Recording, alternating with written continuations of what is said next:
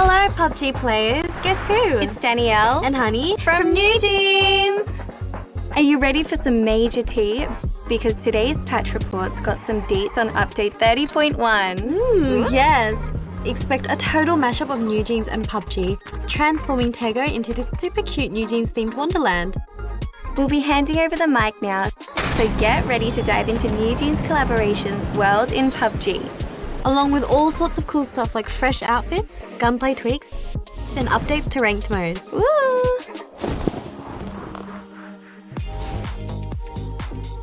First, Tego School is now a lively performing stage where every corner is bursting with cuteness. Dance your heart out on stage to trigger New Jeans music videos, and don't forget to check out the collaboration jukeboxes, buses, billboards, and more. We've also got this truck stage on the starting island of every 8-kilometer map. Plus, you can find all sorts of goodies like energy drinks, music, fireworks, bubbles, and themed care packages across all maps. For more details about this amazing collaboration with New Jeans, be sure to check out the upcoming collaboration announcement.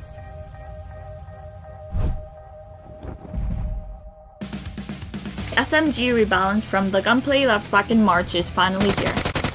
Based on your feedback, there will be some major changes to SMGs and more. Check out the latest gunplay dev letter for all the details, including Dragunov's headshot range nerf and Augsburg quota buff. Next up, ranked updates. Earn ranked play points through playing ranked matches and score sweet rewards with your points. Plus, expect weapon skins in season rewards and some changes to the existing rewards. And there's even this new tier protection system and a fancy promotion screen. There's also a brand new survivor pass, a fresh rank season, improved co-op climb, map bug fixes, performance tweaks, and more. Check out the patch notes for full details. We'll see you on the battlegrounds.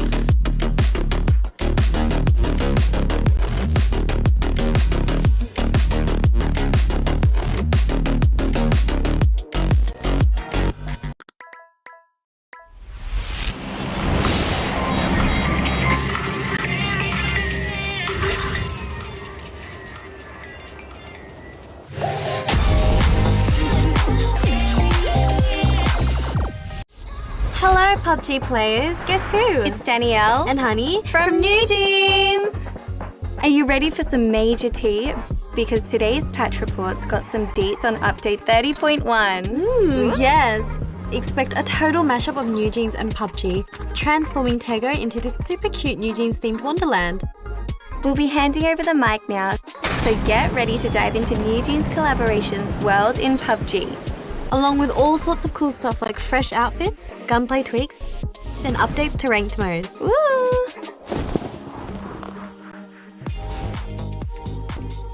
First, Tego School is now a lively performing stage where every corner is bursting with cuteness.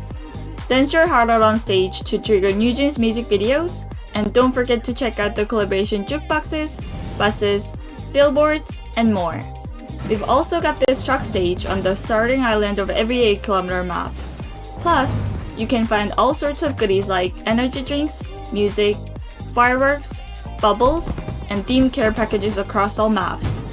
For more details about this amazing collaboration with New Jeans, be sure to check out the upcoming collaboration announcement.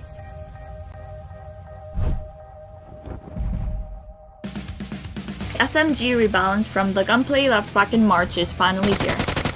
Based on your feedback, there will be some major changes to SMGs and more. Check out the latest gunplay dev letter for all the details, including Dragunov's headshot range nerf and Augsburg coated buff. Next up, ranked updates. Earn ranked play points through playing ranked matches and score sweet rewards with your points. Plus, expect weapon skins in season rewards and some changes to the existing rewards. And there's even this new tier protection system and a fancy promotion screen. There's also a brand new survivor pass, a fresh rank season, improved co-op climb, map bug fixes, performance tweaks, and more. Check out the patch notes for full details. We'll see you on the battlegrounds.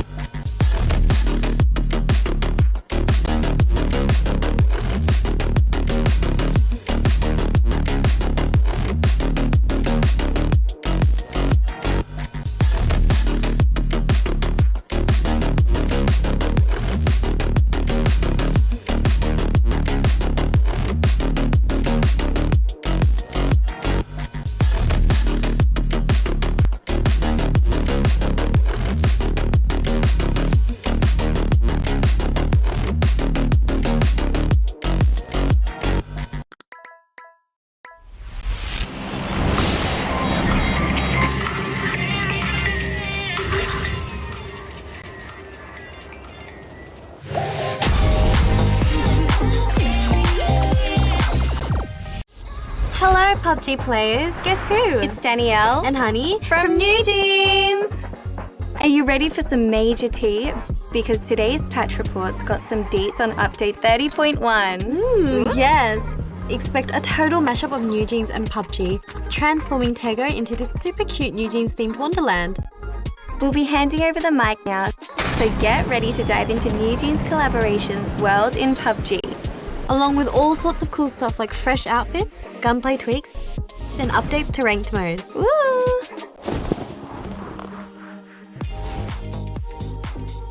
First, Tego School is now a lively performing stage where every corner is bursting with cuteness. Dance your heart out on stage to trigger New Jeans music videos, and don't forget to check out the collaboration jukeboxes, buses, billboards, and more. We've also got this truck stage on the starting island of every 8-kilometer map. Plus, you can find all sorts of goodies like energy drinks, music, fireworks, bubbles, and themed care packages across all maps.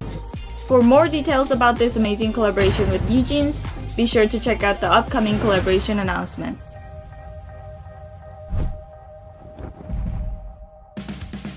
SMG rebalance from the gunplay laps back in March is finally here. Based on your feedback, there will be some major changes to SMGs and more. Check out the latest gunplay dev letter for all the details, including Dragunov's headshot range nerf and UG's recoil buff. Next up, ranked updates. Earn ranked play points through playing ranked matches and score sweet rewards with your points.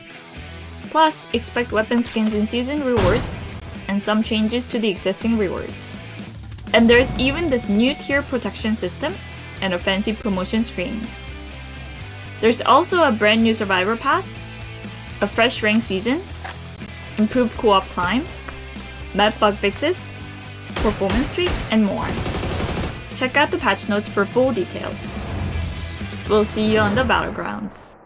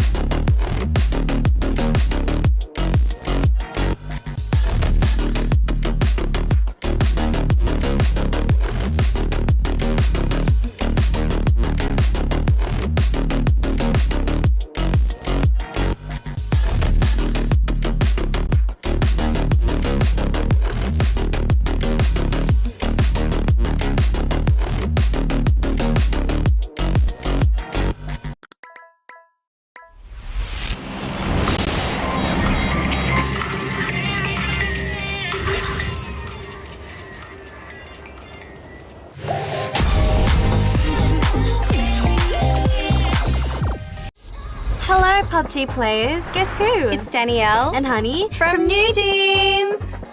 Are you ready for some major tea? Because today's patch report's got some deets on update 30.1. Yes. Expect a total mashup of New Jeans and PUBG, transforming Tego into this super cute New Jeans themed wonderland.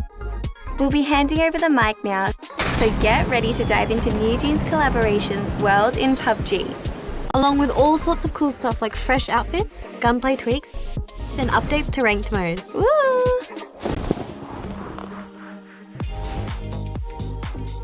First, Tego School is now a lively performing stage where every corner is bursting with cuteness. Dance your heart out on stage to trigger New Jeans music videos, and don't forget to check out the collaboration jukeboxes, buses, billboards, and more. We've also got this truck stage on the starting island of every 8-kilometer map.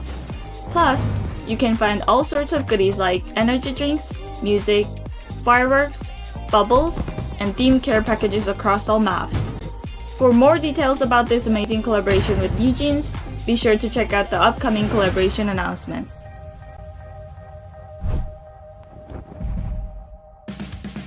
SMG rebalance from the gunplay laps back in March is finally here. Based on your feedback, there will be some major changes to SMGs and more. Check out the latest gunplay dev letter for all the details, including Dragunov's headshot range nerf and Augsburg coded buff. Next up, ranked updates. Earn ranked play points through playing ranked matches and score sweet rewards with your points. Plus, expect weapon skins in season rewards and some changes to the existing rewards. And there's even this new tier protection system and a fancy promotion screen. There's also a brand new survivor pass, a fresh rank season, improved co-op climb, map bug fixes, performance tweaks, and more.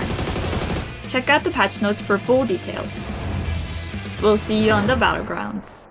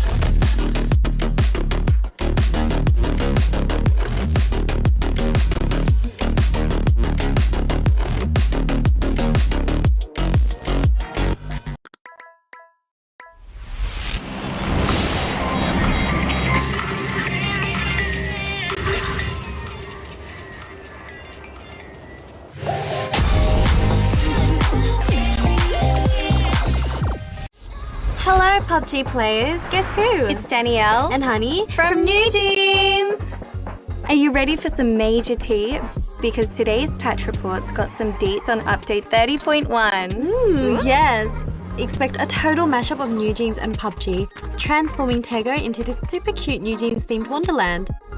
We'll be handing over the mic now, so get ready to dive into NewJeans Collaboration's world in PUBG. Along with all sorts of cool stuff like fresh outfits, gunplay tweaks, and updates to ranked mode. Woo!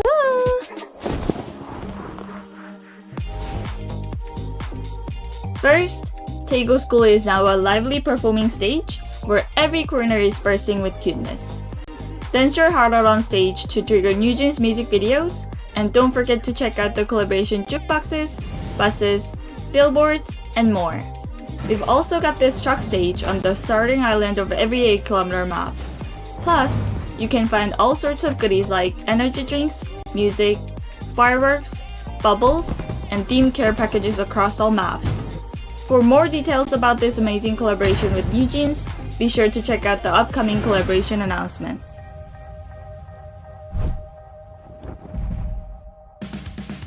SMG rebalance from the gunplay laps back in March is finally here. Based on your feedback, there will be some major changes to SMGs and more. Check out the latest gunplay dev letter for all the details, including Dragunov's headshot range nerf and Augsburg coded buff. Next up, ranked updates. Earn ranked play points through playing ranked matches and score sweet rewards with your points. Plus, expect weapon skins in season rewards and some changes to the existing rewards. And there's even this new tier protection system and a fancy promotion screen. There's also a brand new survivor pass, a fresh rank season, improved co-op climb, map bug fixes, performance tweaks, and more. Check out the patch notes for full details. We'll see you on the battlegrounds.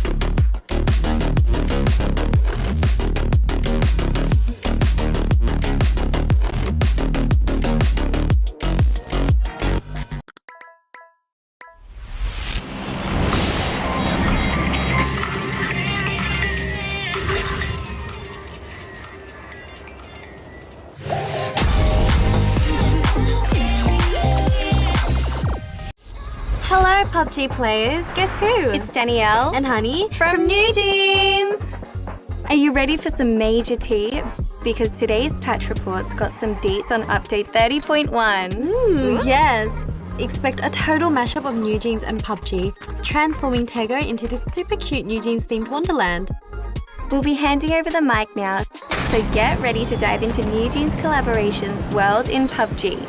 Along with all sorts of cool stuff like fresh outfits, gunplay tweaks, and updates to ranked modes. Woo!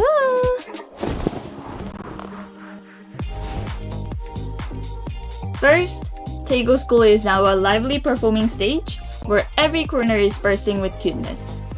Dance your heart out on stage to trigger New Jeans music videos, and don't forget to check out the collaboration jukeboxes, buses, billboards, and more. We've also got this truck stage on the starting island of every 8-kilometer map. Plus, you can find all sorts of goodies like energy drinks, music, fireworks, bubbles, and themed care packages across all maps. For more details about this amazing collaboration with New Jeans, be sure to check out the upcoming collaboration announcement.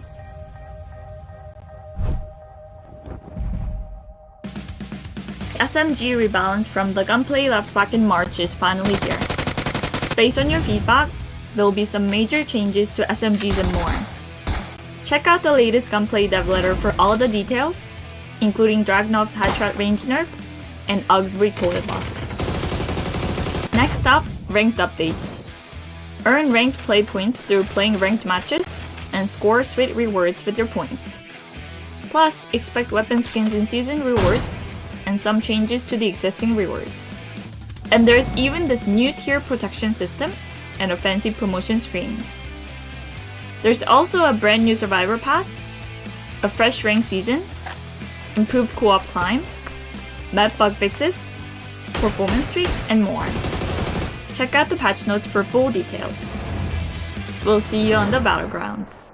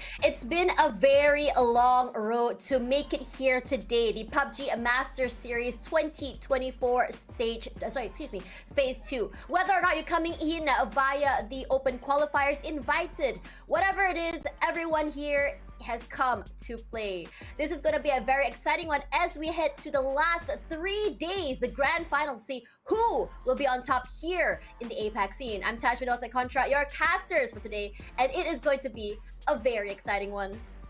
Indeed, Tash, and I've been looking forward to this all week long, and now we've got so many news to share to you guys, and a whole lot that you guys can also gain from this live stream if you guys are joining us. We'll spill some of the tea in a moment's time, but Tash, this is going to be the very first time that we will have the PMS to be having a lot of different teams joining in on board, where you have different regions, even from PUBG Challenger Rumble, and also the rest of the APAC to be culminated into this very, very competitive circuit. So I'm looking forward to see what's going to happen in moments time. Yes, it is a very exciting one given the fact that there are a bunch of new regions coming forward and joining this particular tournament, and it's going to be a big change and shift in how exactly the mentalities and how these teams are going to be playing.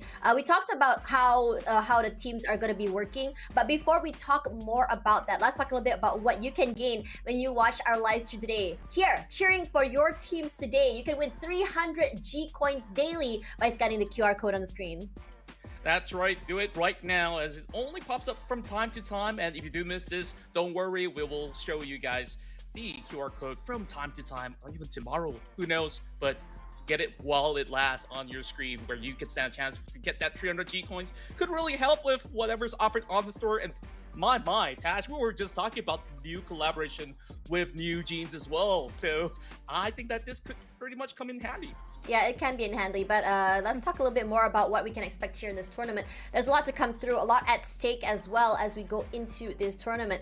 Coming into this one, as I was mentioning earlier about the merging of regions, usually Taiwan and Japan had their own qualifiers, but this time everything has been merged together for this tournament. And I think this is going to be a good one, a big one, as each team is trying to figure out, or actually have been figuring out how exactly to counter, how to play against and with these teams as to come forward. I mean, if you talk about your normal qualifiers and the normal ways of play for this tournament, I think a lot of teams can really understand, or just understand how to play against each other. But with additions of these different regions, it's all about adaptations. Putting a pause to my conversation about that, because there is another thing on the line for this tournament, which is the Esports World Cup.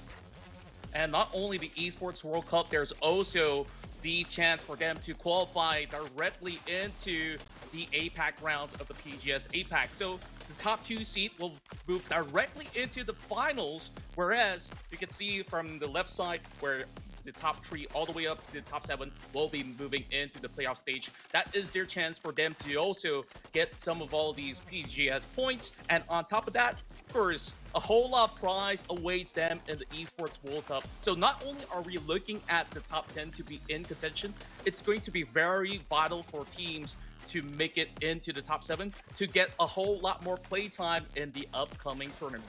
Yeah, this is going to be a very exciting one as you go into the, I think a lot of chatter has been talked about in terms of the Esports World Cup this year.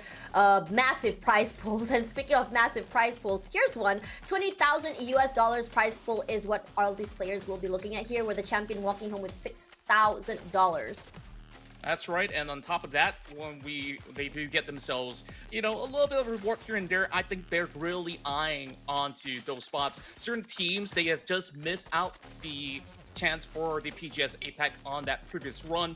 Teams such as, AAP, that have missed out months and months of action, they're finally coming back here to play. So $20,000 is something to reward all of our dear victors that not only qualified from the group stages, the teams that have rightfully been invited here have definitely got a lot to prove in order to show up in these upcoming circuits. I mean, when you talk about prize pools, a lot of of course, players would want to be looking at prize pools can be a motivation, but the idea of them going forward and even further to a global stage might be another bigger motivation. Now, enough about that, because we're going to be talking about the teams that will be playing today. We have DZX enter Force 36, Team Bliss from OS. We have Bleed, SGD, PMA, Archangel Predator, and Pintados as well, Esports. And I'm really excited because some of these teams, their names were, I would say, names that came in from quite some time. They've been in the scene for a long time. They've been maintaining rosters as well, talking about Archangel Predator. And even then, there are teams that have always been on top. A team that is, I would say, one of the strongest in the region, and teams to look out for, like Team Bliss from OS. Absolutely agree with you. Team Bliss definitely the hot favorites coming from OS. Meanwhile, right now at the hot seat, we're probably looking at Bleed Esports that perform phenomenally in the global circuit, making their mark as Indonesia's first to be able to make it into the top 16 finals, and now definitely needing to prove that they could just run the full mile. And who knows, by the end of this weekend, we might actually see them once again fighting for top dollars and also top position when it comes down to whether if they could make it into the PGC by the end of the year. Yeah, and it's gonna be, I'm really excited to see how it goes, because we did have 4 invited teams coming into this one, but most of these teams had actually come through the group stages, like SGD, PMA, who were only separated in first and second place by only 2 points. So I'm really excited to see how this story of rivalry comes through, because these two teams were just on, I would say, really side by side in terms of points. SGD, a team that is that places a lot of emphasis onto kills, as opposed to PMA, a team that finds that balance between those two as well. So that's going to be an easier question to see how exactly these two teams are going to be adjusting with each other moving forward. And on top of adjusting, we also have our 4 invited teams as well to talk about, because these 4 teams are teams that have consistently at the top. And my question for the teams who are invited and did not play through the qualifiers, through the group stages, do they have the momentum to coming forward into the grand finals? Is it an advantage for them to be coming straight here, or is it a disadvantage? It could be the latter, because some of these guys really looking to have a hot form through the group stages, especially when we take a look at the other side of certain names that, you know, may have actually joined for the very first time to play in a certain APAC format against all these other regions. So this is why PMS is always going to be very, very interesting as we kick off the day with something a little bit more comfortable for our guys that's going to be moving into some of these matches. We'll have 2 back-to-back rounds of Erangel to be played out, and then we move to Tego. And match 4, I think my eyes is definitely fixed for this one, because we're going Rondo for the very first time in the PMS. And of course, we end the day with Miramar. I'm excited coming into today as well. 18 games to be played onto the next 3 days, how this is going to go. And I know there are some teams who emphasize, certain maps, especially like, I think Panic Esports, I think they do really well, if I'm not mistaken, on either Erangel or Miramar. Don't quote me on that. Gonna have to check that again. So the question is whether or not these teams can actually perform to their best of abilities on that certain maps, or can they find that sweet spot in just being able to perform on all. Now, when we talk about these focus points here are teams SGD, PNC, PMA, and Extraordinaire, where I think during the phase 2 of group stages, I think PMA was one of the more phenomenal teams coming. I think I did touch a bit about them on how they are a team that has this nice, I would say, balance in terms of getting that placements alongside eliminations. And then on the other flip side of the coin, we're looking at SGD, who only has 29, the lowest out of placements amongst all these 4 teams, but emphasizes more on those kills. And it's a very high-risk situation, if you ask me, coming into the grand finals playing that way, because you have teams that are really good at punishing these types of plays and this type of aggression, especially I'm looking at Team Bliss, honestly. But I would have basically take teams that could actually go on the aggression at any given day, because sometimes it's a lot more rewarding, even if you do not get as much placement points, but you get close certain rounds, farming those numbers like 12 or even 14 on a really good run, and you might just even top certain teams that may be able to get a chicken dinner with not as much kill points necessary. But when we take a good look into both SGD as well as PMA stats, they look pretty much neck and neck It's just that PMA, they have a little bit more priority on that late game to close off those rounds with the chicken dinner, and hence why they have been able to top the group with those 3 chicken dinners. And also, when we take a look at Group B, Panic Esports have done extremely well to make it into our final run here, as we also do have some extra stats for all of you guys back at home. This is PMA who have dished out a whopping 13,000 damage in the group stage. I think it's also really important to, I mean, like, I do agree with you about that high risk, high reward play. But I honestly, it comes down to that, I mean, confidence is definitely key when you talk about these kind of teams, especially for PMA. I think they have certain protocols, they have certain pages in their playbook on what to do when they're not able to get those placement points. What they want to do when they already lose 1 or 2 players, on how they want to survive till the end, how they want to play it. I think when you come into this team, it's going to be a very interesting one to see how adaptable they are coming into these high pressure situations, how exactly they adapt coming into a situation where they're not able to get those placement points. I mean, when you go back to what I was talking about, to SGD, yes, they are very confident. They play very high risk, high reward. They love going for these pickoffs, those fights. They love these kind of skirmishes. Again, that says a lot about their firepower and their team play, their teamwork, and how exactly they approach it. But there are going to be situations where, yes, they go aggressive, they get eliminated a little bit too soon without those amount of eliminations. And for me, it's very important to prioritize consistency. And I'm talking about teams like, say, Team Bliss, who's able to, go out to the lobby every single game with 6 or 7 kills, and still being able to survive toward the mid side of the game, giving them over 10 points in average every single round. And the goal for me, personally, is coming into this tournament, you want to be able to go to each round without having too little points and allowing other teams to catch up to you, given the fact that they pop off in one single game and then they get 0-0-0-0 after that. That's going to be a problem. Yeah, I guess ideally every team will definitely want a fair share of balance between both placements as well as kills. I think that they definitely have a certain formula to be able to work with that, whether it's PMA, SGD, or anybody else that's currently in the PUBG Master Series. And we take a good look at the boys from Archangel Predator. We've definitely missed these guys, because the last time that they played out throughout the PUBG Challenger Rumble, they were just 1 point shy in order to make it into the APAC rounds. And welcome back, CJ, Evil Patrick, Algin, as well as Alec Lucas. They have definitely been the hot favorites of the Philippines. They've been around for a very long time. Oh, yeah. And we definitely love to see them back, because they have not really changed any of their rosters at all. Same could be said about, some of these previously mentioned teams. But when it comes down to AAP, they have definitely showed a lot of composure when it comes down to how they usually play their runs. Sometimes they go in with some really high frags as well, but in majority of the case, they have some good average points to book off each round. And also, following suit, we have from the Philippines as well, Pintados Esports.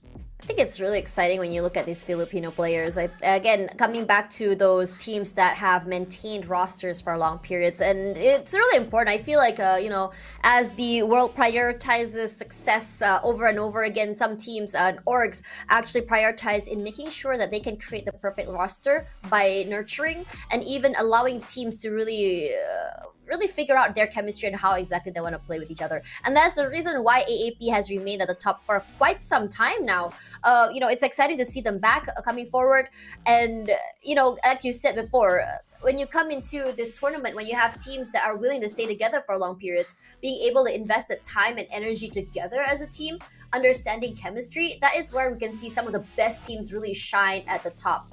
And at the same time, we also are seeing teams like say teams that have just been picked up by new orgs as well. I wonder how that's going to be changing the dynamic and how exactly they move forward as well. A little bit less about that. We'll talk about more about that later, because there are other teams that I really want to talk about right now, like say Team SK, our Indonesian team, Squad Kalian. And I think they were performing relatively well throughout the tournament. Coming in from PUBG Challenger Rumble and 6th place in group stages, and also bringing a very aggressive style play is also something to talk about. I mean, we talk about teams like SGD, who also brings quite an aggressive style play. But what about them? How aggressively can they play this tournament with teams like Bliss or even SGD, who love these fights? This will be the very first time that SK will be also joining into somewhat of an APAC bout here in the PMS. Meanwhile, this is our hot favorites coming in from Oceania. Of course, the Aussies here suspect. Dusky Horseshoe will be joining into the party as well, alongside with PB, one of the best players that we have seen coming from Australia. They'll definitely be able to show us something special in moments time. And this is also another good run that they've had back in the group stages for Team Extraordinaire, finally making their mark yet again. The last we saw them was back in the PCR days, unable to actually qualify into those APAC hurdles, but here they are to try again. We'll be keeping our eyes onto players such as the Proti as well as Lil Nal to see what they could actually offer on the block. But yeah, like I said, there's a lot of roster changes heading into all these couple of seasons, especially with the pickup of Elite Esports, which was formerly known as From the Future. Yeah, FTF is definitely a good one coming into it. So there's also Red Sea here. And I think they've been such a consistent household name, I feel, in the Malaysian PUBG scene. Again, they are definitely a lot more experienced. They've been around for a long time. Coming here is definitely going to be very exciting given the fact that there is a lot more on the line. And I think that it's going to be very fun to see how this team goes with the others. I mean, this is a team that has been playing for a very, very long time. Malaysia's longest running PUBG teams. I mean, there's not a lot to begin with here in Malaysia, but the fact that they're able to stay and compete amongst the best despite the not so huge a scene in the country is definitely something to boast about. Yeah, and on top of that, what I do love about the marriage of all these regions is that you get to see different players from different regions to be assembled into a team as well. Red Sea Esports have definitely brought in some firepower coming in from the Oceanic region. And on top of that, we have got a glimpse of a lot of different play styles that has been offered on the table. So that definitely has boosted teams like Red Sea Esports. And now we're also looking at Team Unlucky. This will be one of the very first time to be joining into a hurdle against all these teams from different regions as well. But we're definitely keeping our eyes closely onto players like Hunt KR as well as Sunny Side Up that have played for a very long time. Hunt has been playing in the Korean circuit as well. Now joining into the team is definitely made Unlucky turn things into a better fortune instead to make it through the PMS run. I think Unlucky is a very interesting one for me. 5th place coming in for Group B in the group stages. And it's a very interesting, I've been looking at their stats here. I mean, in terms of placement points, not super high, but they still maintain a fair amount of kills. And that begs the question, what kind of style of play? I mean, again, we weren't really here coming into the group stages. So, but I think the stats do tell a tale on what we can be expecting to see from each of the teams. And I think looking at the stats as well, a lot of teams have sort of like not really prioritized kills, but a lot of them have started to rack up those points, and most of these points do come from these kills itself. So I'm really excited to see what kind of adjustments they are going to be making with the addition of the 4 invited teams as well. And there is a reason why these teams are invited. These are teams that have shown some of the best, I would say, performances throughout so many years in the PUBG League here in Asia Pacific itself. But at the same time, I think it comes back to that conversation about how before this, Taiwan and Japan had their own qualifiers. How have they adjusted? What's the playstyle like coming in from their local qualifiers to a qualifiers this big? How has this team adjusted, and are these players able to really adapt along each other? There is also that idea that, there's also going to be a change in drop spots. The idea that rotations are going to have changed. The idea that some teams may be a little bit more passive compared to some teams that are going to be playing a little bit more aggressive. Like, say, DZX, a team that I would say also brings in very aggressive style play. When is the time for these teams to say, hey, let's go, keep going aggressive, keep going, go, go, go, go, go? And when do you say we gotta pump the brakes here because we're not getting the luck in terms of our drop spots, we're not getting luck in terms of the circle, we're not getting luck in terms of us getting hot dropped by another team? Yeah, and of course, when we take a look at a staple household name coming from the PMS region, DZX is definitely one name that has been known and loved by the team. Previously known as Savage Men, now they've been able to get picked up by Dai2 X-Men Esports. It's just basically a rebrand of a roster. Now we get all the 64 players on one screen. Oh, wow. this is what I love to look That's at. awesome. They're putting that game face on, and I guess that could only mean one thing. We're going to be moving into our very first game real soon, Tash. Yeah, and I am really excited to see how excuse me, how these teams will be adjusting to each other. And I always say that day number 1 is going to be the introductory day, the icebreaking day. I mean, yes, granted that most of these teams have played against each other in the group stages before, but the addition of these 4 invited teams, like, will it really change a lot in terms of the drop spots, the rotations, and how each team will be moving around. Regardless, now is the time for you to keep your eyes on the screen, ladies and gentlemen. This is map 1, Air Angle. This is the first map of the 18 that will be played this weekend. Contra, what are you thinking? What's on your mind here? Well, what I'm thinking right now is that is there going to be any form of contest in the early game? Because now we have this marriage of teams coming from the PCR region, coming from PJS, and also the OGs of the PMS, all in one big spectrum. This is where I want to see who will basically get themselves an established ground to begin with. As we have this fight path coming in from north, heading into the southeast, it's going to cut off certain entry points into Gatka. It's just going to be a little bit of stretch, so expect to see a little bit more of a vehicular contest. Other than that, I think teams are going to be able to at least dock in very safely to begin our round. So we'll see what will turn up in moments' time, because most likely than not, we won't be able to get too much of an explosive action just yet till they get the guns on board, since they're on the shoots. So yeah, with a lot of focus coming in through the south side. Oh, man. Now DZX is going to collide with PMA from the get-go. This is bound to be exciting. It is going to be exciting. DZX that's usually drop the ferry pier, not able to get their usual spots, so dropping down first, prioritizing that vehicle. This is going to make a run for it, and that's actually huge. I don't think they want to take these fights too early on, especially when the game just started this early as well. Now, coming into this tournament, I think when we talk about some teams, I think PMA, it has to be very heartbreaking for them to not be able to land that top spot with only just 2 points behind. I mean, it's not the end of the world for them, but obviously they want to end up at the top spot. So I'm sure they want to. I'm not sure if they're still going to be playing the same set of strat, the same kind of play coming into this tournament.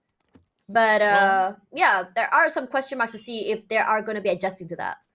Well, as for PMA, I believe that they would still not feel too bad about what really happened during those group stages, so long as they do qualify and they have shown true form, especially with Dashushu as well as Lunlun to be able to do so much during those group stages. So PMA have definitely got a whole lot of momentum coming in from, those rounds that they used to have to at least gauge what the picture is going to look like when they do compete with all these other PMS teams here on board.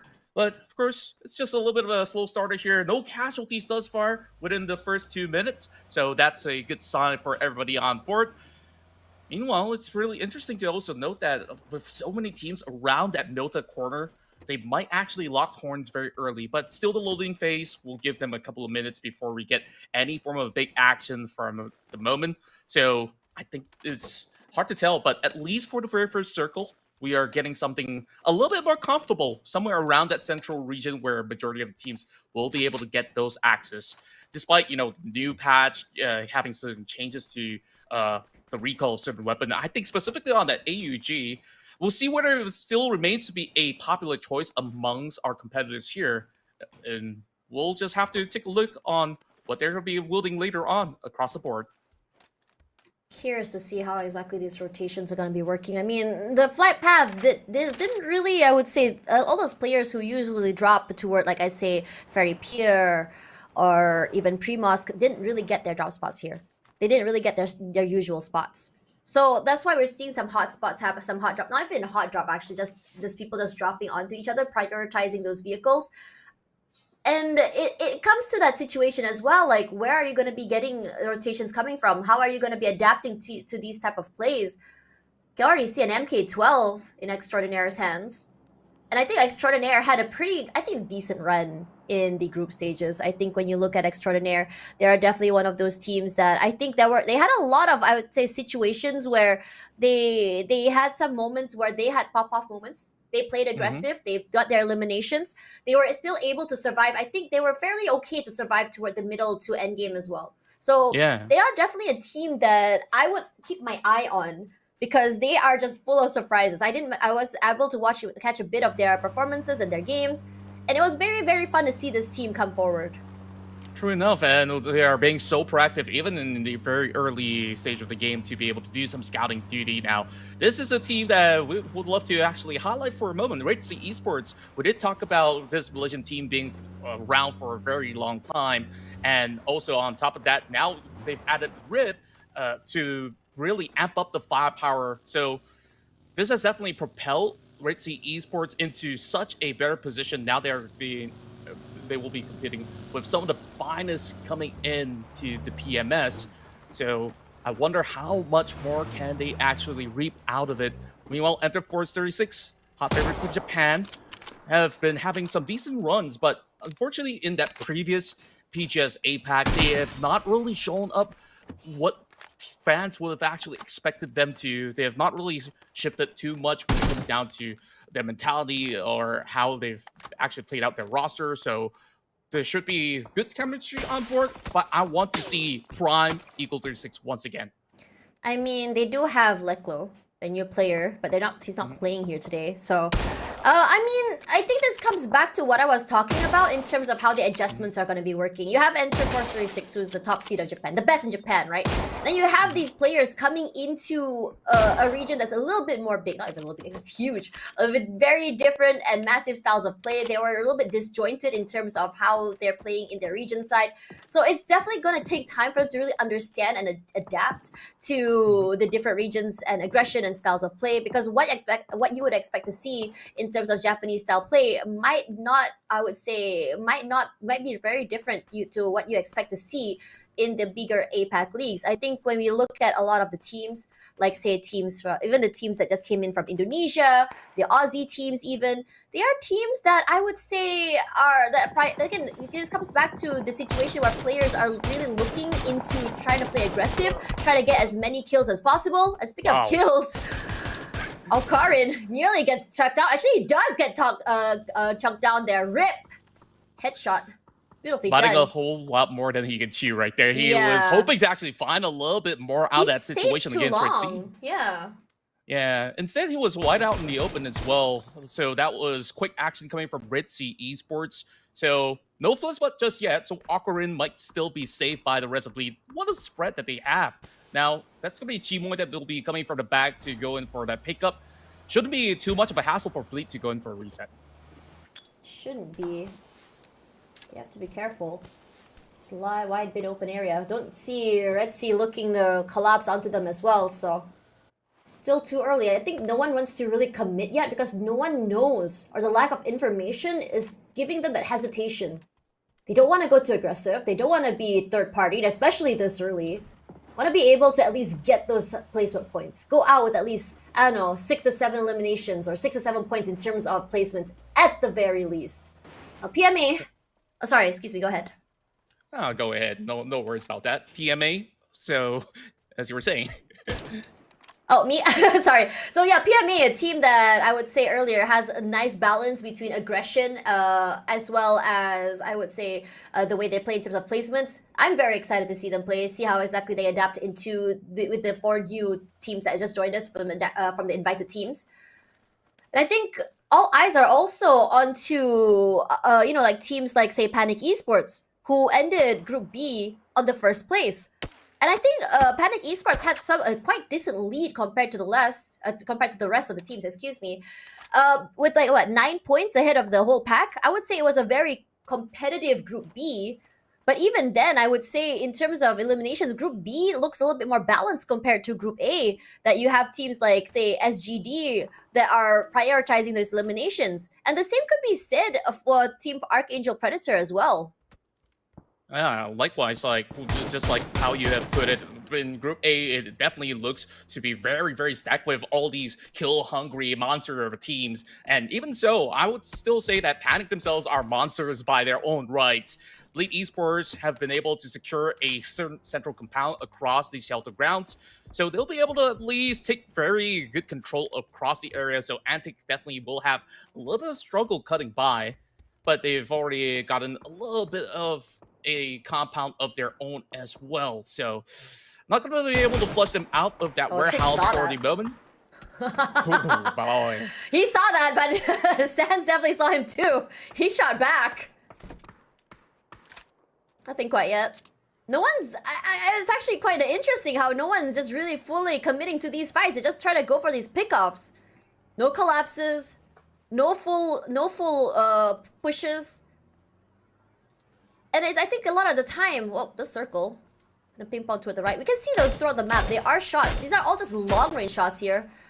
And Cow from Bliss, the team that we have been talking a lot about, is in trouble. Gonna be taken out a bit too early. Actually, he's the first blood of the team. PE, Pintados Esports, gonna be happy with that 1 point. And taking out quite a heavy hitter from Team Bliss. I could definitely hear a sigh of relief going through the entire lobby. Indeed, and it was so unfortunate for Cal to be moving into the sniper's tower so early on and just got caught out like that. So Team Bliss, it'll be just working with 3 members on board, but knowing Bliss, they will be able to still hold it steady for the moment. Like you said, early game is all about establishing a little bit more of the ground control. Therefore, you don't really see all the teams to be making a full rush into really trying to flush out anybody out there, because it's so taxing for you to drop away with only getting at max.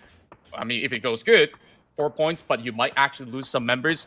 In the long hurdle, it does not really add to too much. So just a little bit of a pick off here and there. Meanwhile, it's going to be members coming in from Lock You Up that is being tagged by the rest of Red Sea Esports. Early is already gone. Not too sure how Big Mac's going to be working out, but he's definitely not hanging by any fast food chain at the moment. Shuai Gutoi is pretty close to Pivy. I don't think they spot him out just yet, but shots are being fired already.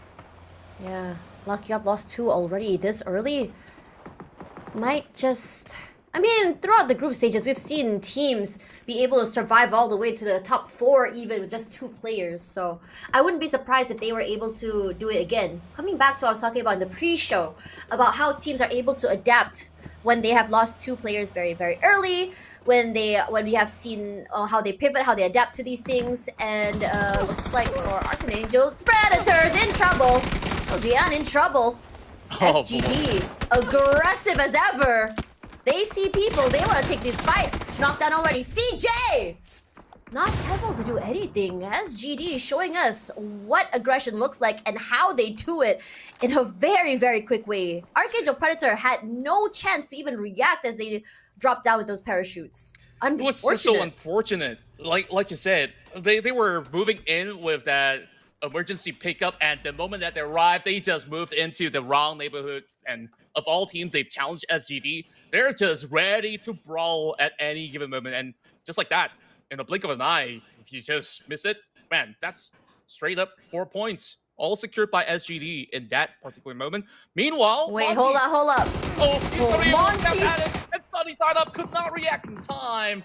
And Monty quickly gets that 3-pointer. How is he able to just walk up that way and just not be seen? Monty! What a monster, in fact! He was, honestly...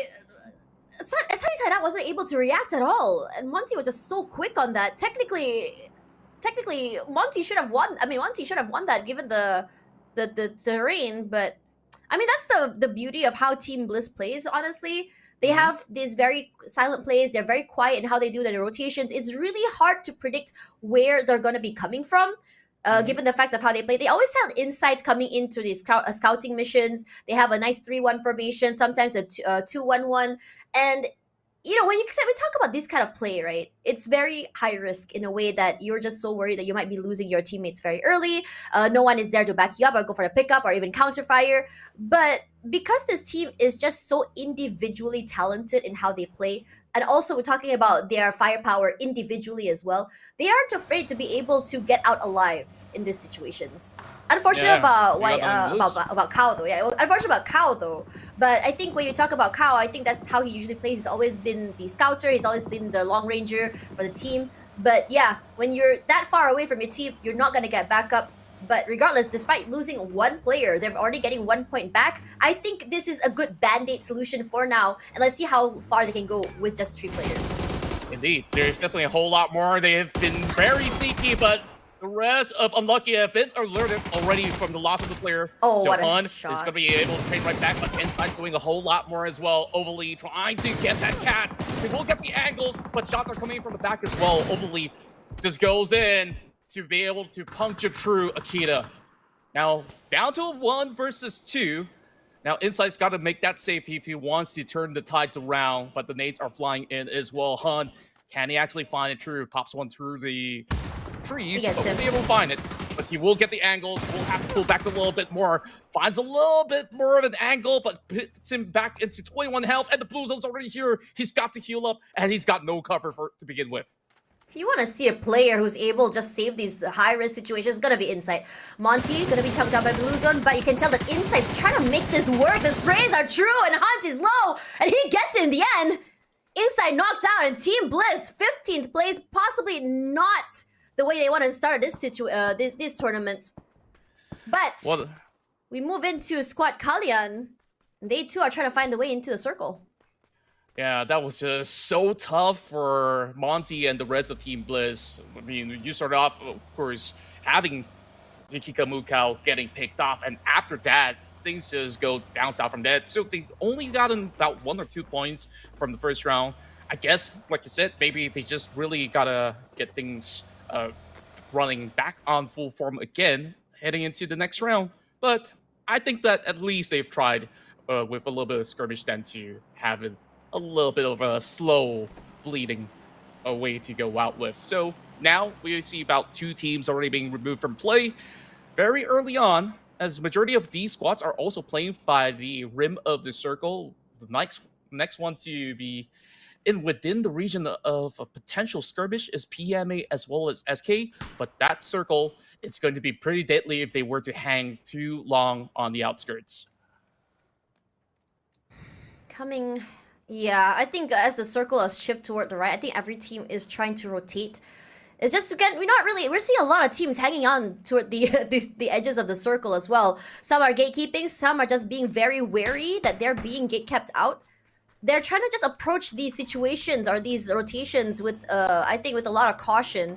Especially when, I think for Team Bliss as well, it's just honestly just pickups at this point. We didn't see that team play that we wanted to, and it's because they were denied that chance to as well.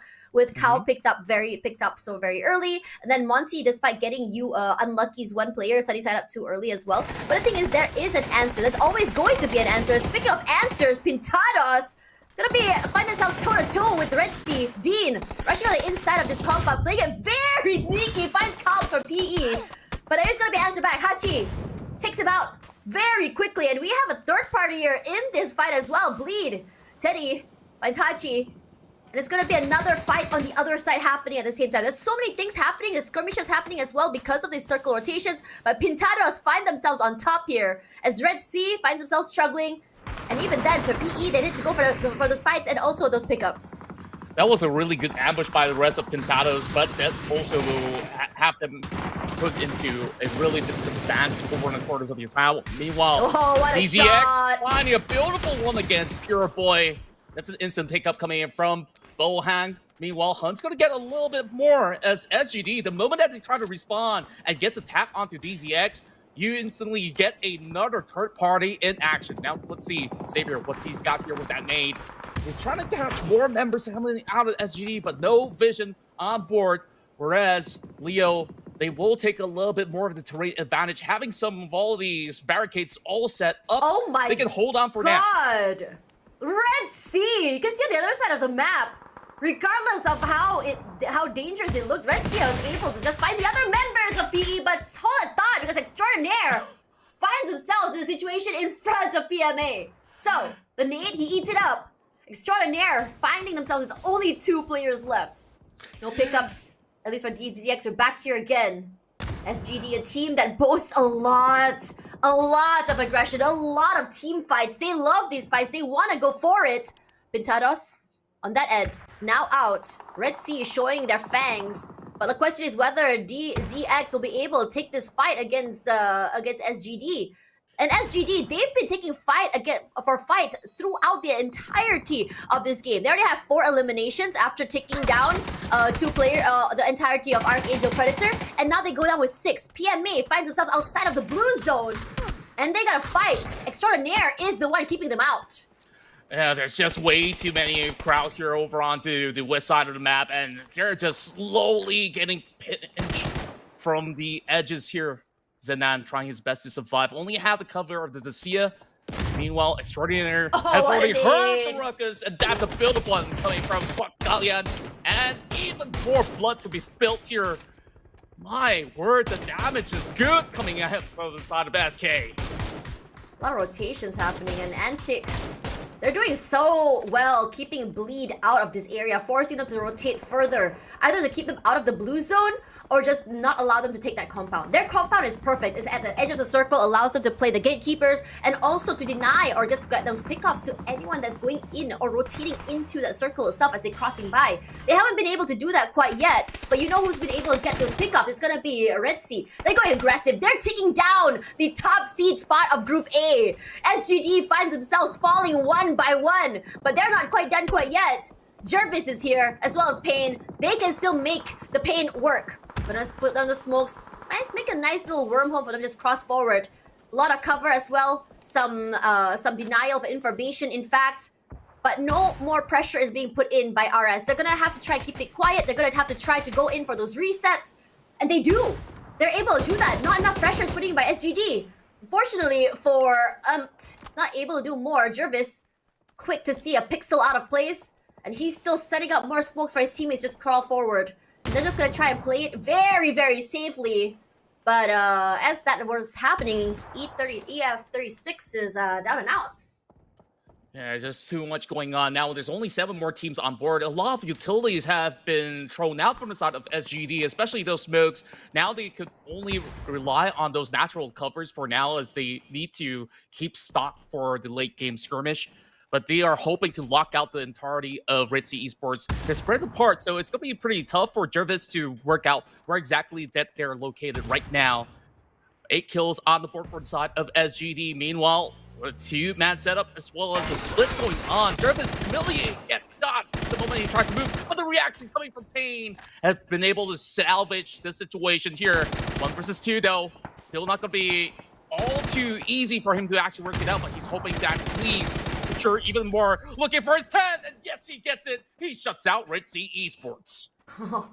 Red Sea aggressive, but SGD, their protocols on how to play even without their full roster is very, very devastating. They have a nice crossfire happening. They can easily just trade off of each other. But speaking of trades here, it's a 3-way fight onto the northern side of the circle. THR is so happy to be playing on the lower side of the terrain. And they have a lot of cover. They can play off the terrain very well. They can go up and down if they want to, if they need to.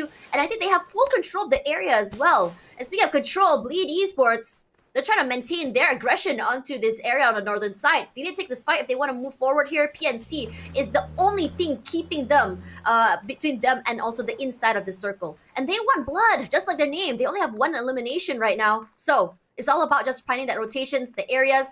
PNC, they've been marking them for quite some time, but they're making sure that they don't over-aggress, understanding that Bleed, the formerly known as FTF, they know how to play these situations. They're very aggressive, and they're so quick to collapse if one were to get knocked down.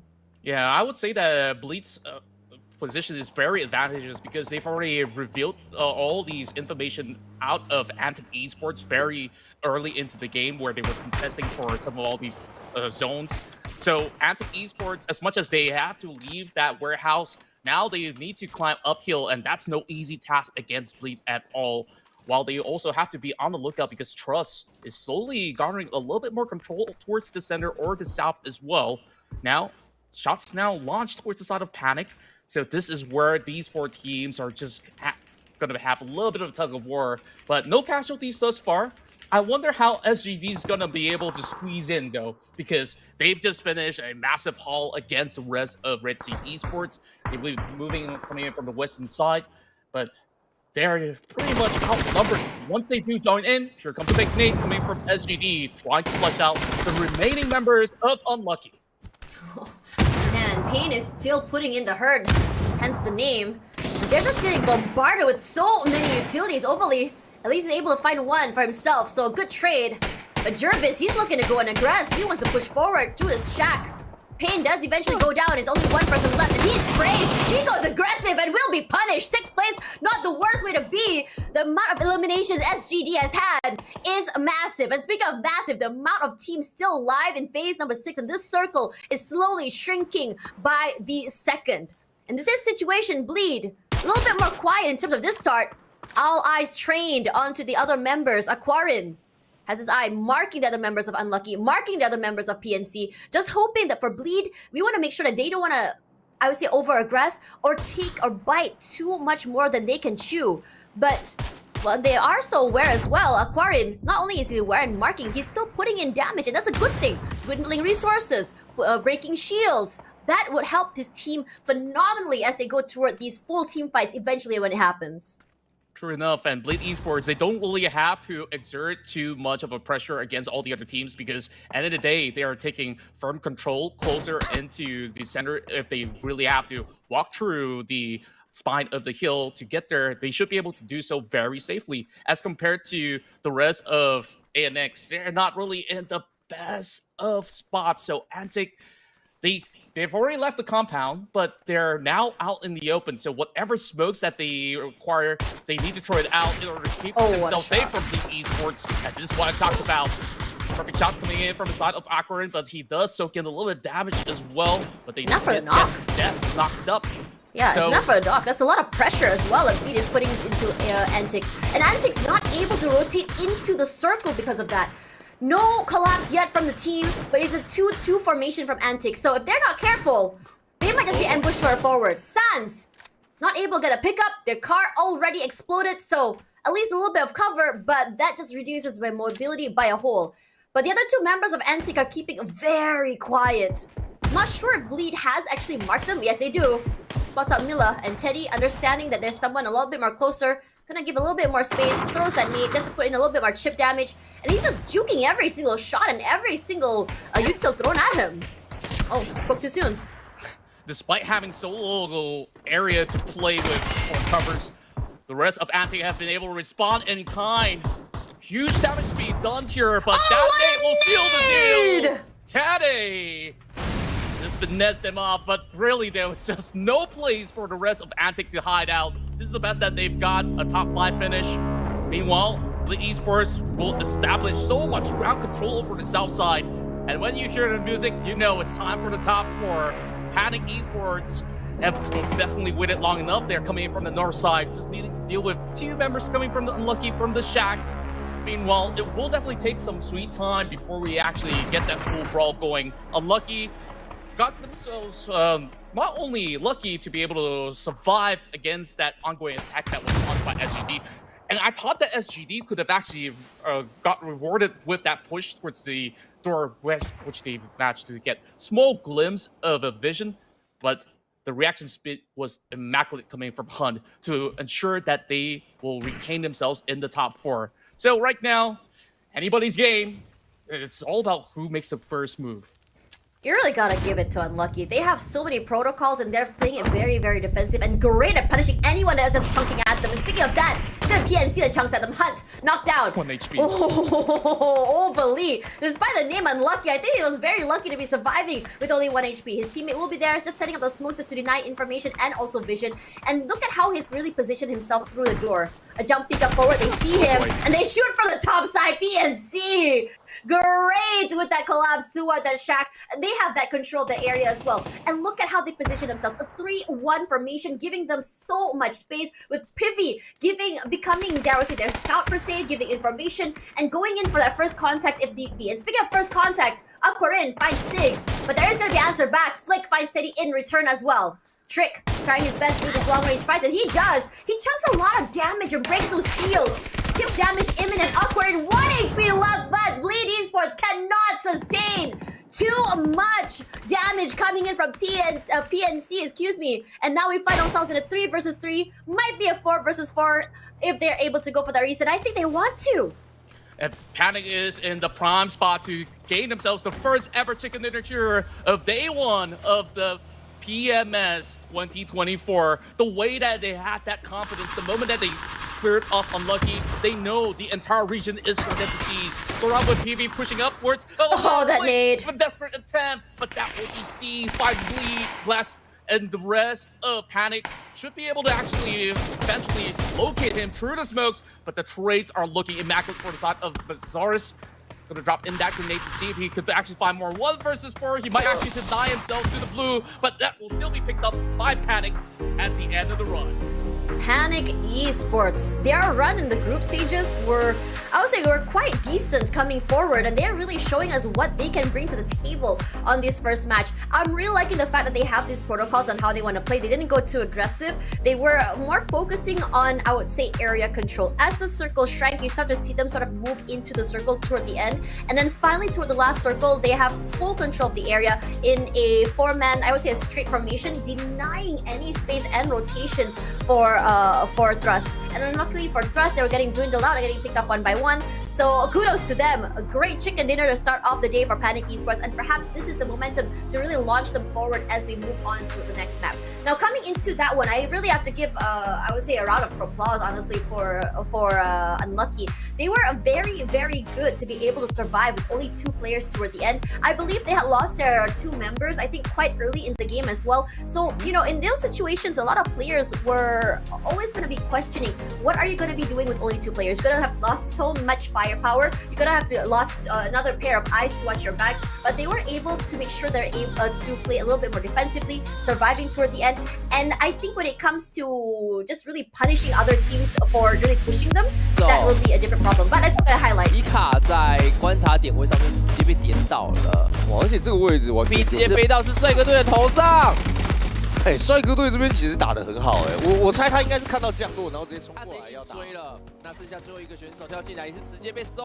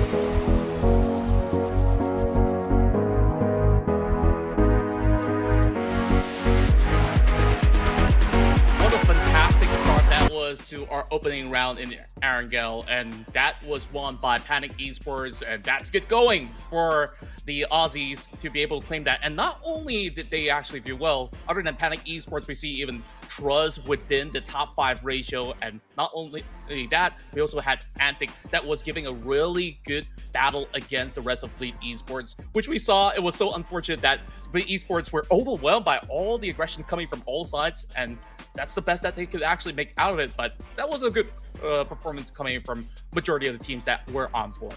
Yeah, the circle shift really favored the team for Panic Esports. They didn't really have to do much other than just holding the area, but the protocols were there and really good, and understanding they didn't have to go too aggressive. I think PNC and Bleed initially did have that early fight where they were trying to push into each other, just fight to each other as the circle shifted.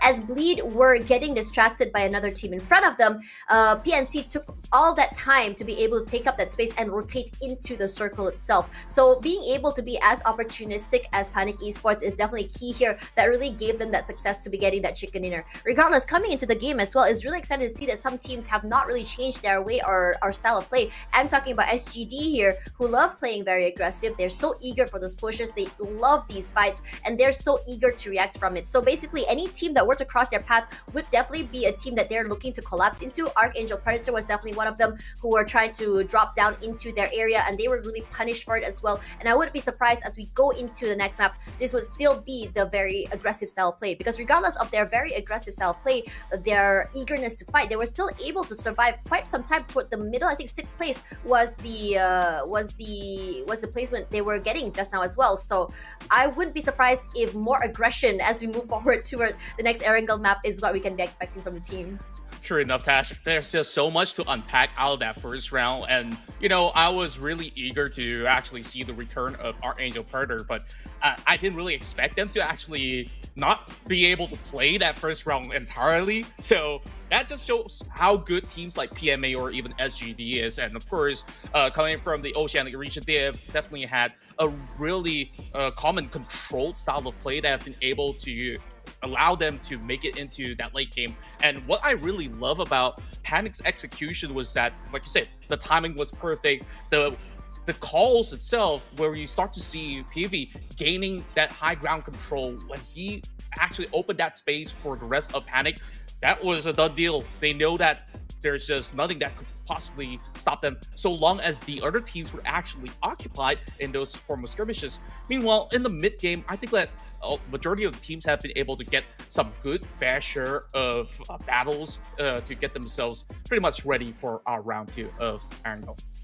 Yeah, I think when we talk about aggression as well, I think that we had that conversation as well about how certain teams really approach these rounds. I think other than SGD, I didn't really see too many other teams going in for these very aggressive fights other than Red Sea, who seem to be just walking and just running into so many teams. It's a very high risk, high reward style play, which I'm very eager to see how many eliminations they managed to get in that particular game as well, because I think they were taking like 2 fights back to back, and it begs the question, how were they able to sustain that long, and were they able to go for that resets? We did see moments where they were able to reset, but it was after that reset, which was a lot of question mark, because I felt like there were a lot of teams in that particular area. I think they were mostly just attracted to the sound of gunfire. You have teams who love playing third party, because again, third party is definitely a strat that a lot of teams can work on. Bleed was definitely one of those teams who tried to join in on those third party fights as well, against PMA as well as R6 Red Sea, I believe. I'm not mistaken. We have to go back to see that again. Now, coming to our Bleed, despite them having those pickoffs, especially from Trick, who was able to get those long range pickoffs, it wasn't really, I would say, a full on confirmed fight. It was just pickoffs after all. No team was they weren't able to get those to confirm those kills or even those eliminations. So it was more about surviving for Bleed, trying to find the rotations, trying to be able to make it to the last few. And personally, to me, it's a very different style play for them, because they do love taking these fights. But again, reminding everyone, this is day number 1. It's about trying to understand and see how each team plays, and this is your top 4 just now. And I think honestly, coming into 3rd place with Unlucky with only 2 players is definitely a statement play that I am very, very excited to talk about later. Yeah, and if you take a look at all these fights, usually you see plenty of deflates and smokes to be popped up. Unlucky, they weren't really given with the best of resources to utilize for most part, because they were forced to shelter into that tiny little shack, which they could only utilize just about, a couple of grenades, and they've managed to pull in a top 4 finish. That's really fantastic for them. But of course, when it comes down to the most aggressive team, it definitely has to be SGD. The last I counted, it was about 10. And of course, with Panic Esports to be able to wrap up that round out there, they should be able to receive those maximum points. League Esports, however, you take a look at 26 usage of the smokes for them to not only survive, to play across that hillside. It was very difficult for them to also maneuver around to begin with, because they had multiple fights from the get-go all the way to the finish line. I think for Bleed, when you talk about damage, they're the highest because when you look at players like Trick or even Aqua, they were able to do these long range pickoffs. They were always knocking down players but never confirming those kills. And those stats actually just confirmed that for me because they were able to put in the damage but not confirm kills, which just shows that they're not really there to really take those fights. They were just chunking in that damage. Regardless, Panic Esports is the team that we are going to be looking at here with 10 eliminations, and it's really exciting because these 10 eliminations came in toward the last few circles. It wasn't them walking around looking for eliminations. It has always been getting those placements, getting getting their holds in the area, making sure that wherever they are moving, getting that prime location and hold has been in their top, I would say, the top idea on what they want to do. And the rest is all about trusting the process, understanding that these kills are going to come eventually as these circles come through, understanding that they don't have to force these fights, let these fights come to them, or allow these fights to happen. It's another team's problem when they take these fights, and they can either just punish them by going for a third party or just cleaning up house whenever a fight just ended. So when a team is not at their 100, it gives them a little bit more advantage compared to the rest, and this is the result. That's right, Panic Esports securing the very first chicken dinner will put them on top alongside with those 10 kills to supplement it with 20.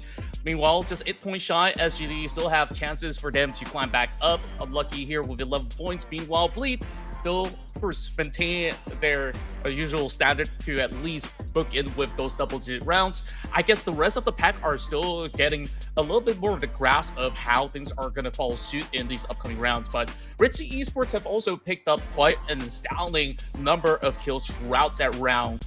And of course, eventually they bumped into some of all these aggressive players of SGD that stopped them on their track. So that's what we had back in our first game, but we are already preparing ourselves for our next lobby. So I would set my expectations to be pretty much similar to how Game 1 has played out. Maybe certain teams will be a little bit more wary on how they play out that early game, because once we actually see that first circle appearing into the central area, plenty of teams have already established control around the entire region of Shelter, as well as some of all these heals in between Yasnaya as well as Pachinki. So they gotta, once again, reassess what really didn't work out if they were to crash out early. So SGD, I think they just stick to the same formula. Just go guns blazing, and things will still work out for them.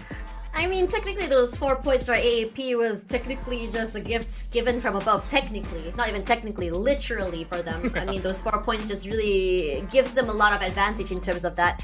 And I am very excited to see how this team works. I mean, I think throughout the entirety of their rotations and fights and plays, they were just very eager to take these fights. I mean, I think this is gonna sound like a broken record at this point, because it's something I've been highlighting a lot from this team. And this is what really makes it very interesting, because the reason why I highlight this a lot, because out of all the teams that we've been seeing and watching from group stage all the way till now, this is the team with not only the highest amount of kill points, but also in terms, I would say, and one of the lowest in terms of placements. They have been prioritizing those kills, and I'm really questioning what goes through their minds when they take these fights. How do they have so much confidence to be able to take some of the best here in APAC? Because again, when I was watching some of the older games, at least for the tournament of APAC, you know, there is a lot of chatter about what we can expect for teams like Team Bliss, who punishes teams who play this aggressively. We didn't see that happen on game number 1. I was really eager to see Team Bliss go up against a team as aggressively as SGD, and we didn't get to see that, unfortunately. But my question now is, when it happens, what are the protocols? Yeah, I guess that every single team has very different stance on what exactly the protocols could be. It could be somewhat similar to, I mean, idealistically, if you take a look at how Panic Esports have worked that round itself, they got themselves into a good spot, and after that, play it really slowly. They don't really have to force their hands into unfavorable situations. Whereas for a team like SGD, they can set up traps. They will basically be on the lookout for certain areas that teams would actually cross in order to go for those early pickups or so. And as for AAP case, yes, it may just be free delivery, but after what happens, SGD, they were sweeping by the edges. Certain teams, they thrive by playing by the outskirts than to actually play around the center of the zone, and I think that's how SGD has worked it out. So that's definitely, it is a stark contrast to how Panic Esports have played it out. So once again, we take a good look at all of our players, all jet set and ready. Now, that can only mean one thing. We're diving into our second map in moments time. Speaking of very aggressive style play, I think that despite some teams not having points, like looking at PE, Team Bliss, DZX, they went to the lobby still with 2 points. These are very, very early fights. And I think it's because a lot of teams weren't able to go down to their usual drop spots, which resulted in all these fights as well. So in this situation, I think it's not the worst case in the world, because when you look at teams like Red Sea as well, right? One placement point. But how aggressively they played is very interesting. Team Red Sea had 7 eliminations that very game, which put them all the way at the top despite not surviving till the end. Regardless, this is a very exciting one to see how exactly these changes will be implemented as we go into the second air angle. I want to see, I don't know, personally for me, I'm not a big fan of the more, I would say, passive style play, but sometimes you gotta understand when to go aggressive and when not to. And I think teams that understand that will come up on top, and Bleed is a team I'm looking at for that style and that idea. Yeah, when we take a look at Bleed Esports, they have definitely got themselves into a whole lot of action. At a certain moment, I thought that they may have actually overheated themselves and one or two of all these skirmishes that they locked themselves in. And I guess sometimes it works out for a squad that's being very, very hopeful into getting as much points as possible. And other times, like, you also have to also watch your six. Now, this is going to be a very generous flight path to offer majority of the location to all the squads on board, so we won't be expecting too much of an altercation in the early game, as we do see Lucky Up to be the only team to be moving into the Sonaska Island. We do have the rest of Red Sea to be in close proximity with some of all the members of Unlucky, so we'll see whether the rotation will cross path eventually, but it's a pretty standard start. PM8 already secured their vehicles to be able to take control towards the Potato Hills on the outskirts of Pachinki, whereas Bleed just by the outskirts of Yasna Pollyanna. So I guess Eagle 36 will have to be on the lookout, but this is an interesting first circle, which will be skewered a little bit closer to Milta. I'm interested to know why Unlucky dropped where they dropped. That's not the usual drop spot. The same could be said about Antic, who's chopped up towards Stalber and even Kameshki. I'm wondering if it's because they want to try and get enough loot to be more battle prepared toward the end. Either that, or they want to make sure that they can take these, just to avoid these very early fights. Regardless, I'm not a big fan of that circle. If you think about it, that's a lot of body of water in the middle of that. It's hard to really figure out where exactly the circle is going to be moving forward to. And if players are just not quick enough to either, if it does go toward the south, right, toward Nova Noye, that's a question where, who's going to be able to get that advantageous area on the bridge itself to be able to deny or to pick up those eliminations as people are moving forward. Which players are going to be forced to swim into that circle itself, and swimming to that island is a pain in the butt. Indeed, it could be, but I guess for the players on board, it may be a little bit more rewarding to be staying on the mainland for good measures, because for most part, the first stage has shown a lot more area of play across that region. But once it does close on to Novo, it could be helter-skelter, especially on what could potentially happen around the bridge. So it will be a tough decision for Lock You Up on what the next move is going to be. Do they stay around Novo because they're the first ones in the island, or will they actually move to a crowded area of Milta, which in phase 1 you still have the time to do so.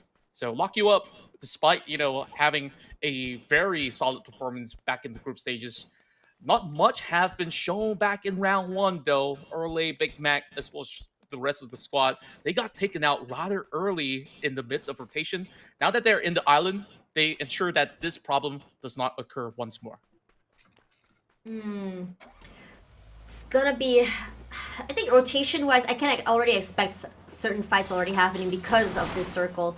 Say like in terms of drop spots, I think there are some teams that did swap drop spots, and I am curious to know why they decided to do that. I mean, I did mention that a little bit earlier, some of the factors, but the question now is like, I'm not seeing any early fights as well. So these early fights are definitely not happening. And I was expecting it from SGD, but didn't happen to see that. SGD still dropped in Pachinki, and it doesn't seem like anyone wants to take this fight against them. And for a good reason. They are a team that is so, I would say, aggressive. They're definitely one of the teams that will definitely take advantage of a situation that they found out their weapons. They will definitely chunk you down in terms of health, in terms of how they play as well. Now, Team Bliss, a team, I think all eyes are on this team when you talk about it. The best in O's, very consistent. Each player very individually skilled, high firepower, in fact, from every single one of them.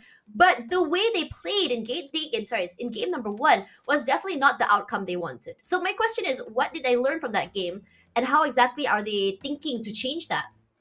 Well, I guess for the moment, we definitely do see Team Bliss to be shifting into a different location as well in order to get themselves a little bit more of that safe spacing to play by the south side of Georgia Pole.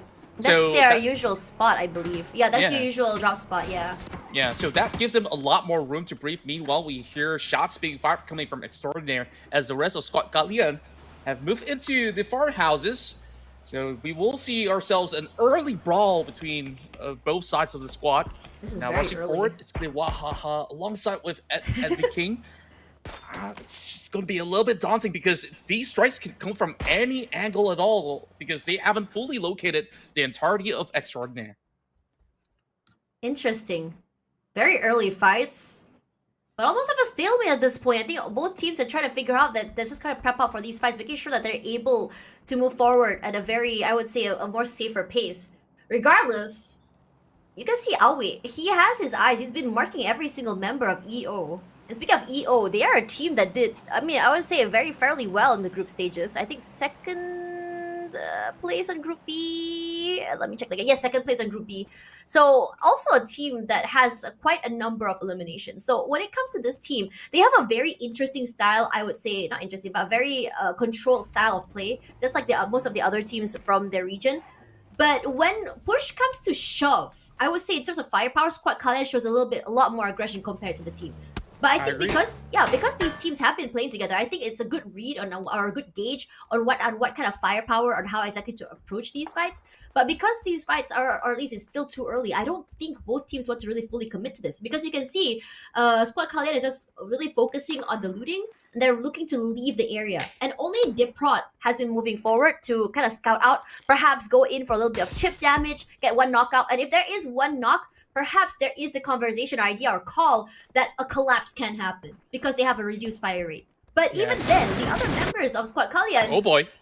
Oh, hold on thought, because what's going on right here? Because Enter Force is just marching into the scene here, dropping a little bit of stun grenade into the top floor, hoping to actually clean things up with those deflates as they do pop another one through the windows.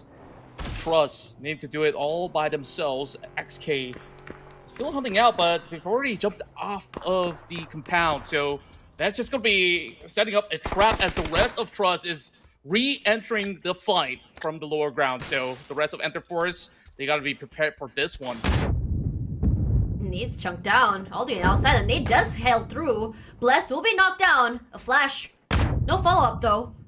But you can see that there are answers back, so it's just gonna be a hail of nades coming up from the lower side and top side. So resets are gonna have to happen at the very least.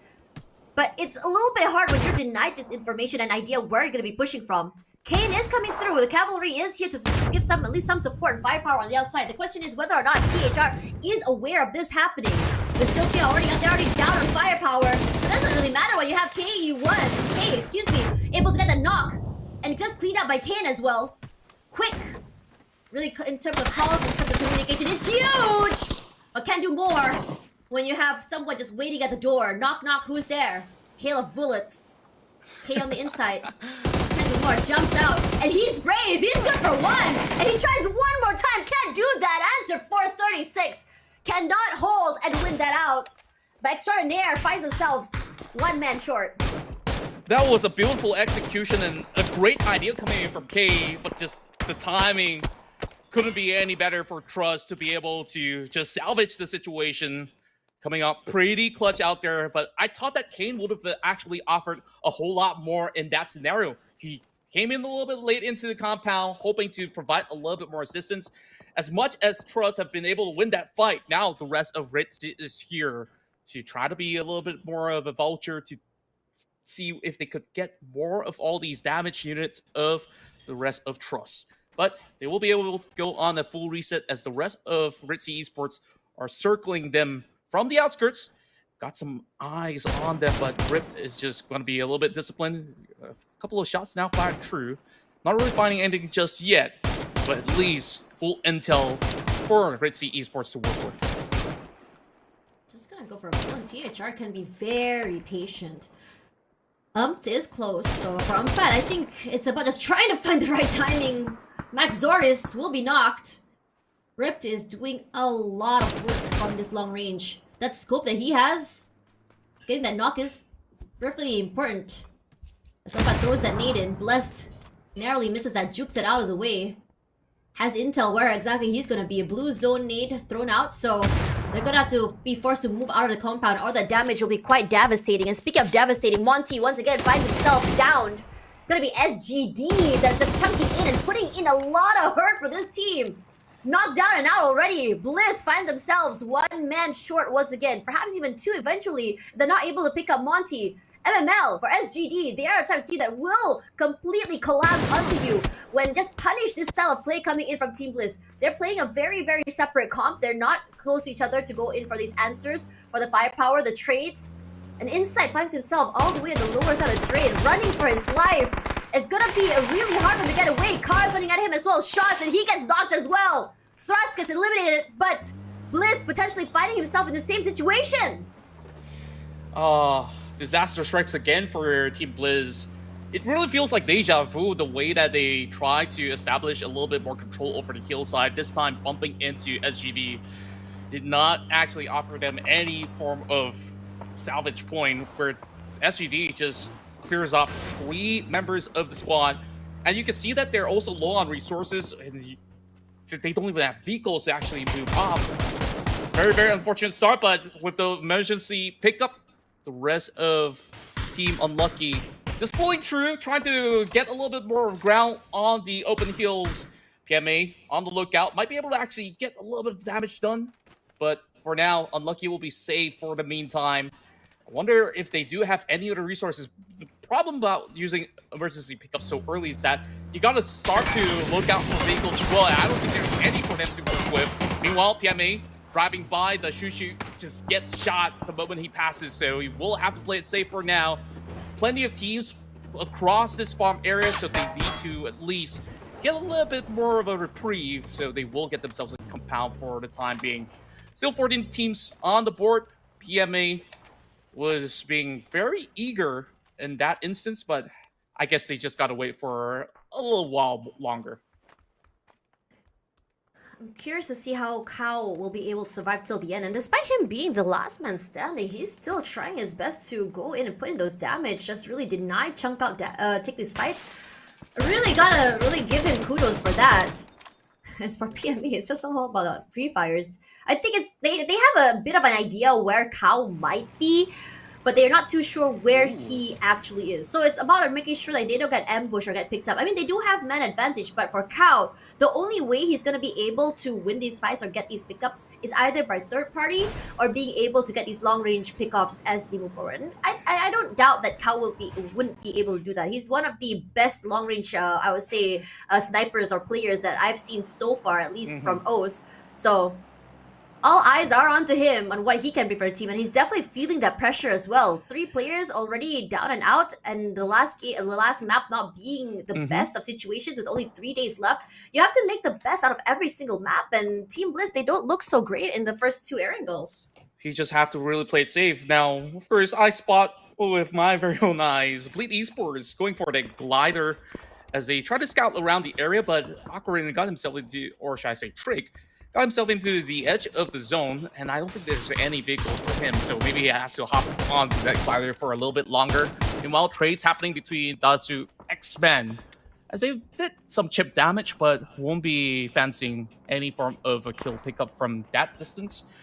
A lot of members now surrounding the areas of farm, but this shift will bring them much closer to the Potato Hills instead. Leo has already got his eyes fixated onto the rest of Extraordinaire. We really have to see on how some of these teams will be relocating, especially now with the emergency pickup. That's going to be sending some of all these players into a much better spot and tries to take advantage, but they won't be able to do so. It's just a little bit hard to actually land those shots from time to time. But some of all these teams, they're really just low on vehicular resources, so it's definitely going to be a tough journey ahead of them. And I guess it's still pretty much doable because there's plenty of all these heals for them to actually play with. But this close proximity fight is not going to favor Cal at all, as the rest of Lock You Up has been able to just clear out the site. Yeah. For Lock, they were a team that I think they weren't able to find a lot of success in map number 1, and they're trying to take this fight against PMA. PMA, a team that's a very, very aggressive. Not looking... They're still taking the time to just really understand how exactly to approach this fight. Despite knowing that one has been knocked out, they know the lack of information they have about the other 2 players. They have to make sure that they're being very safe about it. Lunlun, eyes on the prize. He knows where exactly he knocked the player. He wants to punish his teammate who's trying to go in for that pickup, not able to. So it's all about getting that free position. The other teammates are close by, but they have to make sure as well that no one is going to push in for the backside. And speaking of push, Pintados finds themselves in a bit of a pinch here. Bleed just not allowing them to get into the circle itself. And it's going to be devastating. And one of them already knocked down. And the rest of PE has to find a way to go for that pickup. My, Bleed. Always so ferocious. They were really forcing their hands, as Pintados Esports will have to leave that area to play by the hillside as well. Now with that sort of spread, I want to see what Calps has to offer. This ex-member of Archangel Predator has led the squad into multiple victories before, but Pintados Esports, now 1 member down, will have to really locate the whereabouts of all these members of Bleed, and Trick has been doing a hefty amount of work throughout the course of this mid-range battle. Speaking of that, Red Sea is still a very aggressive team, but this time may have been more than they can chew. Panic Esports, they're looking to punish. The other members of Red Sea are just slowly just going down. Nikos unfortunately blows himself up, and Trick finds Dean. So, not the best situation for Red Sea to be in on top of these fights, and also being third-partied once again. Bleed, very opportunistic. Aquarian putting a lot of damage onto Panic this time, not allowing that reset to happen. But regardless of that, Panic still thriving here. They have the compound, they have gotten the pickoffs here for the other members of Red Sea. 4 points in the bag, and they're looking very, very happy and healthy with those points in the bag. And speaking of points, we have DZX. All eyes onto the members of Extraordinaire. Leo gets 1 knock already. Kai, CW also nearly gets knocked as well. A lot of chip damage and pressure coming in from Leo to the other members of the team. And DZX, they're not looking to push at all. They know they can take the time. And this Mushroom House can only survive, help them survive for only a short amount of time. As the circle pushes through, if they were to push up forward, they want to, they can. But they're also understanding that Archangel Predator is close by to their left. Yeah, there's plenty of teams around this region, which is why they have that discipline to still hold still for the moment. They don't really have to force anything just yet, because just across, we did see that Red Sea Esports were also interested on what's over on the corner of the Harry Potter Tower. I know, many names for it. Mushroom Tower, Sniper Tower. Well, of course, down to preference. Anyways, back towards Archangel Predator. A much better run without the emergency pickup, and they're hoping to actually catch Jeff off guard. Antic Esports arriving to the scene a little rather late. They might just actually be zoned off, and exactly that is going to be put forward by CJ. That answer was great. They got knocked 1 and they answered back, so 1 for 1. But for the other members of Antic, they're gonna have to move out of the way. Mila, trying to get away from the other teams. They're trying to make sure that they're able to survive toward the end. The calls are here. You can see the players are just calling for that reposition. Gonna take more cover instead of really fully committing to this fight. But Archangel Predator, they're not allowing that. Look at that amount of pressure they're putting into ANTC. Killer Rue already knocked as well. So not the best situation for them to be in. Mila, the final person left standing, and his car is on fire. Is eventually gonna go down. He jumps out. And for now, Mila, so low, unfortunately, will be knocked. And Antic Esports find themselves in a huge pickle. Sans, let's get the heal. Let's get a reposition. No more pressure. I don't think so. That's silent stuff of that team. But as for Bleed, they find themselves toe-to-toe against Panic. And Panic putting in a lot of pressure for Bleed. Team earlier was able to survive toward the end, play a little bit more passive, but this time, they're not allowed to do that. Not allowed to do so at all. Bleed needs to open up a little bit more space, because the rest of Panic is pushing through. And it seems like we might actually get ourselves another lobby, as but I'm unsure of what really went down. I believe some technical error has occurred, but don't worry, we'll get that one sorted. So we'll keep you guys up to speed whether what will go down later on. So from what my assumption is, this is just going to be a remake for now. But that's a lot of explosive action here on our second map of Erangel. But good news is that we're moving back in, ladies and gentlemen. So it's just a little bit of a pause from us. But here we go. As we resume to our action, we see Bleed taking on members of Unlucky. 2 players out already. Meanwhile, even Panic gets obliterated. That's massive! This is a revenge! Panic was able to knock them out earlier, and this time around, they were able to come out on top. And speaking of coming up on top, SGD still maintaining momentum and aggression for the last game. All eyes marking every single member is going to be Unlucky. Hack in trouble. Unfortunately, wasn't able to land a shot, but it's going to be Sunny side up that will be knocked down again. The first one knocked down. MML, he's been, I would say, one of the players that are very proactive in repositions in moving around the map as well. And on foot on top of that, it's a bit of damage. And this time around, the chip does go through. But Unlucky, like the name, is going to be ringing true as they also see damage coming in from Bleed. Wow. And speaking of bleeding, Archangel Predator, map number 2, this time around finds themselves completely wiped out from another team. It's going to be PMA that does that. So, like it or not, Archangel Predator has not found an answer on how exactly they want to be approaching this map. And SGD, we go back to this fight that hasn't ended quite yet. And here comes Mingzi prepping a nade, dropping into the corners of Bleed Esports. Not finding anything at all. He's got very little room to actually work this out, but there is Buffer running towards his side. That's going to be an easy pickup coming from Mingzi, who used to play in the PCL for Tianba Esports.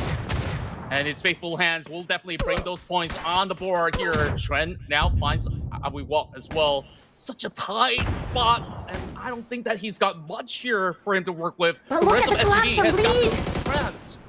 Look at that! Mings doing a lot of work, finds Teddy. We'll go for that reset, but there is an answer back from the other member of Bleed. Regardless, MML is close by. Looks at the nade. One perfect nade will be enough to just really destroy the firepower from Bleed. And that's exactly that. Has to worry about Trick only right now, the very moment, with his teammate. Aqua can see some nades come through, the answers. Some flash as well. But he's ready for him. MML, he has to play this very, very safe inside of smokes. He knows where the other members of Bleed are.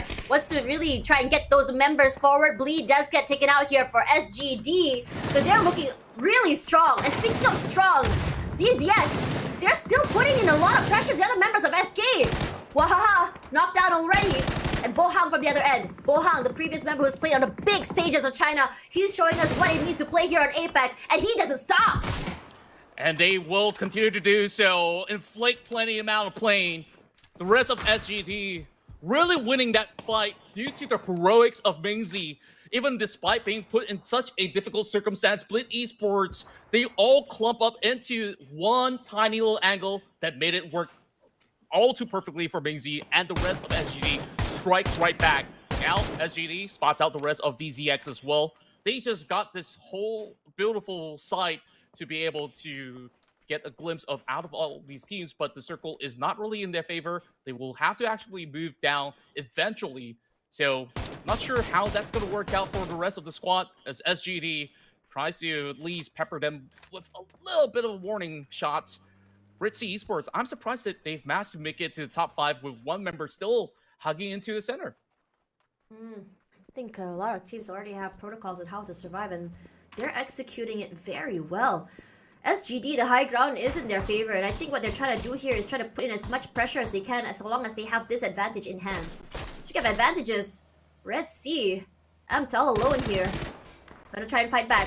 A lot of pressure coming in from DZX, and they're just gonna be completely collapsing onto him. He tries to survive a little bit longer, perhaps go for a pickup, but I don't think that's gonna be happening. He does actually instead get one knockdown. Wow. But can't go more than that. Red Sea doing well to go for the top 5, but our top 4 is now here. SGD looking like the most healthy team alongside PMA. But Lock as well, despite the amount of pressure that they have been meeting from the beginning of the game, they were still able to survive this long with only 3.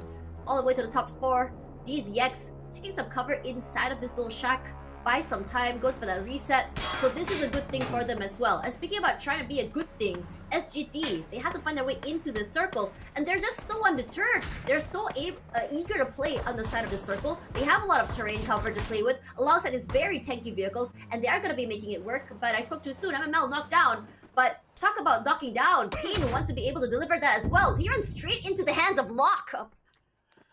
Lock You Up has already got this area under control with all the defilades now popped onto the entry point. It's going to be very difficult for the rest of SGD to even go in for the reset right now with more of all these frag grenades tossed right on the outskirts. It's going to take a while before they find anything at all. Instant response coming in from Pain. They already lost Mingzi in the process. Meanwhile, Xuan will be able to tack onto Jervis as they try to advance from that high ground. Xuan's going to be able to go in for an elimination, but Pain, he's slowly being burnt out as well, but the trade's looking really good. Yeah, the nade does come out at least, for MML does get knocked down. Pain can still try and punish, but he's so low.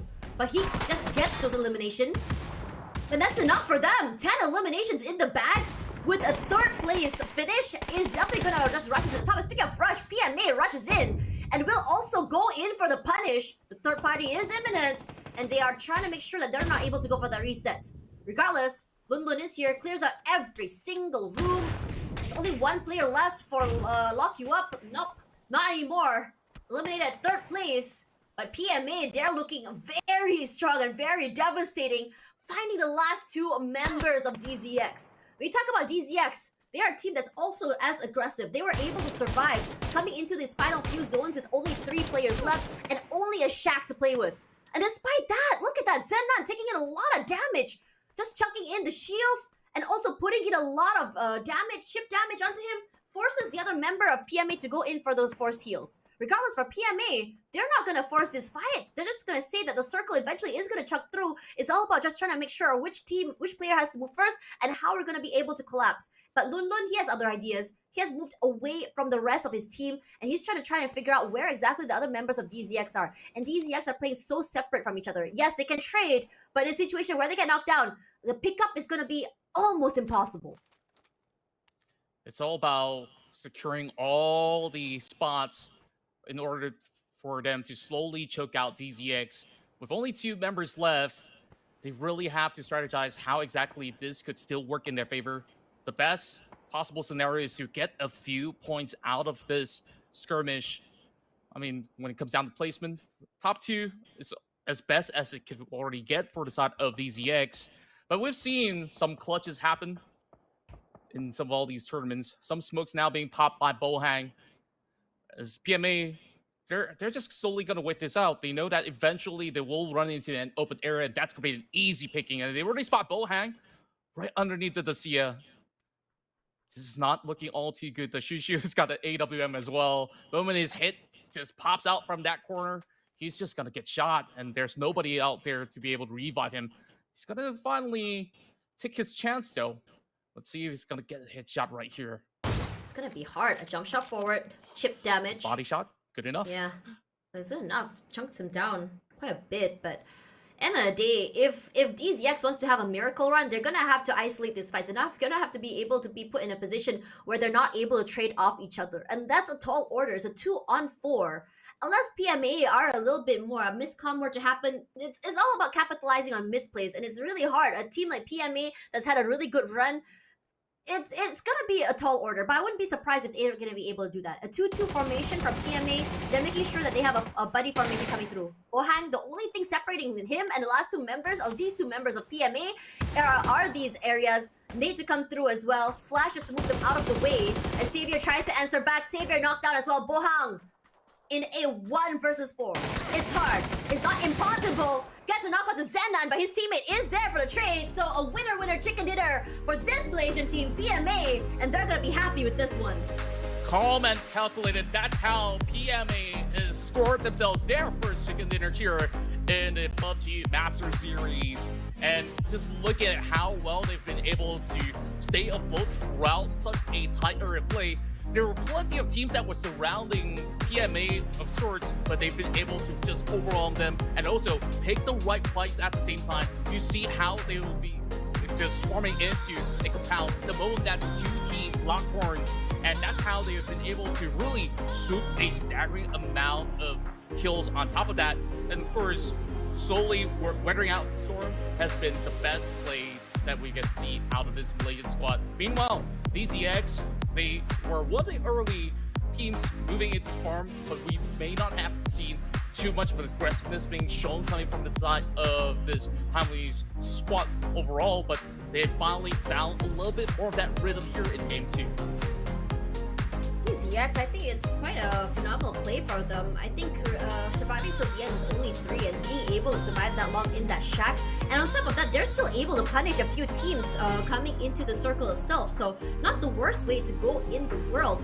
But looking at SGD, that's a very interesting one because they ended that game not only in the top 4, but also with 10 eliminations. And I think when we refer back to the amount of placement points, let's hold that thought because I want to really see what happened in that game and what exactly went well for these teams.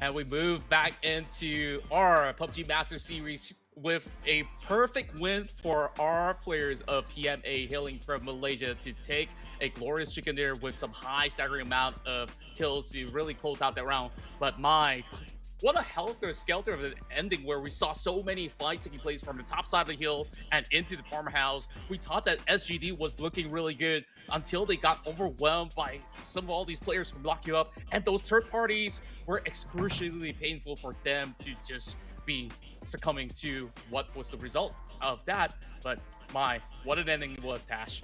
It was a very explosive ending coming into that one.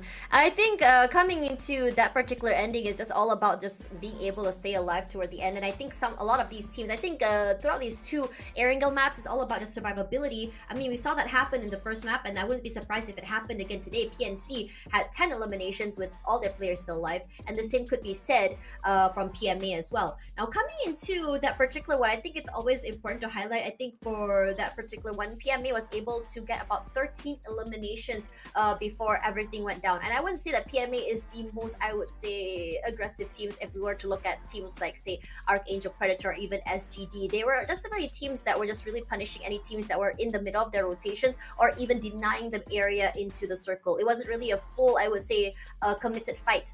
Unfortunately for Bleed this time around, I think on map number 2, they were forced into a committed fight a lot more earlier than they anticipated to be, but they were still able to get some elimination points. I think 7 as we go into the end of that one, despite the fact that they weren't able to get that top 3 end that they wanted. But speaking of teams that are not, I would say, changing the way they play in terms of aggression, SGD as well as I believe Red Sea are definitely two teams that I would say really love playing the aggressive games. They love taking these fights, and Red Sea was able to get 6 eliminations, but SGD, what's very, very interesting is the fact that in the last 2 games they played for Erangel, both of these maps, despite them not getting, I would say, the chicken dinners, they still ended the game with 10 kills in the bag.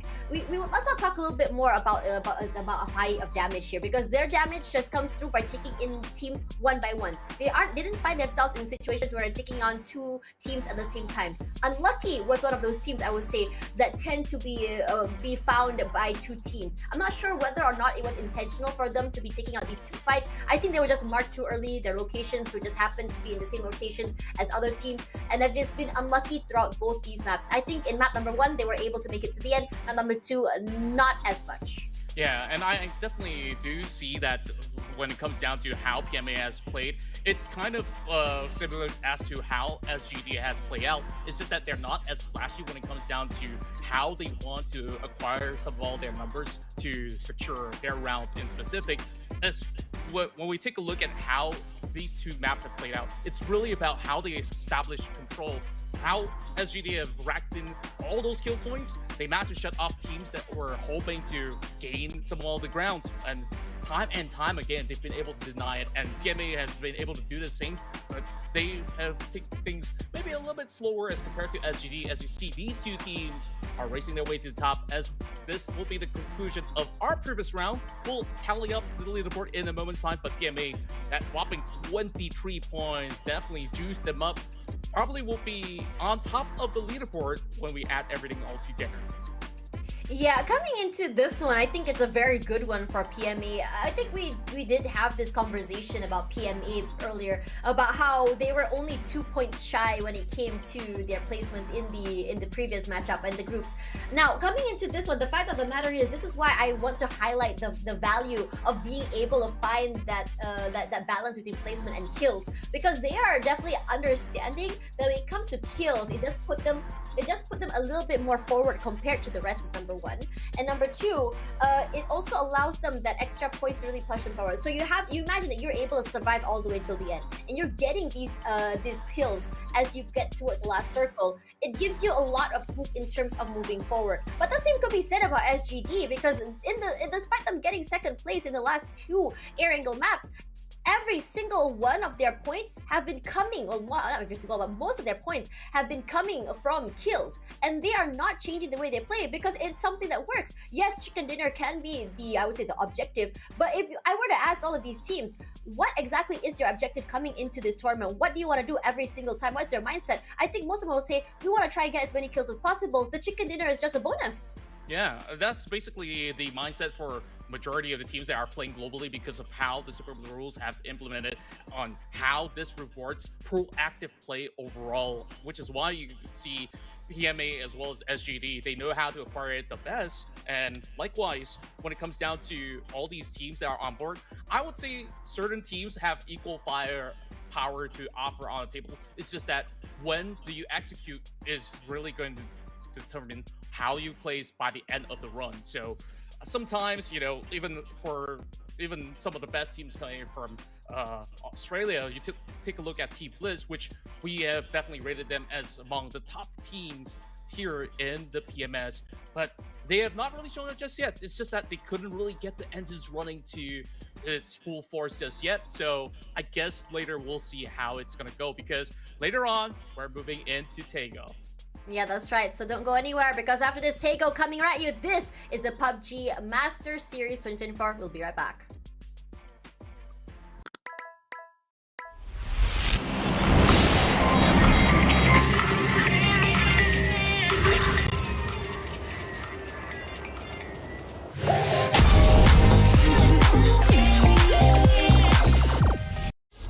Hello, PUBG players. Guess who? It's Danielle And Honey from New Jeans.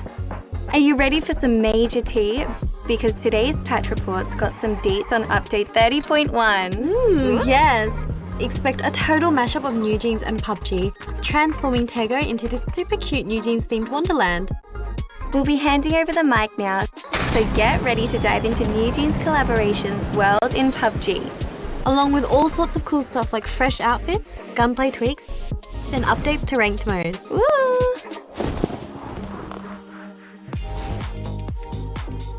First, Taego School is now a lively performing stage where every corner is bursting with cuteness.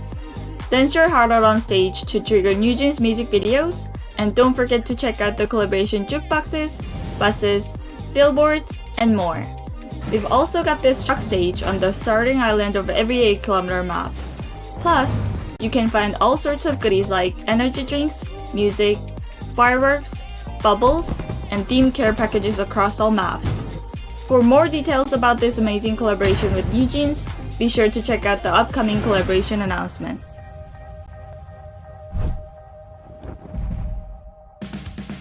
SMG rebalance from the gunplay laps back in March is finally here. Based on your feedback, there will be some major changes to SMGs and more. Check out the latest gunplay dev letter for all the details, including Dragunov's headshot range nerf and UG's recoil buff. Next up, ranked updates. Earn ranked play points through playing ranked matches and score sweet rewards with your points. Plus, expect weapon skins in season rewards and some changes to the existing rewards. And there's even this new tier protection system and a fancy promotion screen.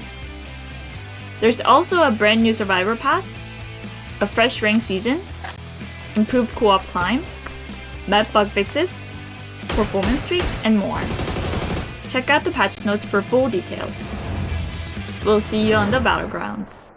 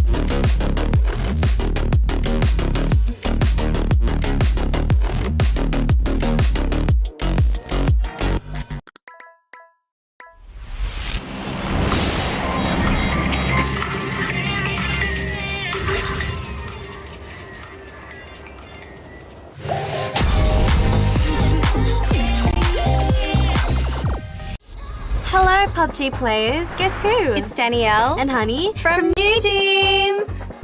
Are you ready for some major tea? Because today's patch report's got some deets on update 30.1. Yes. Expect a total mashup of NewJeans and PUBG, transforming Taego into this super cute NewJeans themed wonderland. We'll be handing over the mic now, so get ready to dive into NewJeans Collaboration's world in PUBG. Along with all sorts of cool stuff like fresh outfits, gunplay tweaks, and updates to ranked mode. Woo!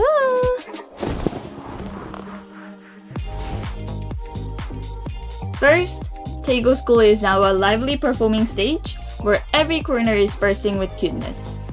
Dance your heart out on stage to trigger NewJeans music videos, and don't forget to check out the collaboration jukeboxes, buses, billboards, and more. We've also got this truck stage on the starting island of every 8-kilometer map. Plus, you can find all sorts of goodies like energy drinks, music, fireworks, bubbles, and themed care packages across all maps. For more details about this amazing collaboration with NewJeans, be sure to check out the upcoming collaboration announcement.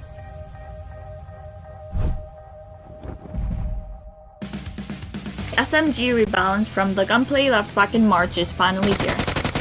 Based on your feedback, there will be some major changes to SMGs and more. Check out the latest gunplay dev letter for all the details, including Dragunov's headshot range nerf and UG's recoil buff. Next up, ranked updates. Earn ranked play points through playing ranked matches and score sweet rewards with your points. Plus, expect weapon skins in season rewards and some changes to the existing rewards. And there's even this new tier protection system and a fancy promotion screen. There's also a brand new survivor pass, a fresh rank season, improved co-op climb, map bug fixes, performance tweaks, and more. Check out the patch notes for full details. We'll see you on the battlegrounds.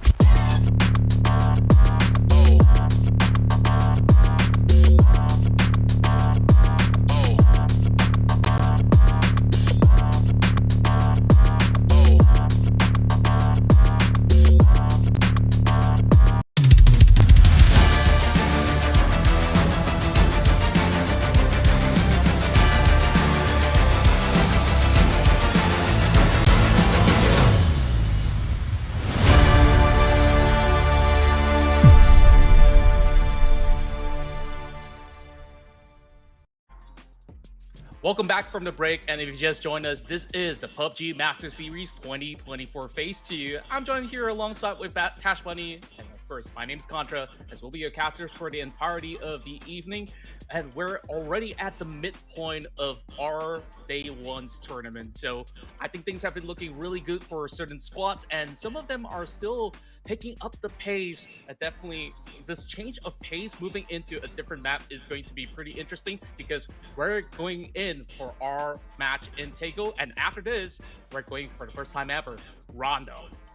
I'm really excited to this one, and I'm really coming back to the question I had in the pre-show about whether or not the momentum will be there for teams that went through the group stages, and I'm gonna have to say yes here. Looking at the first two teams that managed to get a chicken dinner, I'm talking about Panic Esports as well as PMA, and these two teams are very phenomenal on how exactly they approached each play, each circle, how exactly they held the area was just great. And coming into today, the 4 invited teams, I'm talking about DZX, Enter Force 36, Bleed, as well as Team Bliss, hasn't really quite found their groove quite yet. I think a lot of them are still in the introductory phase, trying to understand how each rotation are happening, and they're trying to understand how each team is playing aggressively and how to punish. So I wouldn't be surprised if tomorrow, or even just toward the end of the day, we'll be seeing these teams sort of rise up. Bleed has been doing all right, honestly, in my opinion.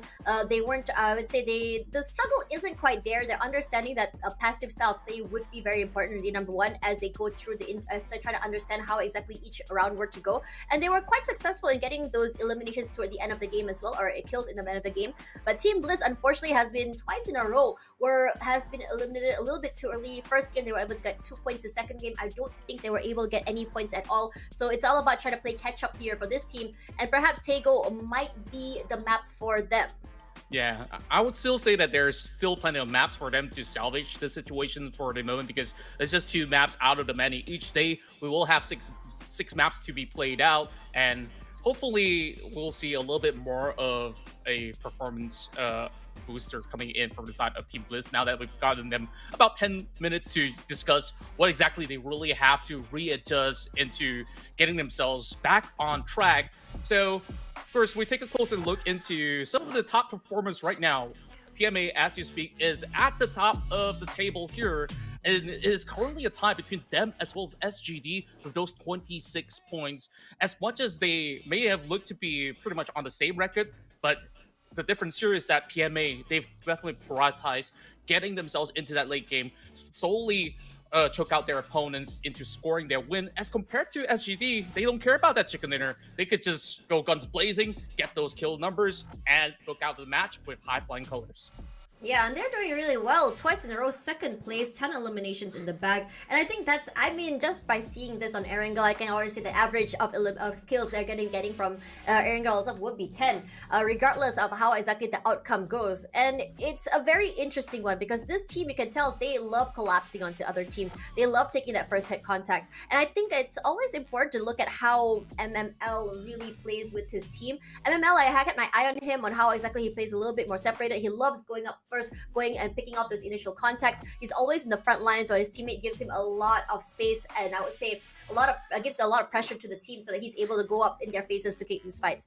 And honestly, it's very fun to see these kind of teams play, because another team that's on the other flip side of this style of play is going to be Red Sea. Red Sea, I would say, in terms of aggression, they're all over the place. They go after one fight, they're barely even recover, and they're going against another. Yes, it always kind of like turns out in a way where they're not able to just really kind of like survive till the end. But the amount of eliminations they get per game, or rather per map, is quite a lot. They got 7 in map number 2, despite getting knocked out very early, and that's enough for them, because again, end of the day, it's all about finding that consistency. And when I say consistency, it's about being able to get those points. Yeah, it doesn't matter how you get those points, but being able to get those points, because as you go through the last circle, there's no, I would say, the idea of being able to take fate in your own hands. That is how you play, by getting those kills. Now, if you were to try and survive to the end, yes, it's great. It's about trusting that process, understanding that these kills can come as you get to the last circle, but you have no clue how the rotations are going to be. You have no clue how many teams you're going to fight to get into those circles,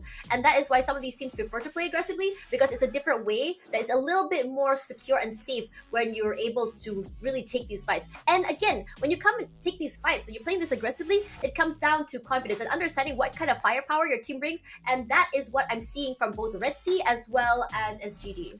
That's what they've been able to really show the audience watching back at home or wherever you guys are. And just look at how certain teams have been able to bounce back from that deficit heading into the first map of Erangel.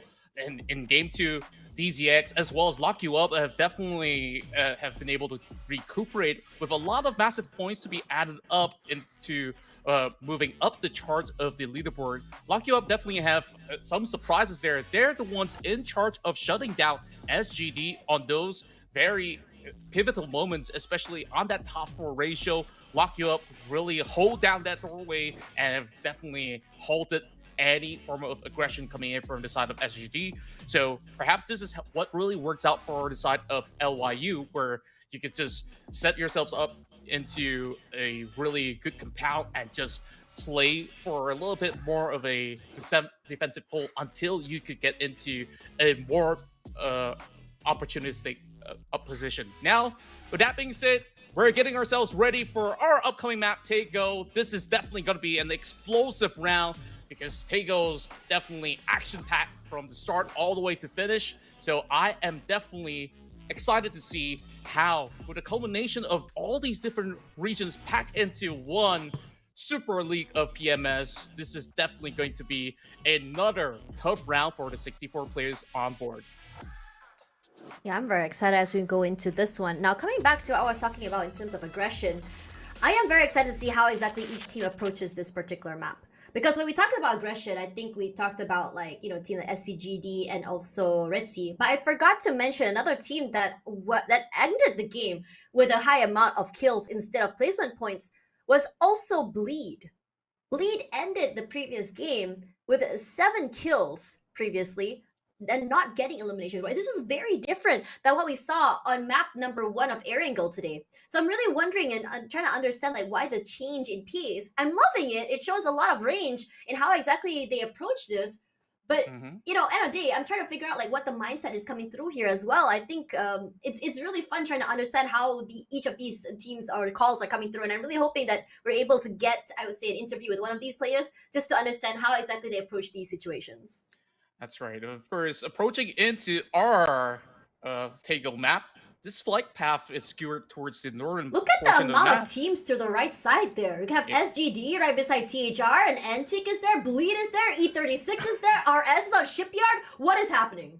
Well, all I know that it's going to be a bloodbath to actually open our runs out here. But I say that, there's still no casualties on board. But because of how this trajectory of the flight path has really skewered towards the north side, there's not too many cities for them to actually choose from. So therefore, some teams will opt to drop out early, get into the airport, look for some vehicles, and whatever artillery that they can actually get in their hands. Extraordinaire. Still seeing some players floating in, so this is where they will just go into a close range battle.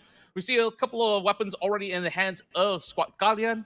They're gonna outnumber Extraordinaire, so now he really has to make a dash for it, and he doesn't really find a car in the middle of the open. Honestly, it's very interesting to see the amount of teams dropping there because that particular airport spot is Thrust as well as Bleed's drop spot.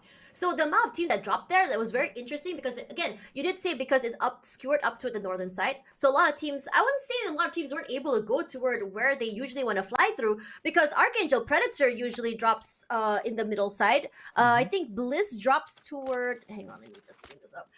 Bliss drops toward the western side of the area as well. So it's a very interesting situation why each team is dropping there. But despite the amount of teams that drop toward the eastern side of the map, we're not seeing as many kills or fights. We saw skirmishes, but not kills or eliminations yet. Yeah, you don't really want to put yourself at risk because you don't know what kind of weaponries they do pull up with from the get-go when they do get themselves into a compound. Meanwhile, our Angel Predator having CJ18 going on a proactive move, already scouting out the rest of SK as well, just by the edge of the bridge. I wonder if he's going to be able to actually find anything at all. In most instances, you'll probably just get a bunch of intel, but even if there's going to be any form of attack, there's always going to be backup arriving to the scene in a very short duration. So not too much happening here. Over on to the Palace corners, as the rest of AAP, they really do have a lot of options on the table. I mean, they need to move into the center field, but by doing so, you have to cut across the bridge. There's a plethora of options, whether if it's directly through what's right in front of them, or they could take a detour, move a little bit towards the eastern side, and they'll be able to find an alternative path for exit. Whereas Red Sea Esports, they're going in for that early pickup. Let's see where will they land this time. Hopefully they won't be caught out so early into the game because sometimes the moment that you drop, you could end up like how AAP did back in Erangel. Curious to see how these fights are happening. And speaking of fights, they've got chip damage all around, but nothing quite yet. This is a very long-range fight. I think Extraordinaire, if anything, just want to put in a little bit of pressure, hoping that maybe they would just try to push it toward them. But a lot of teams are ignoring these early fights. Yes, you can see, I think throughout the map we saw earlier shots coming through left, right, and center, but no one is fully committing. And I think it's still very early. It's all about just getting those early pickoffs, those early skirmishes. But in this situation, where a lot of teams are choosing to move away, I'm really hoping to see more early fights. Honestly, I think it's just me and my chaotic sort of mindset, honestly, coming through. I mean, if you think about it, I mean, a lot of teams are starting to understand that you don't want to take these early fights. But a team that does that is going to be Red Sea, it's going to be SGD. But even then, I've noticed in the last 2 maps that they take the fight toward, I would say, not this early as well. They have their timing on when they want to do those rotations, when they go for the loots, and when they want to start taking these fights. And these calls are definitely very well timed by the IGL, and really liking how dynamic they can be with it as well if they have to. Now, speaking of being dynamic, E36 is a team that I had my eye on because not only were they invited, but they are the top seed of Japan. We talked about their struggles here as they had merged here into APAC. And I think they had a little bit more, I think it looked a little bit more clean as they come into map number 2. But even then, they were chunked getting third party as well toward the end. So they weren't able to survive. So it's all about, for them, I think as the top seed of Japan, there's that pressure, right? Representing Japan, being one of the best, and making sure that you can be able to wave your nation's flag very well in the bigger scene. But they haven't found the answer quite yet. Yeah, to also look at the past games that E36 have played out, more often than not, if they do survive the first 5 phases of the game, they will have a really good run. So far, we haven't really seen too much out of that through the course of Erangel. I mean, they got hit, right? Their they got hit for quite a lot of situations, which a lot they of teams didn't are rushing them. Yeah. So sorry, I didn't cut you. I guess like when they do move into a better spot, especially with the chances of this very centralized circle that's being brought into Tego, things might actually work in favor of them. Meanwhile, for Unlucky, okay, that's a beautiful tag. A tri-5. That's what you expect from Kao, man, honestly. Yeah, Kao doing Kao things at this moment.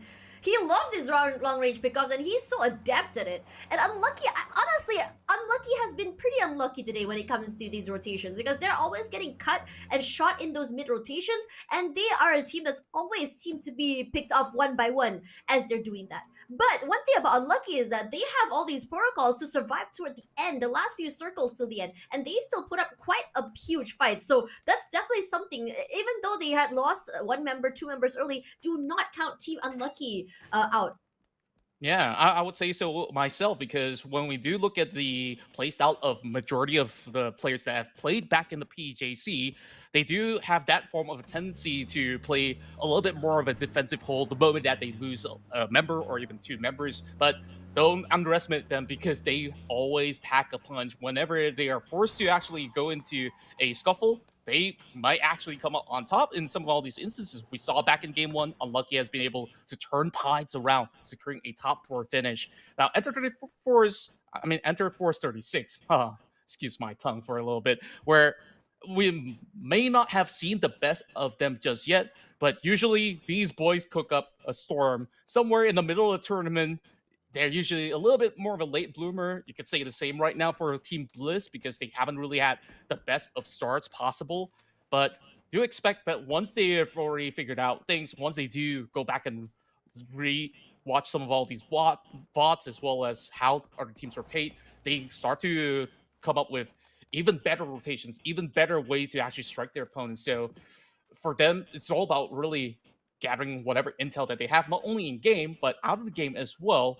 So, of course, we're hoping to see Sophia, XK to be back in prime form again. They're already getting themselves somewhere near towards the center. But for now, it's Phase 1. Phase 1 usually doesn't really have plenty of action to go with. So, expecting to see a lot more heading to Phase 3 onwards.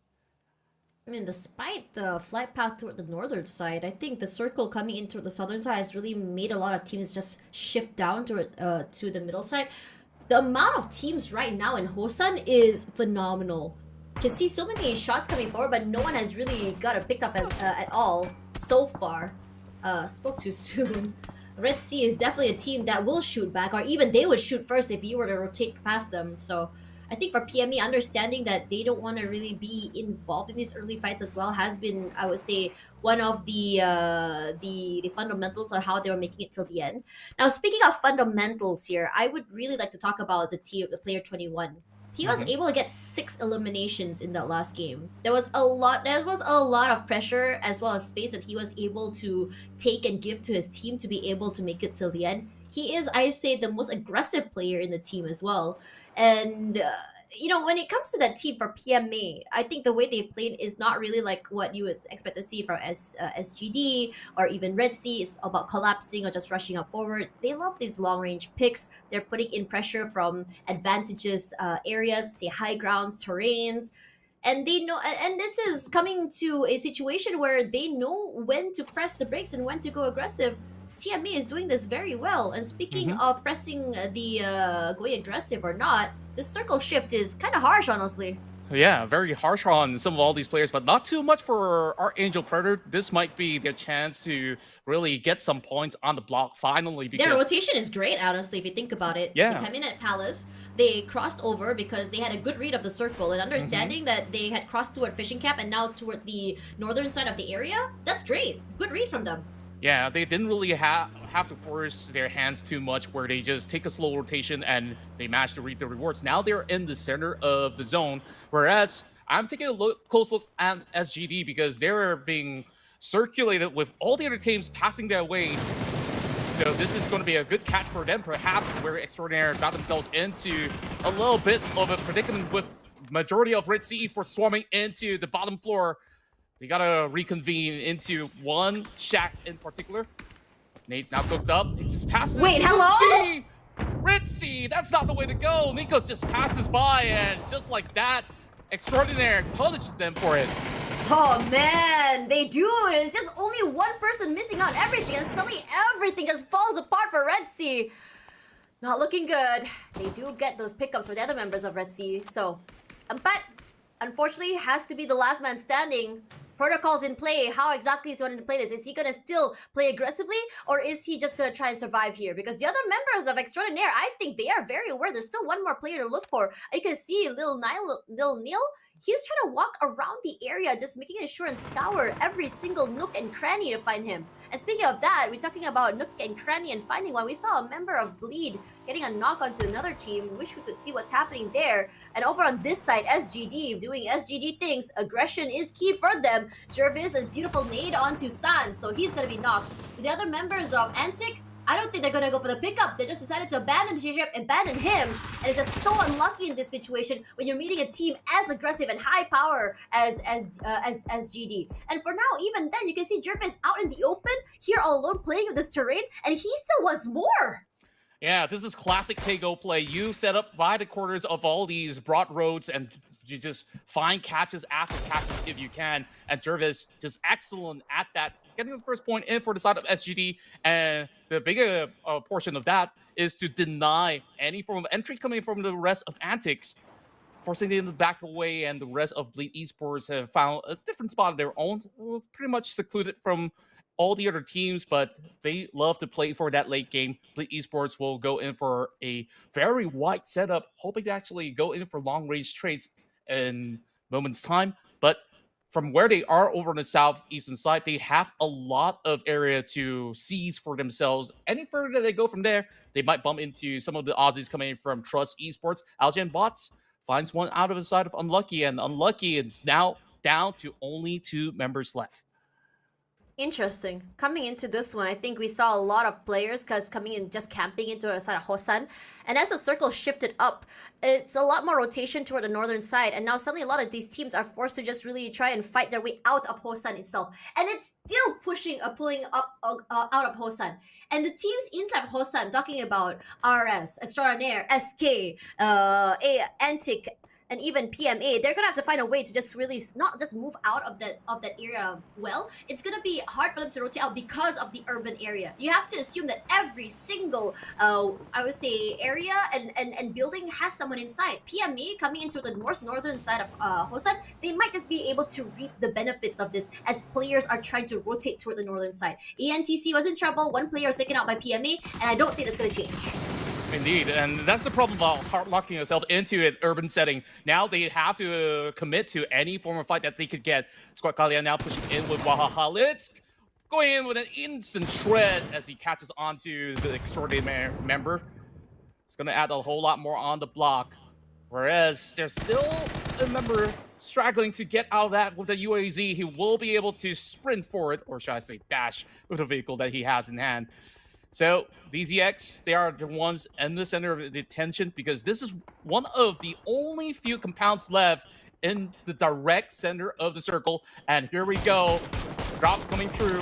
Spohan's gonna find it though. Good damage being done, but they will be able to dock safely. But they are out in the middle open. Instantly marked there with the MK12 and lock you up. They will be able to pick off whatever is coming out of Panic Esports. Like it or not, it's a good recovery. They do get some pickoffs regardless of losing so many players. You can see the players of DZX are smiling here. They love this outcome. DZX, a team that's also doing so well today. A nice balance of survivability as well as aggression. They're doing quite well on the leaderboards as well. Especially with this new player they had just added, Bohang, I'd say have played on the bigger stages of China, bringing his experience here as well. It's given the team a lot of range and how exactly they approach these fights, approach these rotations as well. Now, for a lock you up just now, they had actually came in, I believe it was toward the area of fishing camp before finally just kind of launching themselves straight into the circle. And that's the downside of that emergency pickup. Regardless, hold that thought because it's going to be Ru that fights Wahaha. And the other members of ANC are also now in trouble because lock you up has been able to do that. But coming back into this fight here, Squad Kalian, they're doing quite a good job at just making sure that they're able to just quickly lock up the other members of Antic. They're gonna have to take this fight if they want to get into the circle itself, and it's terrifying because a team like Squad Kalian, who's not only aggressive but also just craves blood, and Antic, a team that wants to play a little bit more safe, is finding it really hard. Jeff eating a chunk of damage. Blue zone comes through, but Squad Kalian looks undeterred. They're still looking for more. Yeah, they're just so eager to just hunt out whatever they can basically get out of Hosan. Now, Jeff, I'm not too sure what's the play here because he just moved into the city. That's really a little bit too much, more than he could actually handle. Beautiful But setup. Mila's going to be able to find one more from the side of Kalian. Now, they're all stuck within this corner of the building, and they're soaking in the damage coming in from the blue zone. And waiting on the wings, it's going to be Team Bliss. Whoever finishes the fight will still have to deal with Team Bliss. So I'm not sure who's going to be a big winner here, but Squad Kalian definitely looking absolutely hot and on fire. Great spray, but they do lose 2 members already. But despite that, they have 5 eliminations in the bag. Regardless, Monty is still hovering on the outside. There's still Jeff as well. So for SK, despite the fact they're going to be able to leave Hosan safely, it's going to be a problem. Their utility is just eventually going to be chunked down. They're going to have to just survive for as long as they can with as much utility because they're taking in the damage from the blue zone. And as soon as they leave outside, they're going to be met with a hail of bullets. Speaking of a hail, it's going to be Ed King that's going to be taken out already as well because of the blue zone. But coming our attention onto this fight by Thrust and Bleed. So Bleed has been doing pretty well. I think you mentioned that really big setup they've been doing on the side of the terrain. They're doing it very well, but now Bleed finds themselves trying to take this fight against Thrust because if they want to get access into that circle, they're going to have to climb this terrain, take out Thrust before they can even get into the area. And it's going to be hard. It's an open area, not a lot of terrains to work with, but one thing that Bleed has is tenacity and really, and surprisingly, not surprisingly, but really good teamwork. I'm pleasantly surprised at this outcome. They have nice protocols. They have really good, I would say, long-range firepower coming through as well, especially from Trick, which he has been putting in a lot of damage and pressure to so many teams who try to come close to them. Trick definitely is the magic man for Bleed Esports at the moment. Meanwhile, Calps have spotted the entire squad of E36. Unfortunately, that Dragonaut's not really landing the mark just yet, and they're allowed that space to drive through. Meanwhile, Inside has been eyeing on Jeff, and whoever's coming out of Hosan for the longest of time will be able to find one. Pivy as well will be able to get Sophia off of these wheels. Man, that's not really the best spot to be, but wow. what a response coming from Kane. Immediately depletes Hachi with a headshot, but he's definitely drawing a whole lot of attention. Now, E36, they're definitely in the center of the attention of multiple teams right now, but they have to deal with Pintados first. Open area, it's gonna be excruciating hard to get into the area. With the blue zone just knocking them, there's a lot of pressure to come through. E36, for the first time today, finds themselves at the, I would say, a more exciting area. The best part, which is gonna be able to not only get these points, but gatekeeping another team. Pintados, they do have one inside to provide a little bit more pressure to E36. But speaking of pressure, Archangel Predator finds themselves toe-to-toe against Team Bliss. Now, for Bliss, we saw earlier that Monty was kind of gatekeeping toward the whole side, and this time around, they've tried to play toward the other side of the area of the circle. And now these two, as the circle shrinks once again, they find themselves in a situation where they have to take this fight in order to get into that circle itself. And these two teams have incredible firepower. Bots eating a chunk of damage, and needs and pressure come through. Evil Patrick at least gets one of his own. Molly onto Monty himself. The smokes does give him a little bit more wriggle room for Monty to be picked up, but time not on his side. Bots checking on another area, throws a nade, finds no one. But the other members of Team Bliss finds themselves in a very precarious situation. They are so low, especially inside. Akita gets to get that reset once more. So they've come to a situation where Bliss is playing together. They have protocols come through. They have crossfires. They are playing a 2-2 formation. Monty not able to be picked up, but AAP, they're happy. With 4 eliminations in the bag, they can put in a little bit more firepower if they want to, but decided against taking this fight and looking to just go away, give up the space, and then just move into the circle itself. But for now, E36 is out. Yeah, that's a really long battle that they had in the open plains, and there's just not much of a spacing for E36 to actually get much out of, since they've already lost their vehicles, and PE, they just absolutely overwhelmed them. And on top of that, we had Manning to be working around as well. Here comes the drive-by coming from the side of JO. Might be able to find one as he does drop JO off the ground. And Calves sure to clean things up. Goes for a quick restock, but there's not much of a safety net here, but they could just use some of all these vehicles as cover for the meantime. Our Angel Predator, they've held on to the corners of the hills, dealing with Team Blizz, and this battle has been ongoing for the past 5 minutes. Now, after securing all that room, Team Blizz might have actually lost sight of CJ, slowly lurking around. This nade might prove to be quite lethal as he tosses it towards the side of inside. Carlos, Thrust, they're doing quite well. Never mind! We saw one pickup to Thrust, but then BC Believe just completely annihilate the whole team. Oh, I would love to see that fight and how they went. That was insane. But speaking of insane, you can see Xavier as well now coming into the other members of Bleed. And on the other end, for Team Blizz this time, they're putting a lot of pressure onto Archangel Predator. Archangel Predator, this time around, they find themselves at the receiving end of the barrel. CJ, he's trying to go and find his best to find an opening pick onto his teammate. He wants to go for a pickup. It's hard when the other members like Cow, who has already marked his positioning. Evil Patrick, time not on his side. They need to be able to get close enough to be able to go for a pickup. But it's completely hard with the blue zone pushing through and Team Blizz saying, okay, we're inside of the zone, but we still want more. You can see the repositions as well. CJ going a little bit more close, slowly but surely taking out space, but finally Alec will be knocked down. Alec does find something in return, and he managed to knock Akita as well. So that's kind of like a 1-for-1 for the meantime. Lots of smokes to try to salvage the situation, but this fight seems to be never ending. Eventually, PMA is going to close in from the south side, so they got to settle the scores. But speaking of which, Mingzi have shown up, and they managed to tag inside down. Team Blizz only down to Cow, but he's spotted out. Evil Patrick through the smoke. AAP still have 2 members. That's going to be pretty much healthy and alive. And there's just no gas left in the tank for the side of Team Blizz. But that was a much better round for Team Blizz as well as AAP. It's definitely a very difficult circle to navigate. There were just so many circles and rotations, hard shifts as well. On top of that, this is a very, very open area. Either you get lucky enough to get this compound area, which is where the majority of these players are playing at, or you're able to play in the side of the train. Regardless of the side train, it is still a very wide area. Now, for Bohang from DZX, putting in a lot of pressure onto the other members of Bleed. Bleed this time around, they're looking a lot more aggressive, coming in from map number 2. They're definitely running off that momentum, and they want to go more. Speaking of that, it's gonna be SGD aggressive. Aquarian in the middle of that rotation gets knocked out quickly. SGD, they have a full control of the area. On top of that, so many different airdrops as well for them to play with. They have a lot of value from that. That was insane. In the middle of that rotation, he gets a knockout. And that was the first 2 taps. It immediately drops the guy out of the wheels. Sets us to show how sharp some of these guys who have just joined SGD is. MML as well as Mingzi. They've been the ones dealing the truck ton of damage throughout the course of the run. Sure, it may not be as flashy, but take a look at that control that they have. Even despite them by the edge of it, they're now locking out some of the members of PMA from entering that space itself. So they are forced to either A, take up this fight against SGB or face up the Wrath against Archangel Predator, and they're just forcing them to be pitted up against Archangel.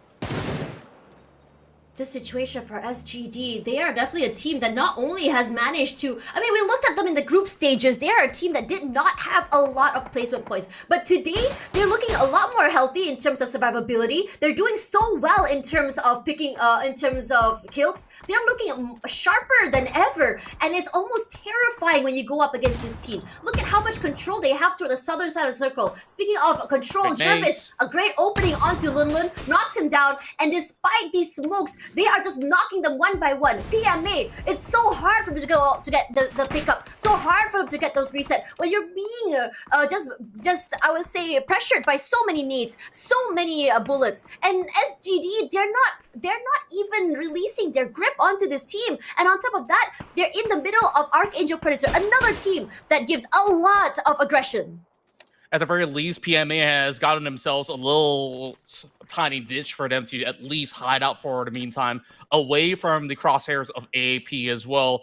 But more and more of these nades will be dropped right in. They're not exactly safe for the meantime, but I'm just really surprised that they've managed to still keep all 4 intact. As I say that, they've managed to get the knock over onto the side of Lunlun. Famas in hand for Side of Pain as they continue to pile in the pressure. As Archangel Predator, they're wise enough not to butt in because they know it's not time just yet, because the next phase, these teams will have to squeeze into the open fields. So they got to watch their resources as well. A lot of all these smokes are already being popped up. So they got to see what else do they have left. The Blue Zone Grenade, now tossed right in. Strike they are now slowly getting themselves pretty much prepared for that late game skirmish. Whereas over Look on at the the other amount corner of of the map, teams on the south side. Yeah. How many teams are there forced up from that rotation? And the northern side is very quiet, honestly. Teams are just buying time in compounds. They're not looking to go in for those picks yet. I was going to point that out too. Yeah, it's honestly so interesting how many teams are taking these fights. And despite these skirmishes, no one is fully committing because it's a wide area. They don't have enough information. And PMA is doing such a phenomenal job of staying alive, despite one member already being picked off. Archangel Predator, after winning that battle against Team Blizz, they see themselves a strong chance of getting themselves the chicken dinner. And it will be a really vital chicken dinner for them to boost their tournament live run here, because top 7 is their aim as they miss out on that previous run in the PGS APAC. Now spots out MML, trades back, Evil Patrick does land and connect those shots.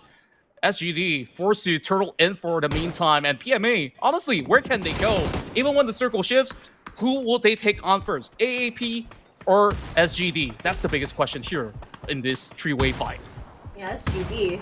Jervis knocked down. You can see a lot of pressure put in by DZX. They're trying to find a way to just get into that circle itself. Not only just get in, but they want to have that full control of the area. Jervis still hasn't been picked up here, so DZX, they're trying to push through. PMA, they're understanding that they're in a situation where they're being sandwiched. They don't want to take these fights because they can be punished for it. And speaking of punishing, SGD does exactly that to the other members of DZX who are rushing forward. One by one, they get picked up here, but Leo's not done quite yet, despite Bohang picking out. They can still go in for the damage. One by one, the other members of SGD go down, Beautiful. and SGD eventually gets eliminated. So 5th place, not the worst in the world. We have our top 4, and SGD, despite that, a phenomenal amount of kills in the bag.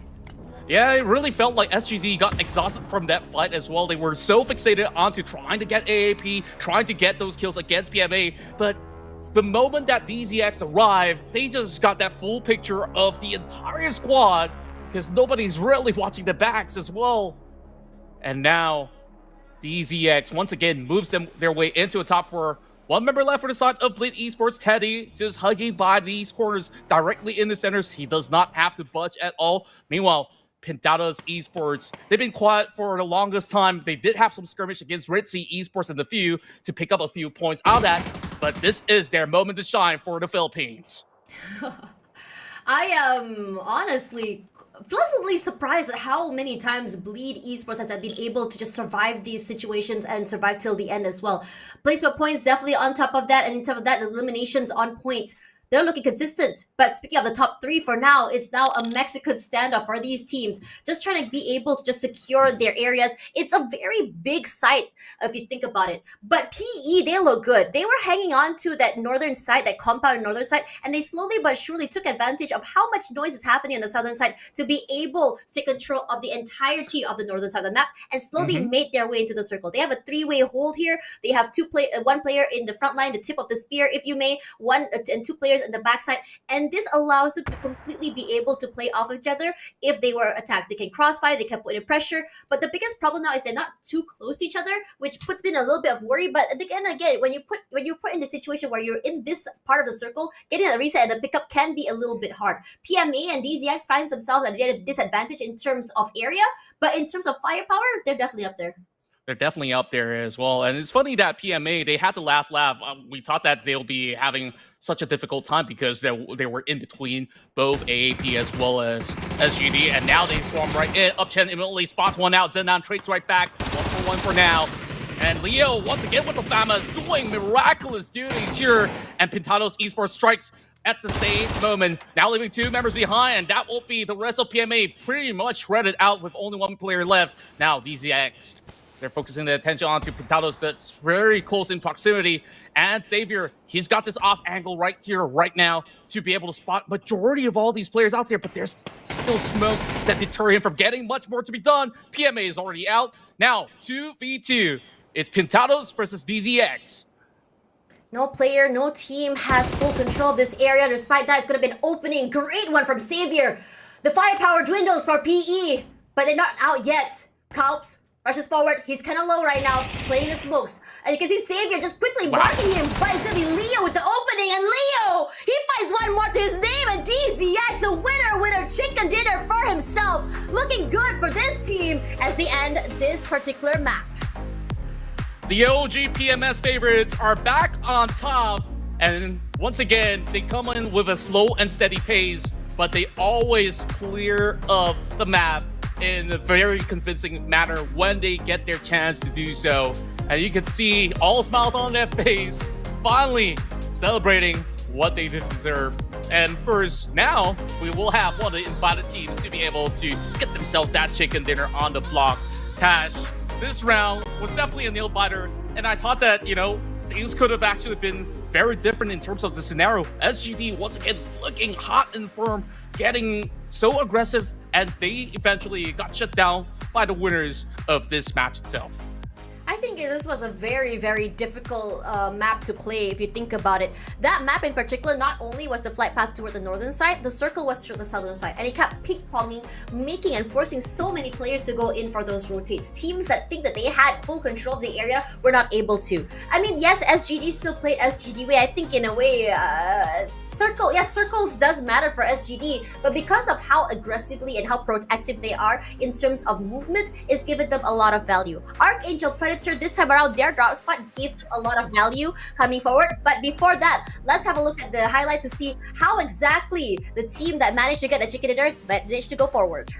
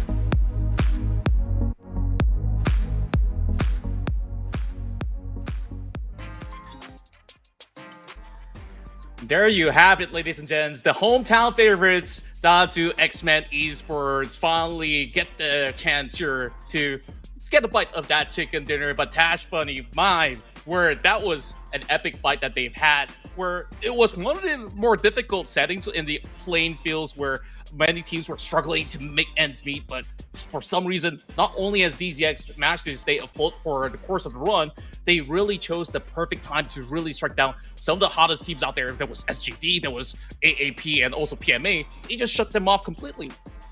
Yeah, and I think again, coming back to what we were talking about before the highlights, is because that circle was definitely a very hard one. It was a hard shift circle. All teams were just really forced into situations where they're just forced to take these fights. We saw so many three-way fights, especially toward the southern side. And on top of that, a lot of drop spots were a little bit more strange. A lot of teams weren't able to get to where they want to drop. A lot of teams had to just really move away from the airport area where the initial first drops were happening. So there was a lot of confusion as to like why that happened, because the flight path wasn't like the hardest in the world. But I am wondering if that change was so that they're trying to just catch each player on their toes here. Regardless, as we go into that one, PMA looking great and maintaining their consistency in terms of survivability and even getting those eliminations or kills itself, and Bleed as well. On top of that, I think throughout the entirety of the three mappers that we've seen for today, Bleed has looked phenomenally well, not only in terms of survivability but also their aggression. A little bit slow on map number 1, but you can start to see for Bleed, their wheels are starting to turn really well, especially on map 2 and number 3. So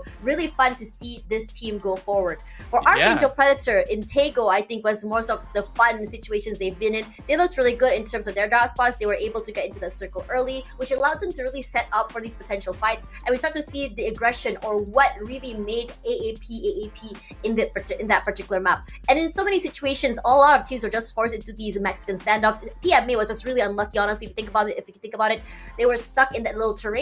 They didn't want to take the fights between two teams because they're in the upper terrain. We saw two teams fighting above them, and they were just keeping as quiet as a mouse. And finally, when one team was eliminated, it just happened to be the collapse. They did not have that advantage in terms of area, in terms of high ground, so they were eventually wiped out. But survivability still on point for the team. Yeah, on that notion as well, when we take a look at survivability, massive improvements came in from not only Archangel Predator but also Team Blizz. This is where we get to really see these two teams play. The past two maps of Erangel, for some reason, really didn't work out for them, but when they do, they manage to put quite a plenty of points back onto the table. So this is them rejuvenating, getting themselves a little bit more of that flow as well as rhythm into how they could play the rest of the course of the battle. Now, these are top 4 teams out there. Of course, we've just witnessed that win that has definitely given a lot of favors for DZX to contend for that #1 spot right now. But Pintados Esports definitely was a pleasant surprise to be able to march up ahead, because they also took it really slow, just like how Archangel Predator did, to be playing around that northern region. I think some teams are that they take their time to really understanding what they're dealing with, especially toward this first day here. That's why I say today #1 can be an icebreaker day for some of these teams. Now, coming into that previous mapper, it's going to be very interesting because you look at what's going on here. Because now DZX, I would say that they are a team, and I think I've seen this in Erangel as well. They are a team that really is opportunistic. They want to take these early fights as well. They want, especially toward the mid rounds, I believe. But they're, in terms of being able to secure those kills, they weren't able to do that. You can see the amount of damage they put in here. Anyone rotating inside, they were third party at the same time. They were trying to get those pickoffs in the middle of that, I would say, that skirmish toward the southern side, but they weren't able to. But end of the day, despite this high amount of damage, they still managed to secure 9 for themselves plus the chicken dinner. So that's good enough for them when you think about it in terms of just really launching them up forward. Because when you look at how these teams are playing today, a lot of them are, I would say, facing this thing where they're just trying to understand like the lack of information that they're getting from how each team plays, in terms of how their rotation goes, in terms of how they have like a 2-1 formation or 2-1-1, or how many is around, has really stopped these teams to be as aggressive as they want to. And I wouldn't be surprised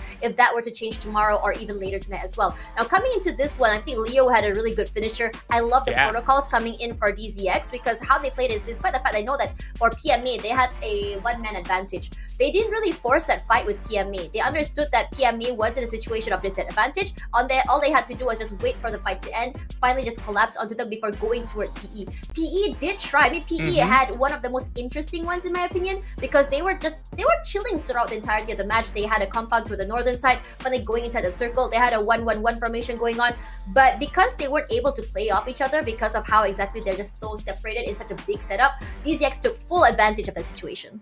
Yeah, DZX really played based off contact coming in from not only Upchen, but also how Leo has been able to still directly just convert all these contact into all the points that they require. Now we see a really close race at the top as PMA, despite them still being currently tied with SGD for the top spot of 35 points. DZX, after that win, puts them much closer with only 2 points shy, sitting at third place.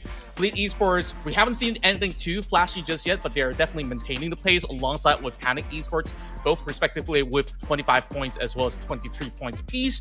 Meanwhile, the mid-table is also really putting up some really good stats as well. Now, once again, we're looking at the cutoff point here to be the top 10 in order to qualify for the EWC group stage runs or even some of the final stages. But I think teams, what they really want here is to secure that top 7. They want to ensure that things look a lot more comfortable heading into day 2. This is definitely about them needing to put maximum amount of points when it comes down to all these upcoming rounds. But speaking of which, Tash, our upcoming map will be the very first time that we'll see the PMS region play this one competitively in Rondo. So there's definitely a whole lot to uncover and discover on how teams will adapt to this map, which was released, somewhere very late last year. But how much time do they really have to prepare for it? That's what's really on top of my mind.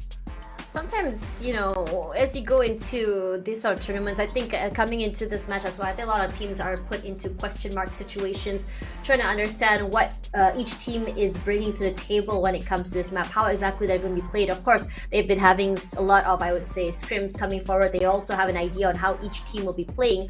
But all of these players, coming into this tournament, all of them from different regions as well. So each region might have a different style on how exactly they're approaching this. So I am curious to see how each team will be adapting off each other. Again, day number 1, teams not really understanding what to expect quite yet. And I am super excited to see, in terms of I would say current standings for grand finals leaderboards right now, PMA is currently on top, like we said before, right?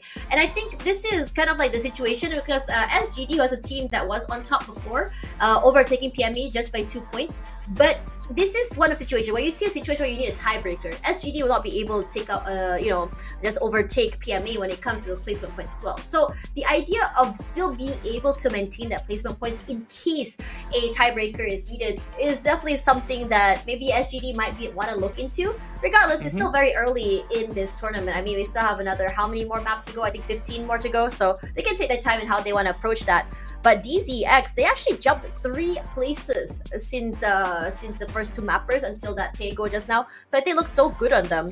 And Bleed Esports went up as well. So the 2 teams that went down is going to be Panic Esports and Red Sea. And Red Sea, again, they're a team that's very aggressive, but the thing is they're not able to survive till the end most of the time. And very different to how SGD has been able to. Yeah, I think the past map, we definitely see Red Sea Esports to be playing on a little bit more of a risky banner. So hopefully, with a change of pace and a different environment, with plenty of cities to go inside of Rondo, I think that perhaps this will be something that would give a little bit more reprieve for a squad just like Red Sea Esports. Speaking of which, this map is definitely very fun to play because it's kind of like the marriage of Tego as well as Angel. You do have certain areas which have more elevation, very little water percentage across the map, so there's definitely a lot of battles that could happen somewhere across mid-range and well as close distance fight because of how the terrain is being set up as well. And I hope that we don't really get an urban setting into Jadena City because that could be very, very hectic because that will feel a whole lot more like Miramar on Los Leones or El Pozo, Yeah, that's true. I'm really excited to see how exactly this goes. Again, there's not a lot that can be seen when it comes to Rondo. Because when it comes, I think when we do VOD reviews, when you try to understand how each team approaches each map, you try to understand not only their rotations, the aggressive style play, what kind of protocols they have, and they can only be getting that from official tournament spots. I mean, yes, you can do scrims, but it doesn't really give you the full story on what each team wants to bring to the table itself. Regardless, as we wait for this map in particular, let's talk a little bit about expectations here. I think a lot of expectations are definitely there, especially toward these top 4 invited teams. E36, we found that they're really struggling right now, trying to just really fit into the region in terms of their style of play and also the aggression coming through. But Bleed looks very much at home, and so the same can be said about DZX. But let's talk about Team Bliss here. What do you think is the biggest problem Team Bliss is facing right now? I guess it's just the early phase of rotations, which they managed to band-aid over on the course of Tego, where they've managed to finally pull through, at least through the stage 5 of the exchanges that they've had. And I think that they're definitely going to be going up and up from here on, because if you've already lost 2 rounds in a row in the early game, you got to fix it. And yes, they did. Now, playing into Rondo, there's plenty of spacing for them to create when it comes down to how they want to play the course of the early run. But my focus is onto those central areas. Some of these hot spots keep coming into test track as well as stadium will be contested as we're about to begin our very first run into Rondo. And just looking at the map feed to see how this flight goes, it's very well balanced, so they could just take that pick. Now, what's interesting about the layout of this map is that over in the north point of the map is a little bit more on the dry lands. In the mid-center of the field, it feels a little bit like Angle for most part. And on the south side, or whether it's the east or the west, that's where you get a little bit more of an urban setting as well. So it really is about taking your pick. What would you favor when it comes down to the play style? If you want to play from the outskirts, you could do so to sweep by the edges, or just take center control and just hope to pick up teams that are coming on board. So let's take a look whether if we're going to see any early allocations at all. This is a very big map with less, I would say, bodies of water. So I think rotations shouldn't be as hard as Erangel, I feel. But there's a lot of terrains to worry about. There are some urban cities area as well. So when we talk about teams coming up forward, I am actually pleasantly surprised to see DZX and as well as one member of SGD drop in at the same spot, actually. So it's going to be Bohang. That's a little bit faster here. And for SGD, sorry, as for DZX, they're just going on a rampage here. The members of SK not given a single chance to breathe. As soon as they hit the ground, DZX, they're just so quick on not only those loots, they're just so quick on reacting to it as well. So SK finds themselves, I think, 1 or 2 members short. And the same could be said with the DZX. Well, they really do love settling it on the court, the basketball court, of course. So DZX, they found themselves a really good opening, especially carrying that momentum coming in off hot of a win of a chicken dinner. Now, Squad Galleon not looking so great, especially after losing so many members from the get-go. To even get out of this region, you've got to really be on the watch, because DZX, they got themselves pretty much cornered into that small little township. Meanwhile, this is going to be a northeastern ending, so we will eventually bring all these fights into the drylands instead. But are they prepared enough? 2 versus 3, or should I say 4? Yeah, it's going to be 3, since Bohang was one of the early ones to be picked off. Yeah. DZX, a team that definitely wants to be able to take advantage of this situation, and they did. They lost 1, but with 2 points in the bag, I think they're going to be happy for that. And they're not done quite yet. They still want to find the other 2 members of SK that are still hanging around. They are quite close to each other, so they can play off each other as they can. It's all about getting them isolated and just being able to get them caught off one by one. You can see for King, not only is he low, he doesn't even have enough loot to go for the reset as well. So getting out of this situation is definitely going to be a tall order. As for DZX, they know the protocols. They know how exactly to play on the outside. They know that for SK, they are on the inside of the compound. All they have to do to punish is just to wait for him to just move out of the compound itself. For Halitz, it's all about that wait. Look at... oh my god! He has a... He's got a Panzer Yeah, he waiting, has a Panzer. which is why. Yeah. Bro's just cooking, right? Like, Yeah, he's just hoping waiting. somebody walks up these stairs and they're gonna receive a little bit of a pleasant surprise, which is why DZX is maybe a little bit more careful. He knows that this guy has got some shenanigans up his sleeve, so respect where respect is due. Saber's just gonna go on wheels. Yeah, and on top of that, 3 players in 1 car. I don't think they want to do this for way too long, and they're moving out of the way. Hear the sounds of gunfire headed toward them. There's a lot of pressure put in by the other members of SK. No Panzer used yet, to my disappointment. But you know, it's fine for them. I think they're definitely gonna need that firepower coming down the line. They don't have 2 of their members already. In a situation where they have to just really clear out one area that has like a lot of players, they can just definitely use that in a pinch.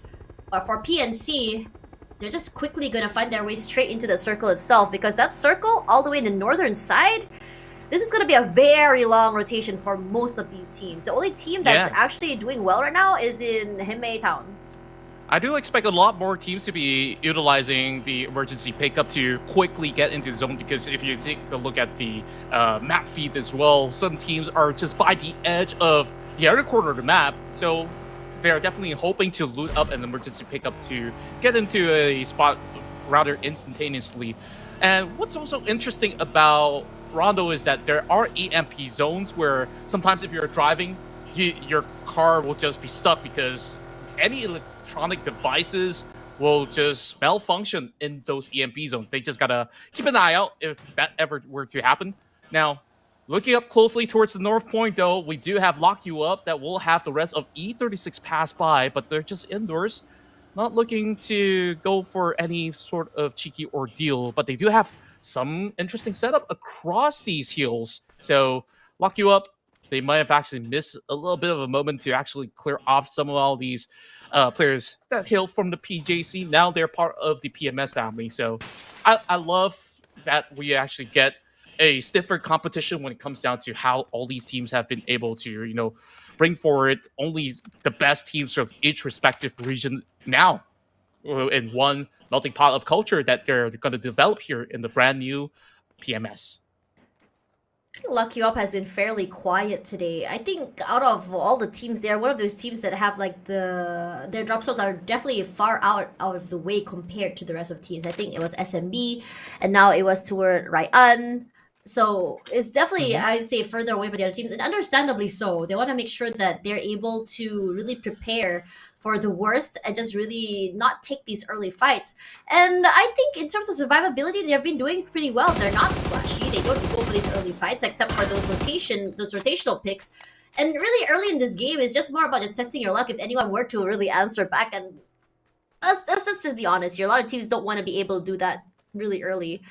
And True enough. yeah, and you talk about Lock You Up today. I think that if you want to talk about them like being a quiet team, yes. But if you want to talk in terms of survivability, I think they've been doing pretty well in making sure that not only are they surviving, but they're getting those kills toward the mid to last circles as well. So I think in match number 2, I think they're a team that survived all the way up to 4th place with 12 points in the bag. Indeed. I think they have a nice balance between survivability and aggression. They understanding that you don't, I mean, yeah, we can play as aggressively as teams like SGD, but this high risk, high reward kind of play doesn't suit what we want to achieve in the round. And I think it looks good on them, honestly, if you come into that situation.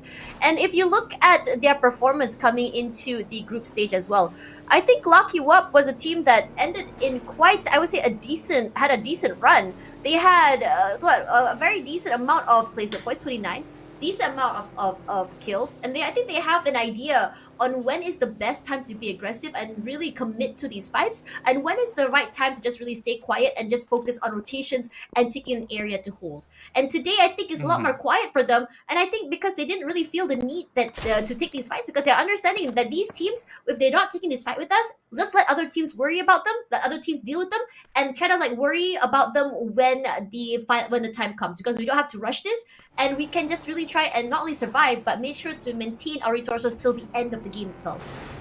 Yeah, on that sentiment as well, I gotta hold that thought for a moment, because PMA, they're looking to just knock them over. It's against SGD as well. That's one way to settle the score.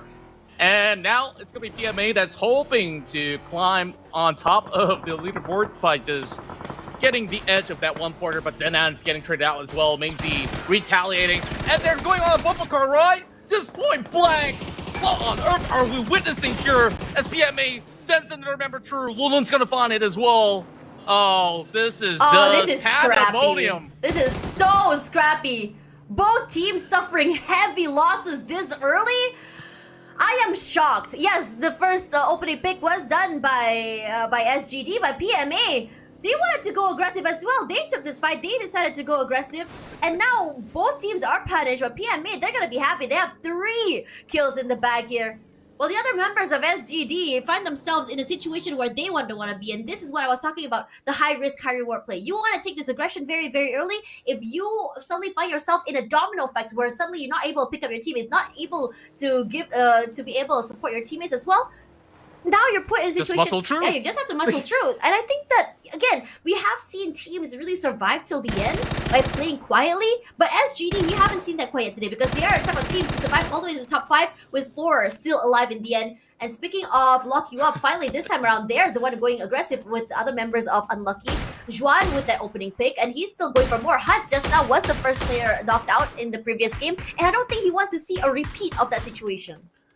Neither do some of all these other players out there. And the happenstance, my goodness, of all the times of rotation, they really bumped into each other. And there's just no better chance than that. And I guess PMA is absolutely happy with the outcome. Now they get to play this entire map here, not worrying about SGD trolling them throughout the course of that capture map. But Big Mac here, gotta be very, very careful on those brand new wheels that's exclusively released here on Rondo. Managed to stay afloat, but Big Mac is currently out in the open. There's definitely another Dacia that they could utilize. Shai now only left with 1. Pain, he's got a lot of work to do here, but he's just gonna try to book a spot directly in the center of these hillside and hopefully not get spotted out, and he will be able to trade right back as well. Ritzy Esports continuing on the aggression here to look for more players of Lock You Up as Schwen still on the ground and will be secure. Umpet is interesting to say the least, how he's been playing with his teammates, and he's always often the last man left standing in the team whenever his team goes down. And I'm loving the fact that the team has a clear idea on how exactly they want to approach these fights. They're doing these long range fights. Umpet has been so phenomenal with that, and it's just been so good for him to play kind of like separated from his team as well, because it's given them not only a lot of information but also an idea on how exactly or how safely they can approach these fights and making sure I don't get third party. Regardless, there's the EMP zone that you were mentioning about earlier, so it's gonna be a lot of situations where teams are gonna have to move away on foot. But I think it's gonna be an interesting one how each team will be approaching this map as well. I think personally it's been a little bit more quiet in the beginning of this map. Yes, we have these skirmishes, these fights, especially to where SGT and PMA are top 2 teams right now. And speaking of skirmishes, we find ourselves with bots here on the northern side, and on top of that, on the higher side of the terrain, just to put a little bit of pressure onto the teams Unlucky. And Unlucky, again, their name Unlucky might just be the pain of their existence here, because in a lot of their situations where they're going in for these rotations, they're just getting picked off one by one. They're not able to secure these fights. They find themselves in a situation where they're not able to fully really answer back. And speaking of answering back here, the same could be said about PE as Red Sea. Umpet has already found one pickoff for himself. His teammate Nikos as well, as well. Unfortunately, Rip will be taken out. So there is an answer back from the other team.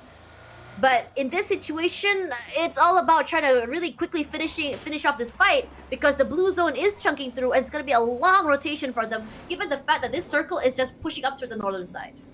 Yeah, it was so difficult for some of all these players to be able to go for that direct rotation because they were being halted by the bridge as certain teams were actually camping out, and there was that EMP zone that was also hindering them from moving with those vehicles as well. These EX taking the long way around. Same goes to the side of Pintados Esports moving in from the north point as well, based on the map feed that I'm taking a look at. So at least in these early phases, the damage of the blue zone isn't exactly all too painful to soak in. So they can still take a slow journey and find themselves into a safe spot. But directly in the center of it all, Antic's going to be able to hold their ground very, very well, just up on the north side of Mayran. And speaking of which, this shifts all the way in PMA's favor. Okay, so coming into this one for DZX, an interesting one on top of that. These early fights was very interesting for DZX because they did sustain a lot of damage, and now they find themselves into this really, I would say, late rotations coming up forward. Regardless, you can still see quite a number of teams still in the blue zone. They're really taking their time coming into this. There's only really one team in the middle right now, and that's PMA. And I'm really understanding why they decided to go in early, securing the spot. They don't have a lot of firepower coming forward. They're very sure that they're going to be able to play off each other. But their area that they're holding is kind of open right now. They do have a compound. But if a team with 4 players decide to just rush through, it may be not the best situation for them. But speaking of not the best, very much so. Yeah. But speaking of not the best situations here, we're seeing so many teams just trying to rush into the circle from the northern side. You can see for E36, they're trying to just put in that pressure. And one of the members for Lock You Up did take quite a bit of damage, but for Lock You Up, I think in so many of these situations when they're just rushing into the circle, not really an answer comes through, but it's going to be a Red Sea that answers back. They weren't even aware that Empty is here. And Empty was just so quick on the pickup. Just rushes up forward. E36 find themselves with another player down. She takes a bit of damage, but really great on this reposition. You gotta give it to them. Yeah.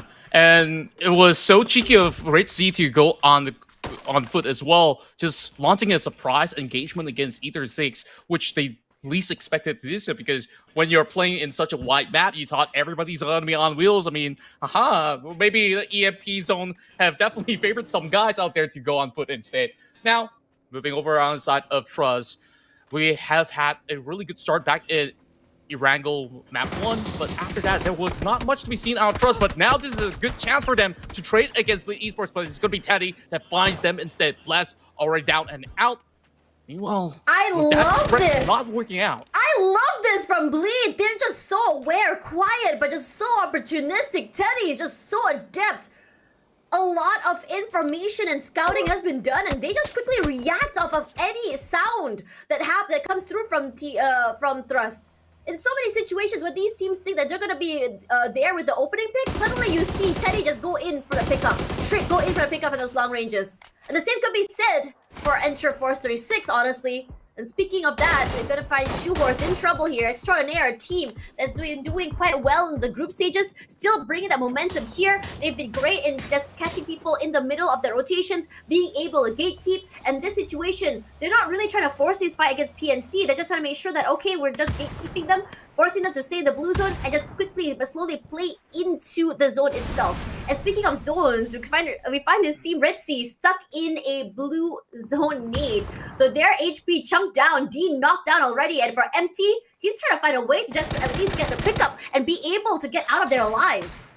Yeah, that's definitely a very difficult spot for the rest of Red Sea Esports. Meanwhile, DZX have gotten the entire river for themselves at the moment, but I really want to focus back onto that corner, because that spot where they're fighting for the side of Unlucky, they have definitely gotten themselves a really centered area. But the problem is there's going to be more and more teams joining into the party as well, so they can't just fixate onto Red Sea Esports, whereas PMA is just across the corners as well. Meanwhile, a drive-by happens, and this time it is DZX on the receiving end. As the trades go through, we'll still have one member of Antic being picked out.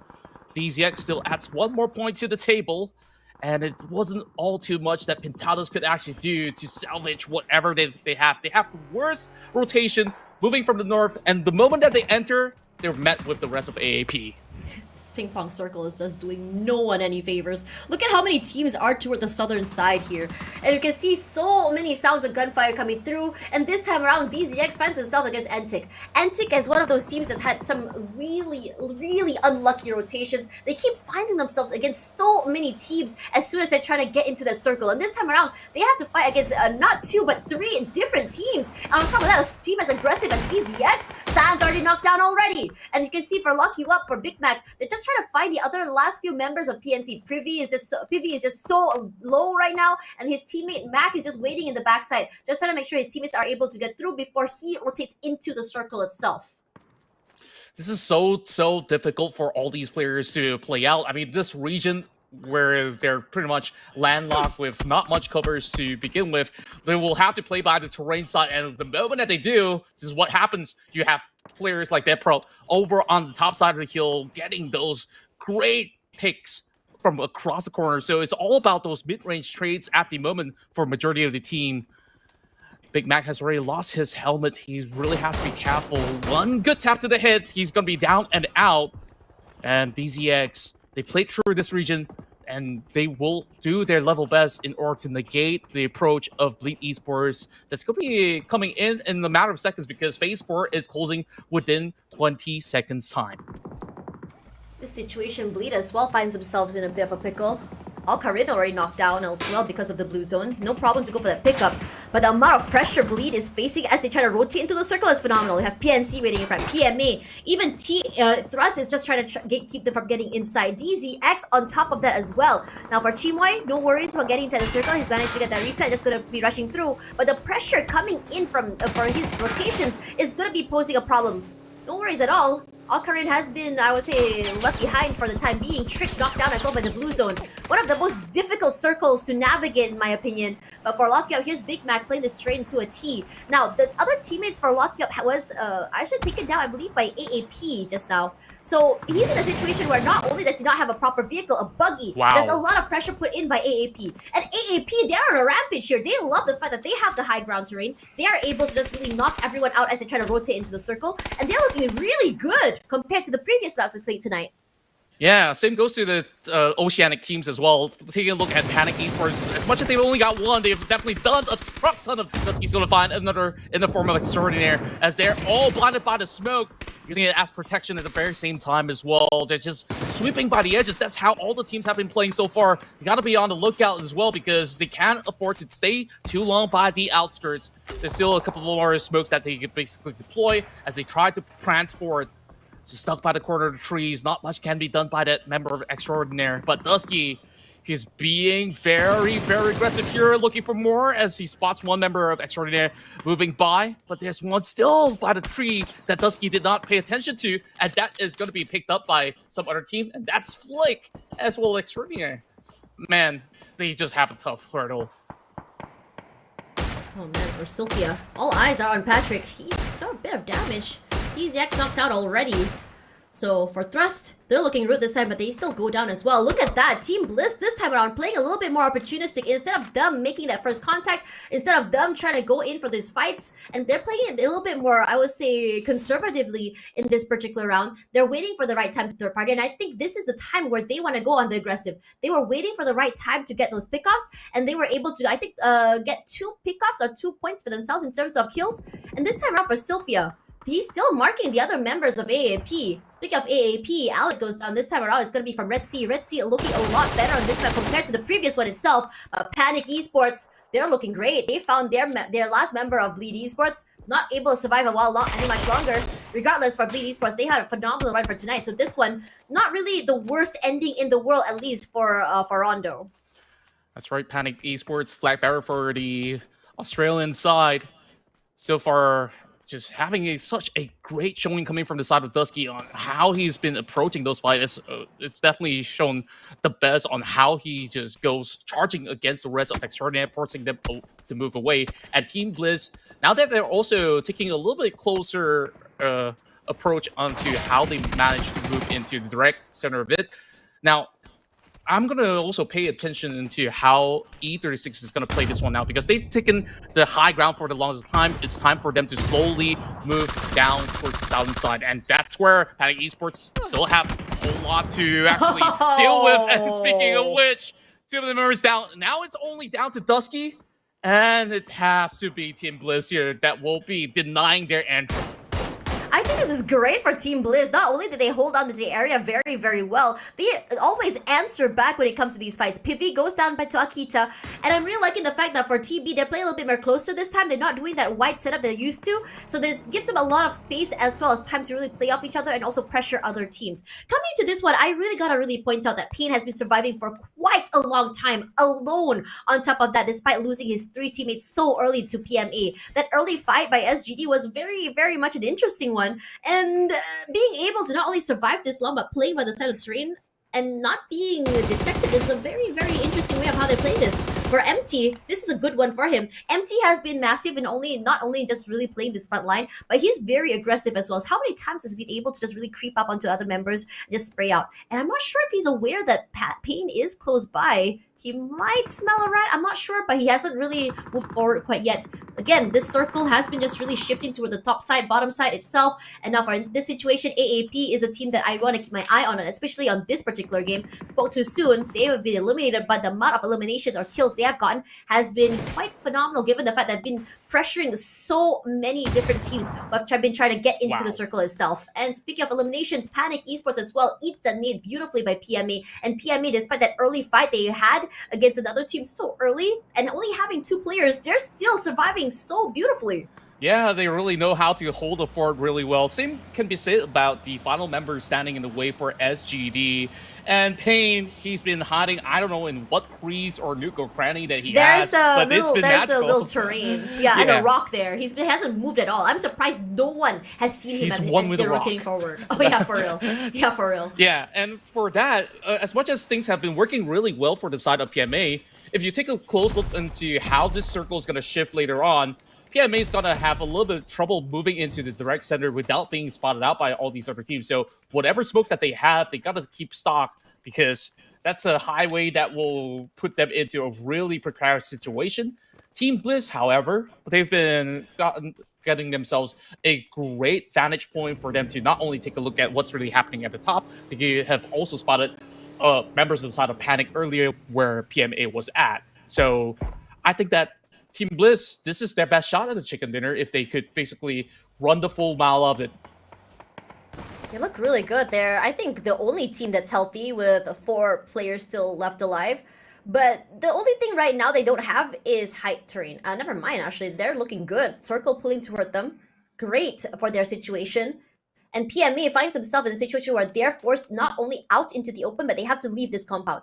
And it's going to be hard, because you can definitely tell that for Team Bliss, with 4 players still left alive, they have 4 pairs of eyes.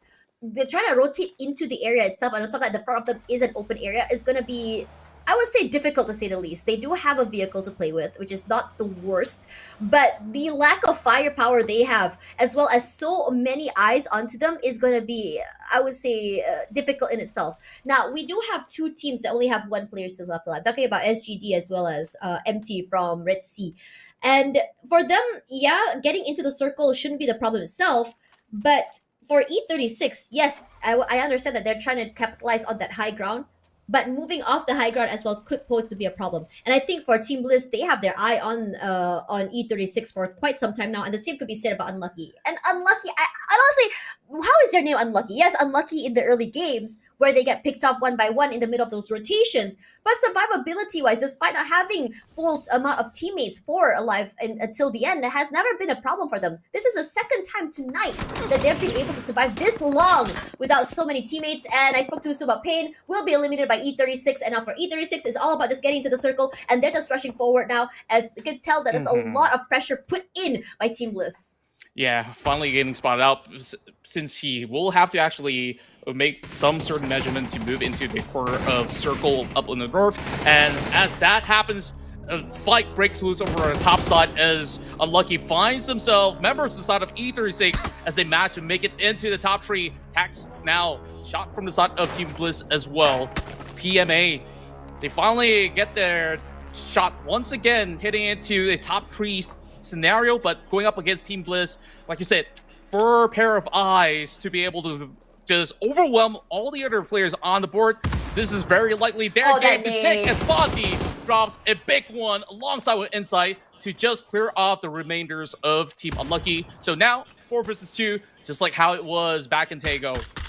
This looks good. Look at how much control Team Bliss has on top of the circle. The circle fully in their control. On top of that, 2/3 of the circle as well. PMA, they want to try put in that damage, chunking down a little bit of chip damage here and there. But Team Bliss is doing such a good job of just staying away and staying out of sight. Inside is quite low, moves out of the way. No problem to go for that reset. A need to come through. Does it actually clip onto Inside? No, it doesn't. He stays alive for quite a while longer. But this 4-way hold onto the circle they have is definitely going to pose a problem. And for PMA, TME, they're stuck between either 4 members of Team Blizz or the Blue Zone, and they're choosing to play closely toward the sides of the circle itself. It's hard. They don't have height advantage. They don't have the circle at all. Monty has been doing a great job of staying elusive. Yes, they spot him out pixels out of place, but nothing is actually hitting him at all today. He's doing it, not today actually, but this map in particular. 21 is gonna try once again. The fragger for the team before. Lun takes quite a bit of damage. Forced to move away. No vest, only his helmet to help him stay alive. And as the other members just move forward here, Monty, a lot of damage rushes through, but you can tell the other members of Team Blizz, they're waiting, just answer back. Yeah, and the smoke subsiding. This is going to be a perfect opportunity, but Lulun spots one out. Just trying to align the recoil coming in from the AUG. Some small little changes coming into the patch here. Well, Kika Mukau finds Lulun. And this is what he goes for. 21 goes for the last stand. And it will be Team Blizz that will find their mark here on day 1 of the PMS.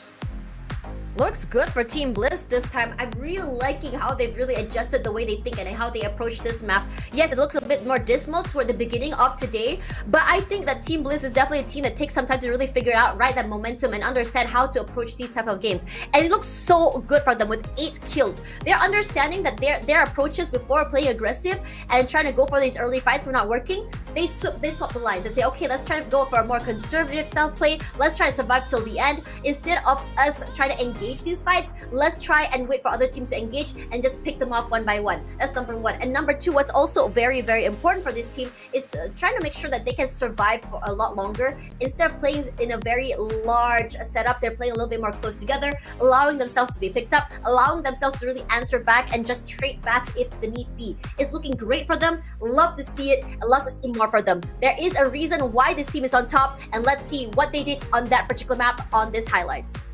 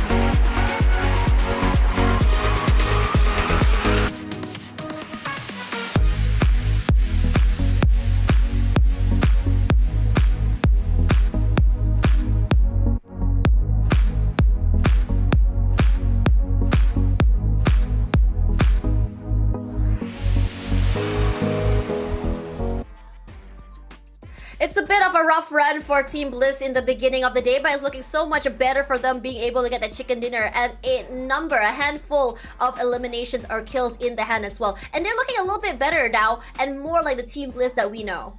Yeah, they definitely have caused a little bit of panic to their fans. Well, not Panic Esports, but they themselves have definitely had a great adaptation, especially from the moment that I moved into Taego, having a little bit more of that spacing to breathe. And now moving into Rondo, I think that the pacing of Rondo that has been played out by all the 16 teams on board have definitely given us a whole lot of excitement as well. But Team Blizz, when we take a look at how they've played it out, even when they didn't look like they were in that perfect spot at first, they readjusted and really take things a little bit slower in terms of how they usually run things in terms of team fights, and they've picked up so much more.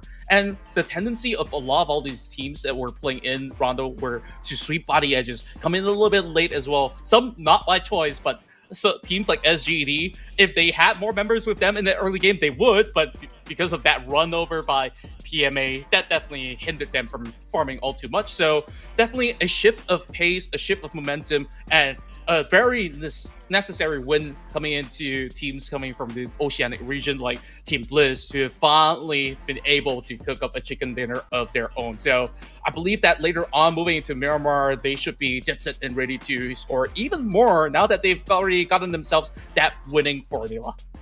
I think it's a very interesting one just now, especially given the fact that the circle was, again, it was a very difficult circle. It was very hard shifting toward the northern side.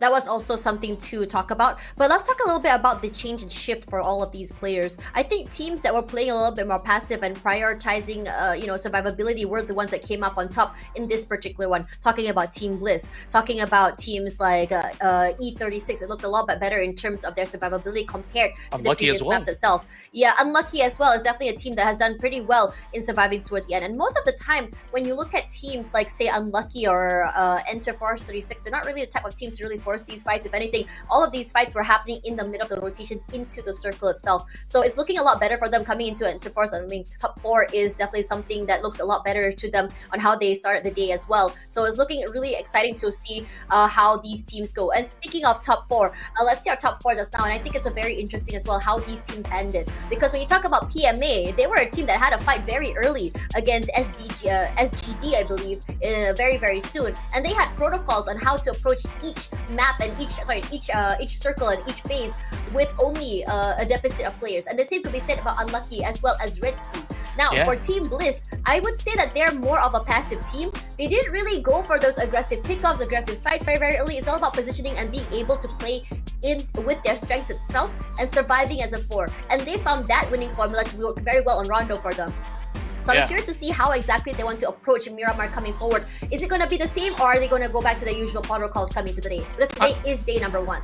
I do believe that it's going to look a lot more different as compared to all the other maps out there, because when we move into Miramar, it emphasizes a whole lot more on long distance trade in the early game, as well as in the mid-game skirmishes is pretty much medium range. Team Bliss definitely have the biggest of improvements out of all the teams out there that has played out today, scoring 8 total kills in this round itself, and most of it were really led by both Monty as well as Cal in majority of all these fights.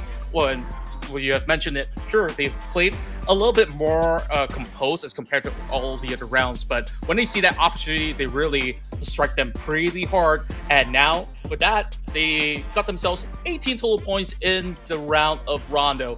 And following suit, it's going to be PMA, as they have managed to go in for a lot of all these early pickoffs, especially for the teams that are moving from the edges to move into the southern side, which PMA has absolutely dominated in that area. And I think one of the big teams that have played a factor of how some of all these fights go is actually DZX, because of how they have actually held down across that riverside, where teams were basically passing through, and majority of them were basically locked into a scenario where they will have to eventually stop by for a fight. So a lot of pickoffs here and there, but this is where we're at. The total standings here with PMA overtaking SGD, denying them from moving any further. So that's 45 points, the number to beat. I mean, for SGD, it comes back to that what I was talking about in terms of the high risk, high reward play. That's exactly what they were earlier. I think in this situation it was PMA that really jumped them compared to the other way around, but they were not in a situation where they were ready for those kind of fights, for those kind of situations. So in this situation, I think that is one of the downsides of playing very aggressive very early. When you lose your teammates so very early, and then you're forced to play in a situation where you're not able to play aggressive, the only way that you are able to get your points is by kills. That's going to pose a problem, because you're not able to survive longer. Yes, he was able to, I think Payne was able to get those, I think Mings was able to get 2 kills with Payne surviving till the end, but can't do more than that. And because they weren't able to consistently bring points coming forward, I'm talking about consistency here, is above 5 coming into forward, and other teams are going to be quickly overtaking you. Now for Team Bliss, why I talked that they look like the usual Team Bliss is because every single lobby they play, their usual average of kills or eliminations they get every single round coming in from, I think from previous matches that I've been watching, is around 6 to 10 kills coming forward. 10 is a good round, 7 is I would say the average for them. And if they are a team that's bringing in these kind of numbers and being able to survive at least toward the last few rounds, that's going to pose a problem for a lot of teams, because that's quite a handful of points they're bringing themselves forward and consistently jumping up in terms of points. Regardless, let's have a little bit more of this discussion after this, because this is the PUBG Masters Series 2024. We're gonna go for a quick break. Be right back.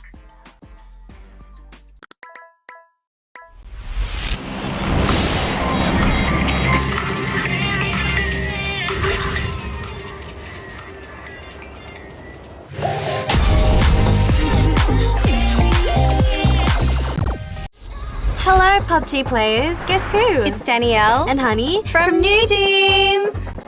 Are you ready for some major tea? Because today's patch report's got some deets on update 30.1. Yes.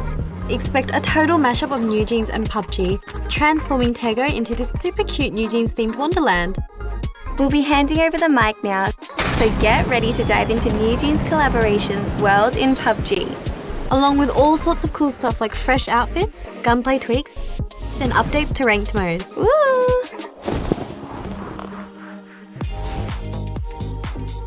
First, Tego School is now a lively performing stage where every corner is bursting with cuteness. Dance your heart out on stage to trigger New Jeans music videos, and don't forget to check out the collaboration jukeboxes, buses, billboards, and more. We've also got this truck stage on the starting island of every 8-kilometer map. Plus, you can find all sorts of goodies like energy drinks, music, fireworks, bubbles, and themed care packages across all maps. For more details about this amazing collaboration with New Jeans, be sure to check out the upcoming collaboration announcement.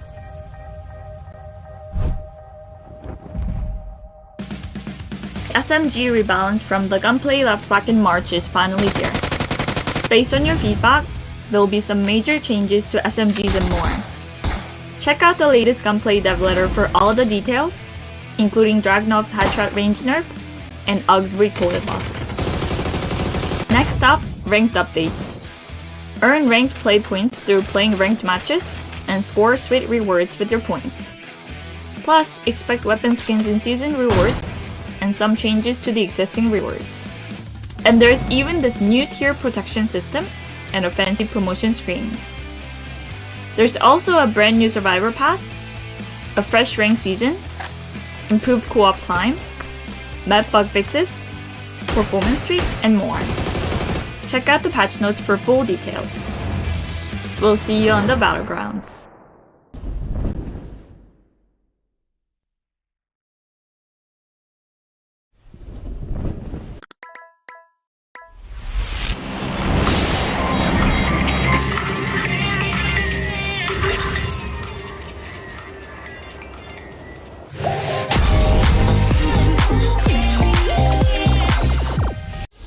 Hello, PUBG players. Guess who? It's Danielle And Honey from New Jeans. Are you ready for some major tea? Because today's patch report's got some deets on update 30.1. Yes. Expect a total mashup of New Jeans and PUBG, transforming Tego into this super cute New Jeans themed wonderland. We'll be handing over the mic now, so get ready to dive into New Jeans Collaboration's world in PUBG. Along with all sorts of cool stuff like fresh outfits, gunplay tweaks, and updates to ranked mode. Woo!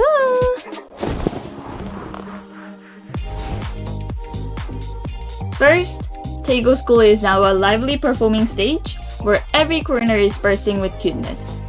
Dance your heart out on stage to trigger New Jeans music videos, and don't forget to check out the collaboration jukeboxes, buses, billboards, and more. We've also got this truck stage on the starting island of every 8-kilometer map. Plus,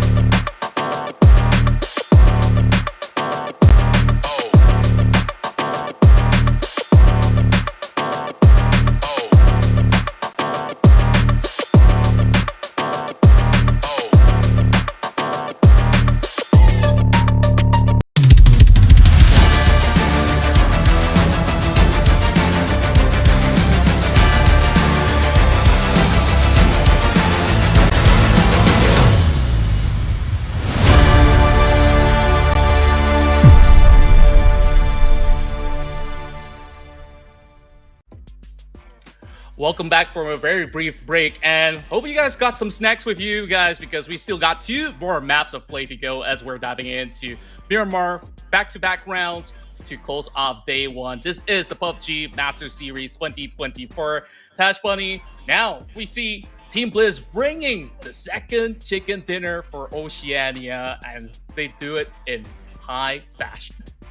I love seeing Team Bliss look like Team Bliss again, but the same could be said about all the other teams. I mean, this is one of the most competitive I have seen day number 1 has been. I think it's a lot of teams just trying to figure out how exactly they want to approach each map. In particular, I think Erangel, I think we found a really good, I would say, a litmus test on how exactly each team was going to be playing on Erangel, and now we're about to see the same for Miramar.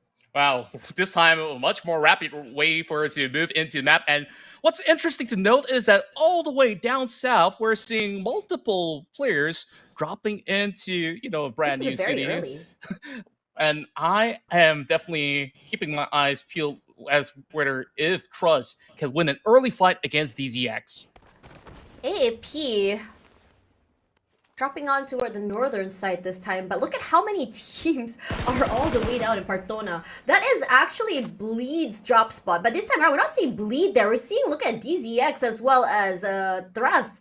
And these early fights are very interesting because I would say that it's supposedly supposed to be a hot drop because Bleed decided to drop near Monte Nuevo, their backup drop spot this time around. So it's going to be very interesting how Thrust is going to be approaching this because they have a 2-2 formation. But that 2-2 formation might not work out in their favor since the other 2 are across the bridge on mainland. Yeah, and I'm pretty sure that Bleed Esports is happy not to drop into Partona as well. This 3-way warfare might actually do no good to either side of the party because Partona is small enough for maybe a full squad to just get up all their loots. And other than that, there's not plenty of vehicles to begin with. Now, they don't want to be landlocked in such a huge map as well. So DCX, they're just going to take the entire course of the island. But looking into the mainlands, though, Trust is definitely hoping to stop them from moving forward. But PMA is going to find an early pickup. What's he doing here? They are so aggressive. So PMA and Extraordinaire does happen to have the same drop spot in this area. So I'm not surprised that this is going to be happening. Personally, I thought that PMA and Extraordinaire are going to have like this Mexican standoff, just try to avoid these early fights. But again, coming into today, look at PMA and their aggression. I am quite surprised at how aggressive this team can be. A team that actually went out of their way in the previous map to really put in the hurt to SGD very, very early. And I think in this situation as well is looking great for them because they're understanding that when they go as aggressive to certain teams and this allow them from playing their usual style, they're stuck in a situation where they don't have a different idea on how to approach the next few phases, especially for SGD, which I wouldn't say they're quite one-dimensional, but they really rely on those kills to be able to climb up the leaderboards. Yeah, it really looked like PMA is a little bit more multiform as compared to SGD on their approach of engagements as well. And it's so important for them to also win that battle around Minas Generalis because there's plenty more maps of Miramar to be played out in these upcoming days, as well as the next one that's going to be coming forward after the conclusion of this one. So PMA getting that one pick off is going to be at least exerting slight dominance across the area. But even so, now that we're playing in Miramar, we'll definitely expect teams to have a shift of mindset as well. Oh, we'd love to see the Panzer in action again. I think there was one moment back in game 1 where we did get the Panzer. Other than that, I think we need more. Didn't really, I mean, like, yeah, would love to see more explosions come forward. That does make for a good fight. And I think when we come to kill leaders, I think it does tell a story on which teams love to play aggressive. And I think for Empty, it's been such a great day for him in particular when you talk about fights for Red Sea. He's been one of those players who is not only aggressive, but he plays a little bit more separated than the team. He's a little bit more far forward, great on those opening picks. And he's always been the one to really initiate a lot of these fights, not only just in terms of initiating, but he plays on the outside compared to his teammates who are playing together. So any other team who's looking to third party, any other team who's looking to cross by, he's the one that'll be going in for those pickups. How many times have we seen Empty just walk up a terrain all on his own and just find someone proning there and just taking him out? I think several times today already. Yeah, and speaking of which, he's currently ranked second on the highest damage dealt throughout the course of the day as well, or should I say in the past map itself, where Red Sea Esports have been able to enjoy plenty of points, securing themselves a top 5 finish on top of that. And of course, we expect to see, names coming in for Bleed, SGD, as well as DZX. Now, of course, Miramar having a little bit of a drought here in the early phase. It's all about really establishing a little bit more ground. We'll only expect to see maybe rotations to come in, coming from phase 2 onwards. But our Angel Predator fancying their chances here against some passing by members of SK. Circle just going to be pulling up toward El Pozo, so a lot of teams who are on the southern side talking about Resort, talking about Puerto Paraiso, is going to have to just quickly just move their way upwards. I think the only team that dropped in Los Leones is Team Bliss, and it's honestly quite surprising to me that more teams are choosing not to drop there instead. I mean, it's a very big town. I think we've seen so many times where teams would just really just drop there, so just drop in certain parts of the town, loot, and then leave. But the only team to have really chosen to move there has been Team Bliss. And this in itself shows a lot of aggression. And speaking of aggression, it's going to be Red Sea again. They're always very flashy, very noisy in the kill feed. It's going to be Dean with a huge pick-off with that nade. And they're going aggressive. Look at Empty. He's rushing out and he sprays. He's not done quite yet. A lot of chip damage to come through and nearly drops one down. But he's not done quite yet. Yeah, that nade did not move into the window, unfortunately, and that's going to be a trick on the receiving end of it. One member down from the side of SK, Red Sea Esports has got to quickly go in for the resuscitation, as Bleed are just waiting like a hawk from the outskirts instead. Tons and tons of deathlights into the compound, a couple of stuns, but not an angle for them to push just yet for the side of Red Sea Esports. See a Rip just slowly but surely trying to find a long rotation forward, but it's gonna be a kill steal by E36 onto Nikos. Very early this time around. You also saw Trix and Bleed also coming out online. So Bleed has been really interesting in terms of how they approach these areas, these rotations. They're so attracted to the sound of gunfire. They're not really there to go in for these full fights, but they're here to go for these pickups, for those third parties as well. They've done it so many times, and that's where the majority of their skills have been happening. MT finds himself at the other side of the barrel. Diza, great on that. And this time, for a Red Sea, unfortunately, already losing Nico so early, they don't seem to be they want to back off at all, despite already losing 2 members, potentially might be losing MT. They're not done yet. Not at all, because Trick has also been peppering from the top corner of the hills. These noisy neighbors are now kind of locked right in, where they don't really have much options, either if they full send it, if they are confident enough. Did you see that blue zone? Yeah, the blue zone nade is going to flush them out of the area. No answers quite yet. MT has been revived. Quick reset to come forward. A little bit more passive and conservative in terms of how they play. Waiting for players to push toward them. And I know that Red Sea, they love it when teams push toward them. They have answers on how they want to play this. And speaking of a team that's aggressive, look at Team Bliss. Kao, this time around, very adept at long-range plays. I think he's already marked the other 2 members of THR as they try to get into their rotations. Yeah, he's got a perfect view, but this is definitely going to be hard to connect the shots from this angle. PV somehow got caught out by CJ18 on another corner of the map, so Panic Esports might have to make do with losing their captain in the process of it. Meanwhile, it might just be opportunities for them to still salvage whatever that is, where we don't really get to see a glimpse of what's really going on that section of El Pozo. But of course, just to update all of the audience out there, that circle will cover into areas like Crit Fields, El Pozo, and Monte Nivo is probably going to be the life of the party later on. Interesting locations. You can see AAP has full control of El Pozo already, and I think a lot of teams, being able to get that area of the city, that compound, will give them a lot of value coming up forward. And coming into this area, I think for Red Sea, this is a very long drawn-out fight, honestly, if you think about it. Red Sea, they love playing aggressive. They've already lost Nikos, and they find themselves in a situation where they're not able to rotate out. we saw that Nikos was actually stolen away from E36, and I'm loving the fact that they're a little bit more proactive this particular game. Instead of going super aggressive, they're going to go in for a third party. In the previous map, E36, I think their survivability was a lot better, and they're getting those pickups waiting in the side of the circles. And I wouldn't be surprised if the same thing will be done in this particular map as well, because I think when those really, I think, full-on fights happened to E36, they weren't able to sustain, and on top of that, they've got third party as well. I don't think that they want to be seeing that happen once again. So I think a more passive style play would be what I'm expecting to see from the rest of the night from E36. True enough. Though they are in the center of the zone, though, so like it or not, sometimes you need to also put a little bit of pressure over onto teams that are approaching towards their corner. But so long as they don't, I guess they will just respectively allow some of them to pass by and just scout out ahead. It seems like it's been a really tough situation for Squad Kalian as well as Ritzy Esports, unable to move anywhere at all because of the presence of Bleed Esports by the top side And of the hill. E36 as well. My gosh, this four-way fight is giving a lot of pressure, I think, for both these teams, because they had already lost, I would say, a member each very, very early. And they're just gonna have to wait for the circle to shift or for these teams to get distracted by something else. Because every time they really poke their head outside, like what Khalid is doing right now, Trix has been really quick to just really pepper in those sprays and get those headshots. And he's been really sharp. Very much so. Throughout the course of the day, I think that they've definitely looked phenomenal in certain instances of team fights.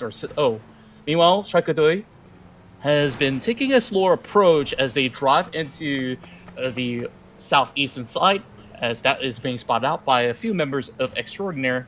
Shouldn't hinder their progress after all, as they don't really have coverage of the entire region for them to go for that pickoff. So SGD, very smart rotation. They drive their way into El Pozo with an alternative route as compared to majority of all the other teams that are just moving from that direct south. So they should be able to play within the city, and even if not, they will have to deal with what's inside of some of all these warehouses as they drive right by. I mean, SGD, it's a very different, I would say, a more quiet round for them this early, honestly, if you think about it. But I think they're understanding that that previous round was definitely a big, I would say a blunder, honestly. It was definitely one of those situations where they got caught off guard very, very early. But it does show what happens when you play high risk, high reward for them. And this situation is all about playing catch up. They aren't necessarily in the worst situations. I think second place right now, not too far behind PMA. But to be able to really solidify their lead, they want to be able to just really remain on the top. I think they're about right now 7 points behind. Not awful, but not that. But again, being able to solidify your lead is definitely what they want to do. You see that Locke has been able, Locke coming down with the coming down from the top side, and SDG, I think they love this.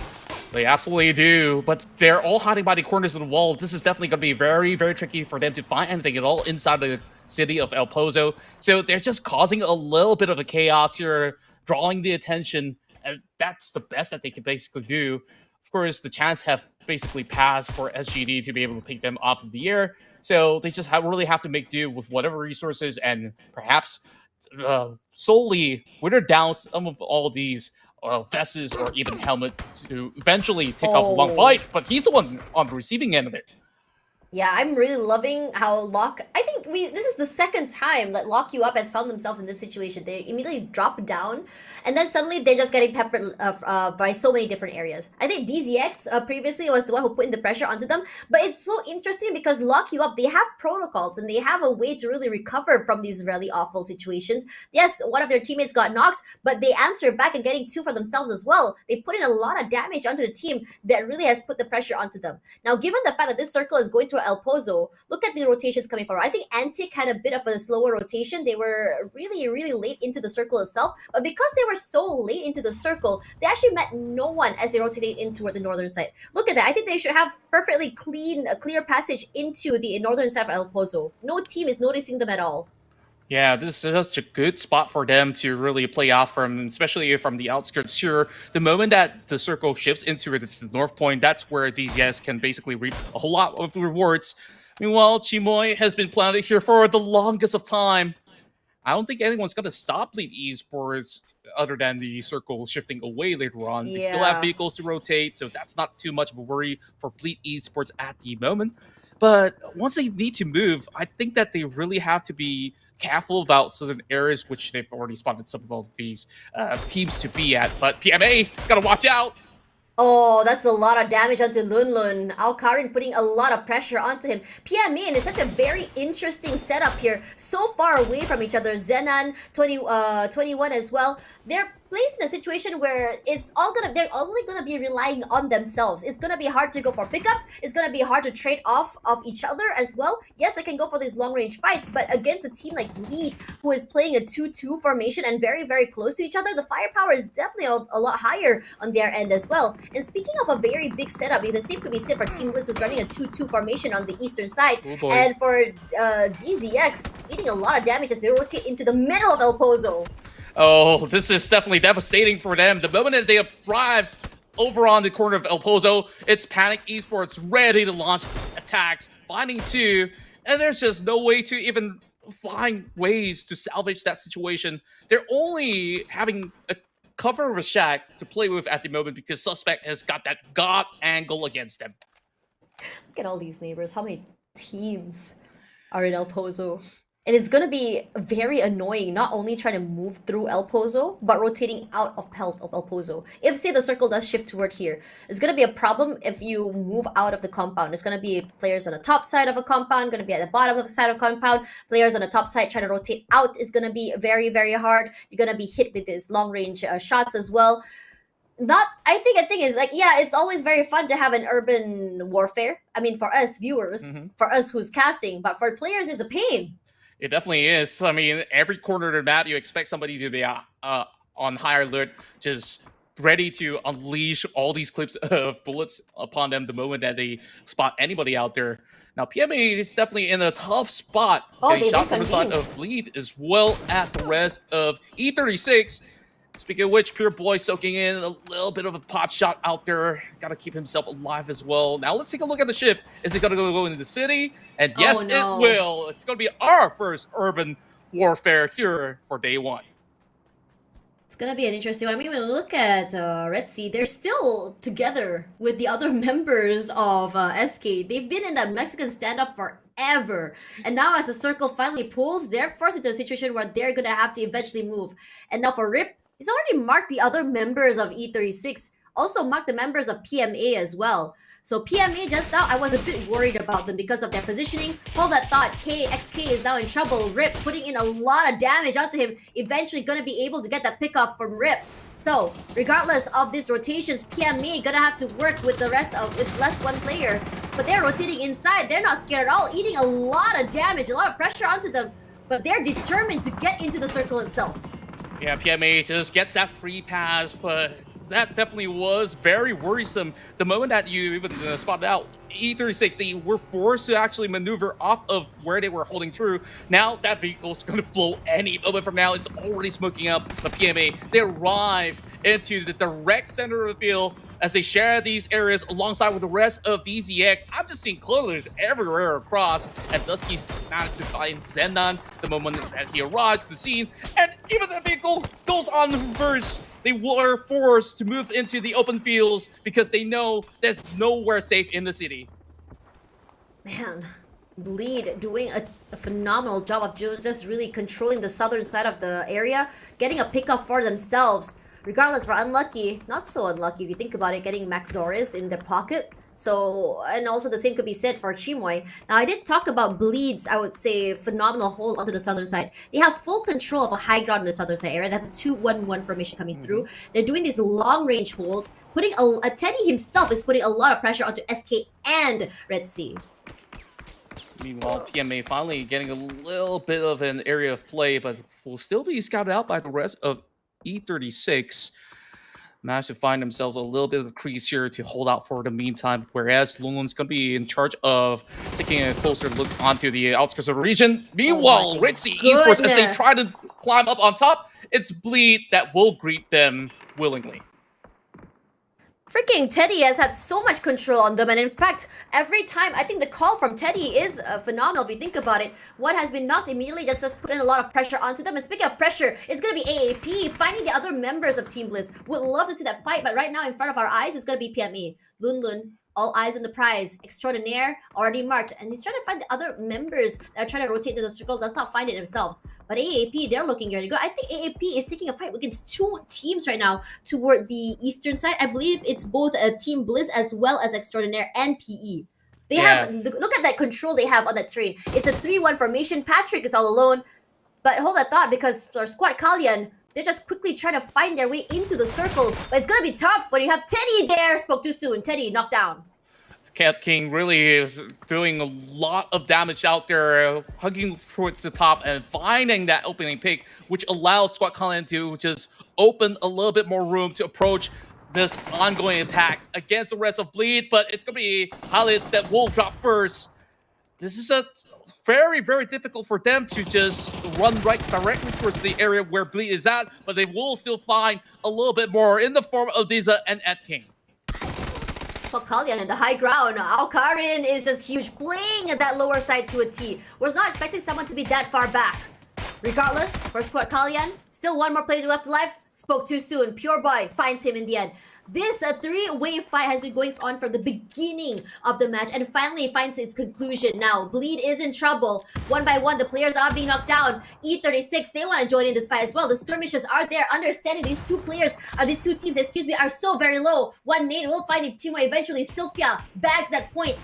And he's going to be very, very happy with that. And this slowly but surely, time is of the essence here for Bleed. Goes for that reset, gets that pickup. But every time they try to stand up, every time they try to fight their way into the circle, Sylphia puts in pressure. A hail of bullets just meets them. Alkarin goes down to the blue zone. And the same can be said by the other 2 members of Bleed. And this time around, Bleed, they are the gatekeepers, but they are the victims.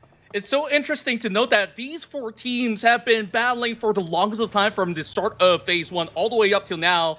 And it was E36 that finally closed a chapter upon them, where Bleed was being very optimistic by playing a little bit slower that they will catch out with Esports, as well as some of all the other Indonesian players that has been hoping to cut across. And sure enough, they did manage to get those trades, but at what cost? Now, moving forward, it's PMA, barely surviving. 21 has been massive if you look at how he's been playing today. The biggest fragger from PMA, getting the most kills. Despite Zennan already out of the way, Dashushu, 3 eliminations in the bag as well. He's going to be very happy with that. They've been marking the other members of Extraordinaire, not allowing them to get into the circle itself. But the same thing could be said about PMA themselves. If they want to go further into the circle, they have to worry about these yanks. They have to worry about PE. They have to worry about SGD as well. And on top of that, E36 rushing forward with vehicles, also very terrifying. They're coming forward. They're coming through. Pure Boy goes down. 21, very quick on the reaction. Gets one knock, and he's going to be answering through. Sylphia eating a lot of damage. Dashushu playing this terrain perfectly. Gets one more for himself. And Enter Force 36 cannot survive another round. He's just a master of spraying with the M249, and he just leash all the lets that's necessary. PMA is now hugging by the edge of the zone, though. They don't really have too much time to go in for the reset because all the other teams are surrounding them as well. AAP is also closing in. PMA stuck in the gutter just by the water tank, so SGD will leave them be and deal with them a little bit later on. But in the center full of the city, we are seeing Trust, Antic, having a really good spot to dictate who comes into the center of El Pozo. Shakatoy holding it true. Mingzi just hoping to find more of all these damaged members of the side of PMA, but PMA, they just hold back. They can't really do anything unless if they clear some members of these EX. Oh, it's these EX. I see Saber taking quite a bit of damage. These EX loves these fights. The same could be said about PMA. PMA, it feels like they've been taking fights after fights after fights throughout the entirety of this map. They haven't had a single moment to breathe. But slowly but surely, the circle pulling toward the northern side once again, forcing so many teams in the southern side to go for that rotate. Needs to come through. PNC, DZX, 1 pickoff each. And these are all fights throughout the entirety of this southern side area. It's not a one-on-one. It's a multiple team fight. No one knows who's who at this point. It's a free-for-all. It's massive. Hachi goes down the other end of the map. And now for Xavier, he cooks up another day. He's throwing it down. Finds no one in the terrain. And he rushes up forward. Unable to do anything. Dashushu is so low. Not sure how much more utility he has. But he's playing and just holding it on in the smoke. Nice little toss of the nade. Oh, he heals up right in the nick of time. Oh boy, that was looking very, very close there. The Shushu, he's just right through the smoke. Can Xavier actually spot him? He's looking the other way around. Oh, it's subsiding. Who's gonna get it though? Savior, the blue zone's also closing in. Does not look good for either side. But PMA will be denied. Savior, can he find any resource at all? He tries to heal up, but he will bleed out. I don't think he has time. Oh, yes, he does. He still survives. He's been doing this, clutching this out. Has to go into the circle very, very soon. And he makes it. Pain does go down eventually. Lock you up, looking good, but can't do more than that. Found in the end by PE as you rotate to the circle. But look at this angle Suspect is playing. He knows there is one player very, very close. He's set up and ready for it. Nice crossfire with his teammate Dusky as well. Both teams stuck in a Mexican standoff. It's all about who does that misplay first. Footsteps gonna be set up by Kalbs. So it's all about just trying to find the right timing here for both these teams. Crazy 9, does his head pop forward? No, he's playing very well to hide inside of the line of sight. It's so difficult to actually spot out where they're going to strike from the corners of the arena because there's so many entry points from the staircases. They're just going to hide into some of the locations where Panic, once they do exit, they might just be caught up in this crossfire against Pentados. So it's going to be either or, depending on how they manage to handle the situation. Oh, this is looking pretty bad for them. Yeah, Thrust looking good. They're right smack dab in the middle of the circle. They don't have to move around, and in fact, their position gives them a lot of value because they're able. They not only do they have a compound, they're able to just really stop rotations coming through. Anyone who's trying to get, who's in the middle of the fights, they can just kind of pick them off one by one. The same, the same usual stuff that we've been seeing the entire night. But speaking of what we've been seeing the entire night, AAP from the northern side, look at that. They're still very, very healthy. They've come out straight into the northern side of the circle, and no one has been stopping them despite the amount of noise they've been making to the north side of the area. Yeah, and they've been silently approaching a lot of all these team fights, and they only lost one. Meanwhile, Suspect finally find the angles, but the smokes currently the tracks will still be a spray connecting through the smoke, knocking one down, but there's still another one to go. The trade's looking good. Dusky with this. No way, Jose. Panic that survives. Jump shot was disgusting. Oh man. It was just so quick to react onto that. Instead, they're also getting a pickup for their teammates. And on the other side, Entic just now, I think they've been holding on to quite an area for quite some time now. They're playing a 3-1 formation. They're playing just 3 members inside a compound. They're able to get some pickups as people kind of rotate into the area. And despite these late rotations coming in from Archangel Predator, because they're from the northern side, no one has been stopping them at all. And they're putting in a lot of damage onto the other members of Unlucky. We've been talking about Unlucky a lot tonight. They've been very, very quiet, but they've done a phenomenal job of just surviving till the end. And I think it was because of the lack of reaction, the lack of noise they've been doing is the reason why they've been able to survive. They jumped down, sunny side up, immediately evacuating the area, understanding that Archangel Predator is close. But now crossing is going to be the issue here. You have no clue where or what terrain, what area, what floor there's someone doing this long-range fights. At least they do have a little bit of a hint of an idea as they manage to spot out some members from the side of AAP. They've been spending a lot of time over on the top end of the unplayables, but not really finding all too much. Now they're running towards the direction of Trust, which they might actually get into a little bit of trouble, but thankfully it's not going to be on the same block just yet. Might be able to actually spot some movements through those corners of the window as they slowly climb up once again. Unlucky, they're in the decent spot, a little bit closer to the center, and now Trust have taken notice as well. So with that area pretty much identified, how will they play this one out? Here's IMHack. Prepping up with the energy drink. Sunny side up is here, so they do have an idea where AAP is. They also know that there is Lucky up close by. Thrust is close by as well. So, all about getting that high ground. And the problem with getting this high ground is that repositioned after, but Unlucky, despite their name, they've been surviving pretty luckily, if you ask me. Yes, they lose players very early, that is Unlucky. But the lucky part about them is that they have these protocols when they don't have enough players. They play it very safe, understanding that aggression or pressure can be put in at certain times, certain rotations, when people are not able to shoot back. Blue zone coming close here. Blue zone nade as well, just to really clear out the front area in front of them. Sees nothing. Sans. Big. Finds Alec. Reducing the firepower that AAP has. CJ is there to go for that reset if they want to. But they're not reducing that pressure they're putting into AAP. So aware that bots is outside. They get one for themselves. You go in or throw in those nades as well. And CJ left all on his lonesome. It's gonna be a lot of pressure. I think he does get the I think they're getting the reset. I think they did. Yes, they did. Alec not able to survive a lot longer. He barely was able to survive, and that nade hit a home run as Antic, they're looking good and eliminating Archangel Predator. We thought that this run has looked phenomenal for the side of Archangel Predator, but Jeff definitely was on duty to deny them any form of entry at all into the center of the location. Now, what's really tricky with this ending is that there's wide spacing in between the streets, so if it does shrink all the way to the center, I mean, whoever moves in last might be able to actually reap all the rewards if they can find a high ground advantage. And it's unlucky having Impact to shred down members from the side of Trust.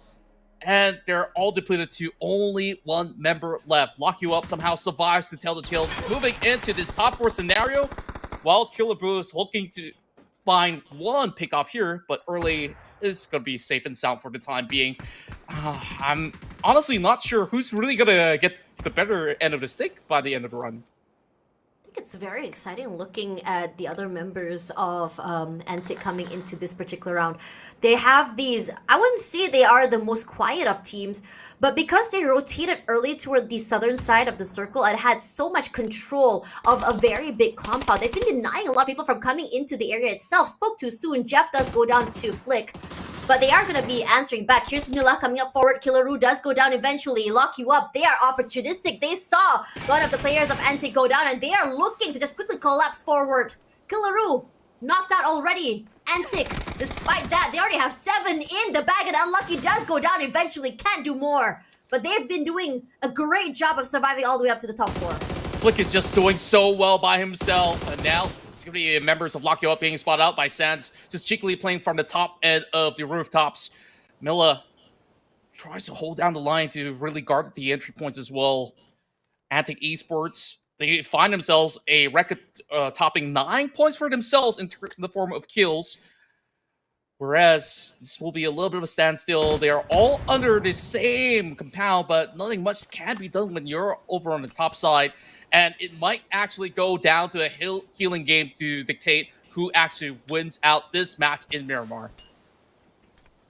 I think in this situation for Antic, they were looking really good, but their firepower is slowly dwindling. You can see Sans as well as Milla has just taken this really good hold, just being able to have the high grounds of this particular apartment complex, and they're making sure they can play off each other. Luzo and Nate just to really dink them off the side. Not happening quite yet. They know that Flick is close by. They saw him further, but this smoke setup gives them no info, nothing in fact. It's just about waiting if he were to just rotate out. And the same could be said about Lock You Up, honestly. They're just keeping very quiet. And I think you might be right here. There you go. The blue zone nade used up just really to displace Milla from the area, but Sans had all eyes on Flick, and now we're down to our final 2. A 2-on-2 situation, and now, because of this terrainous area, they're gonna be forced to fight in the open. This is looking a little bit awkward. He has to make the jump right here. Milla and Millie spotted out, and this looks pretty bad. We thought it was Antic, but my, it's Lock You Up that brings one home. Lock You Up looks so good, understanding that the lower side of these buildings would give them the value. Understanding that repositioning themselves as soon as a single shrinks from the top side of the buildings are gonna just cause them a lot of pain, and that's exactly what happened to Antic. It looked so good for them. They were looking great. They had 4 players still left standing. The other teams only had 2, and they're understanding that, okay, we don't have to do anything. Just keep quiet, let the other teams deal with Antic. And because of that, Antic's firepower was completely dwindled. They can't do more than that, and they punish the other players who are on the top side of the area. Very well done regardless, but Antic, this is one of their best runs yet for tonight. It certainly has to be. And they've managed to actually farm the numbers within the city of El Pozo despite how chaotic it was. Certain teams have not been able to do so. But you know what? Let's take a look at all the chaos that there is in our Miramar match with this highlight.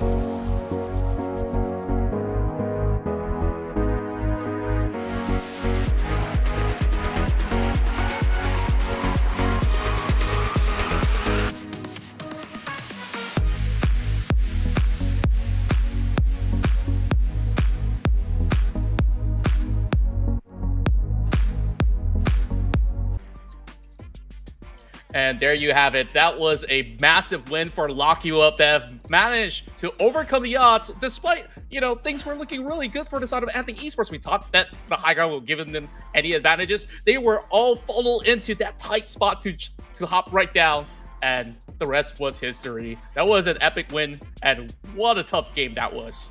Well, it's definitely a tough game. I mean, Urban Warfares are definitely going to be that way. And I have to say that for Antic, I'm really loving the fact that this is what we can expect to be seeing from them throughout the next few days as well. We still have another Miramar. I'm talking as though the day has ended. Come on. I mean, when you talk about that, they're looking really good. I'm really liking the fact that they are understanding how exactly to play. It's just really unfortunate toward the last circle where they weren't aware that Flick was around and their firepower was definitely dwindled. But it's still a very good run for them. They got a phenomenal amount of eliminations and kills coming forward into that last one, so it's definitely going to be a fun one to see how exactly they're going to be approaching this one.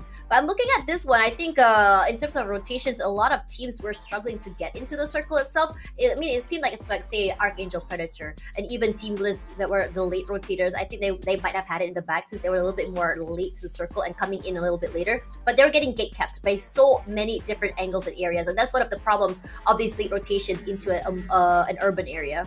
Yeah, even not some of all these teams have gotten themselves a little bit more of a central location. It wasn't exactly the easiest to play. You take a look at that situation with Bleed Esports, Red Sea, you name it, they were all locked in a bunch with nowhere to really go or even actually rotate over. So they were forced to play for a very late movement, but when we move into the top four, I think that it couldn't be played any better. This is one of the best rounds that we've seen coming out of not only Lock You Up, but also for teams like Antic as well as Archangel Predator. I think for Archangel Predator, I think we saw a lot of aggression coming from them, especially toward the northern side. They were taking a lot of fights coming forward, and they were really utilizing that terrain that they had in their advantage outside of the circle. They had a very late rotation. They looked so good because I think I remembered mentioning to you earlier, right, Contra, where they had so much space to play in the northern side, but because of their late rotation, it didn't allow them that advantage situation where they could set up early. Regardless, for Lock You Up, I think I'm gonna have to agree with you. This is one of their best runs, and the thing is, they've been very quiet throughout the entirety of today, but they do appear in these high pressure moments, and they deliver a good game. They did indeed, and now that's a massive 16-pointer that was gained for not only Lock You Up, but Antic at the same time, because of how Antic has been able to just bring in those kills, especially spotting out the entirety of Archangel Predator was giving them so much of a massive point haul from that point onwards. Now, I believe that the majority of all these players in Miramar has been getting a little bit more of an action from the start to the finish, but not so much for Team Blizz this time. Once again, falling short with no points to get alongside with Team Extraordinaire, which we saw some late rotation coming from Extraordinaire, and they were just devoured by the blue at the end of it all. But other than that, I was expecting a little bit more coming from teams like Red Sea. I think a lot of teams were chunked down by the blue zone, if I'm being honest here. It was just difficult to get into the circle itself. And there was only really one team that dropped inside of, not dropped, but was able to get in the middle of that circle itself. It's definitely, it's El Pozo, like it or not. And honestly, that was Red Sea's drop spot, but because another team had kind of crashed the area, I think it was Kalian, Squad Kalian was there. They were forced in a situation where they're not able to get to where they needed to be very early as well. And the same could be said with Bleed Esports. I think we talked about how they were really trying to just take advantage of the fact that they had a terrain to play with. But because of the late rotations and also the idea or the fact that you're on that terrain, rotating off that as the circle chunks through has been a nightmare. And we've seen it happen to Team Blizz as well as it kind of got into circle. We've seen it happen to AAP, and we've seen the same thing happen to Bleed Esports. Yeah, and after such a massive point haul coming in from that past round of Miramar, certain teams find themselves a chance, a shot at getting themselves into the Esports World Cup qualifications, but there's still plenty of games to be played out. But when it comes down to the points, I do see 3 teams now tied with 23 points, and one of it is Antic Esports. They share that alongside with Team Blizz as well as Trust. So the teams coming from Oceania, they're just really trying to climb out of the rut here. If they can make it to the top 7, great. They also secure themselves a spot at the PGS APAC as well. So with that being said, Tash, It's been quite a run for today, and here we are getting ourselves ready for our final match of the evening here in PMS Day 1. It's looking rough for a lot of teams. I'm quite surprised at Team Squad Kalyan as well as Extraordinaire, which had quite a strong run in the group stages. Now finding themselves at the bottom, they haven't been able to find an answer quite yet, but perhaps this last Miramar might be that for them as well. Regardless, coming into this one, I'm very excited coming here because when you look at the current stats so far, PMA and SGD, despite their very rough run in the last few maps, they're still maintaining their top spot. They're still able to consistently find points. Yeah, and they've been able to do that by just going for a couple of pickoffs and having a decent placement to actually close out the run. They were one of those that were part of the casualties heading into that previous battle of El Pozo. I hope to see something different because that urban ending was treacherous for those players out there. Now we do have the flight path coming from the south, heading all the way into the corners of Alcantara ruins. So I guess this is fair play. Almost majority of all these locations will be out of the free access. So we won't be seeing too much of a different stance of bouts. But the last we saw, Minas Generales had two teams. Let's see if we're going to get that again. But PMA, they're going for a wider spread instead. PMA, I think if we saw just now, PMA had the same drop spot as Team Extraordinaire earlier. They were having these early fights. PMA was the one who actually punished Extraordinaire for being close to them. And this time around, PMA, not only is it a wider setup, but they've moved out of the way. And Extraordinaire going in for, I believe it's a 2-2 formation. Yes, they still want to drop nearby, but this time around, they're making sure they're not even close to PMA very, very soon. Yeah, I think this is for the greater good as well. PMA, they're also choosing to be looting a little bit closer to Cantera so that they could just also secure themselves those early vehicles. And look at the very initial zone that has appeared. We might get a little bit glimpse of a deja vu. It might go back to El Pozo, but the chances are it's going to be around the region of Picado, Power Grid, or should I even say a slight tinge of Chimacera to be part of the equation when it comes down to how this match will end up. I am so sorry to cut you, but I am really No curious. worries. I think we saw Lil Hud just now running all alone. He's actually so separated away from his teammates, and he's actually near Red Sea's drop spot. I'm trying to figure out why exactly that happened. Maybe perhaps to scout all alone. It is very high risk, but again, for Unlucky, they are a team that tends to end the game with only 1 to 2 players left, and they still make it in top 4. So I am curious to see what exactly is the mindset here, as Bleed will be the one in the middle of Monte Nuevo. Yeah, perhaps that form of method is to ensure that certain areas are being cleared off so that you can relay back to your team to tell, okay, if you want to take this as a checkpoint, you could do so. So you have a little bit more options to play out some of all these late game potential fights. So that being said, I'm still hoping to actually see more coming in from that specific team because those rounds that they had overall, especially earlier today, wasn't exactly all too convincing of what the team really has to offer. So hopefully Unlucky could just show us a little bit more feistiness from time to time as well. Meanwhile, I do like the fact that when they do survive towards the late game, despite how many members still surviving, they always put up a good record. Thresh was not able to get to their usual drop spot over in Truck Shop, so they're dropped down actually on Resort. It is empty, so they're gonna be happy with that. Not too far of a rotation for them. If anything, a lot of teams are very close by. I think the furthest team away from this circle is to Puerto Paraiso, which is Lock You Up. Now, curious to see today how exactly it's going to be going because I think in terms of drop spots, not a lot of teams did do any changes on how exactly they're playing this.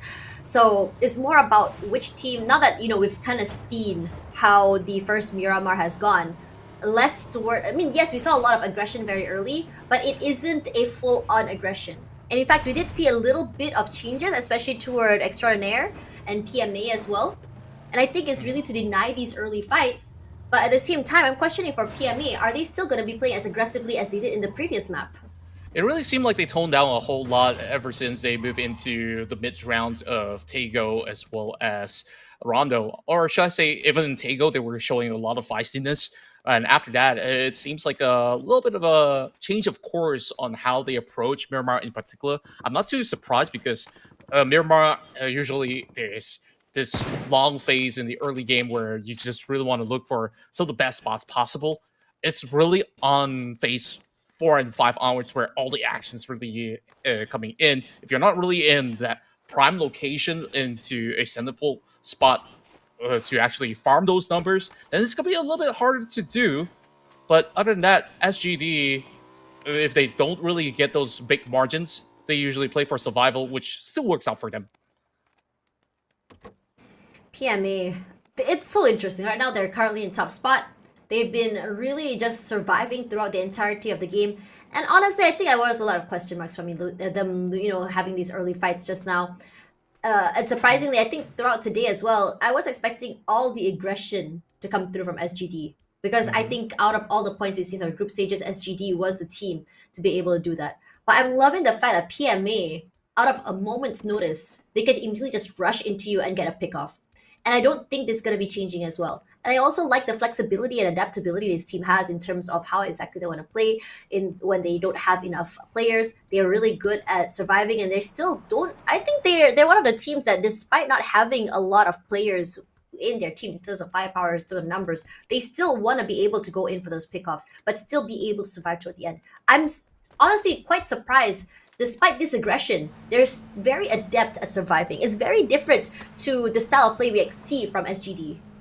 Yeah, SGD is definitely a little bit more rowdy on their approach, whereas PMA, I think all these shot calls come from, well, their staple players that's been staying in PMA for the longest time.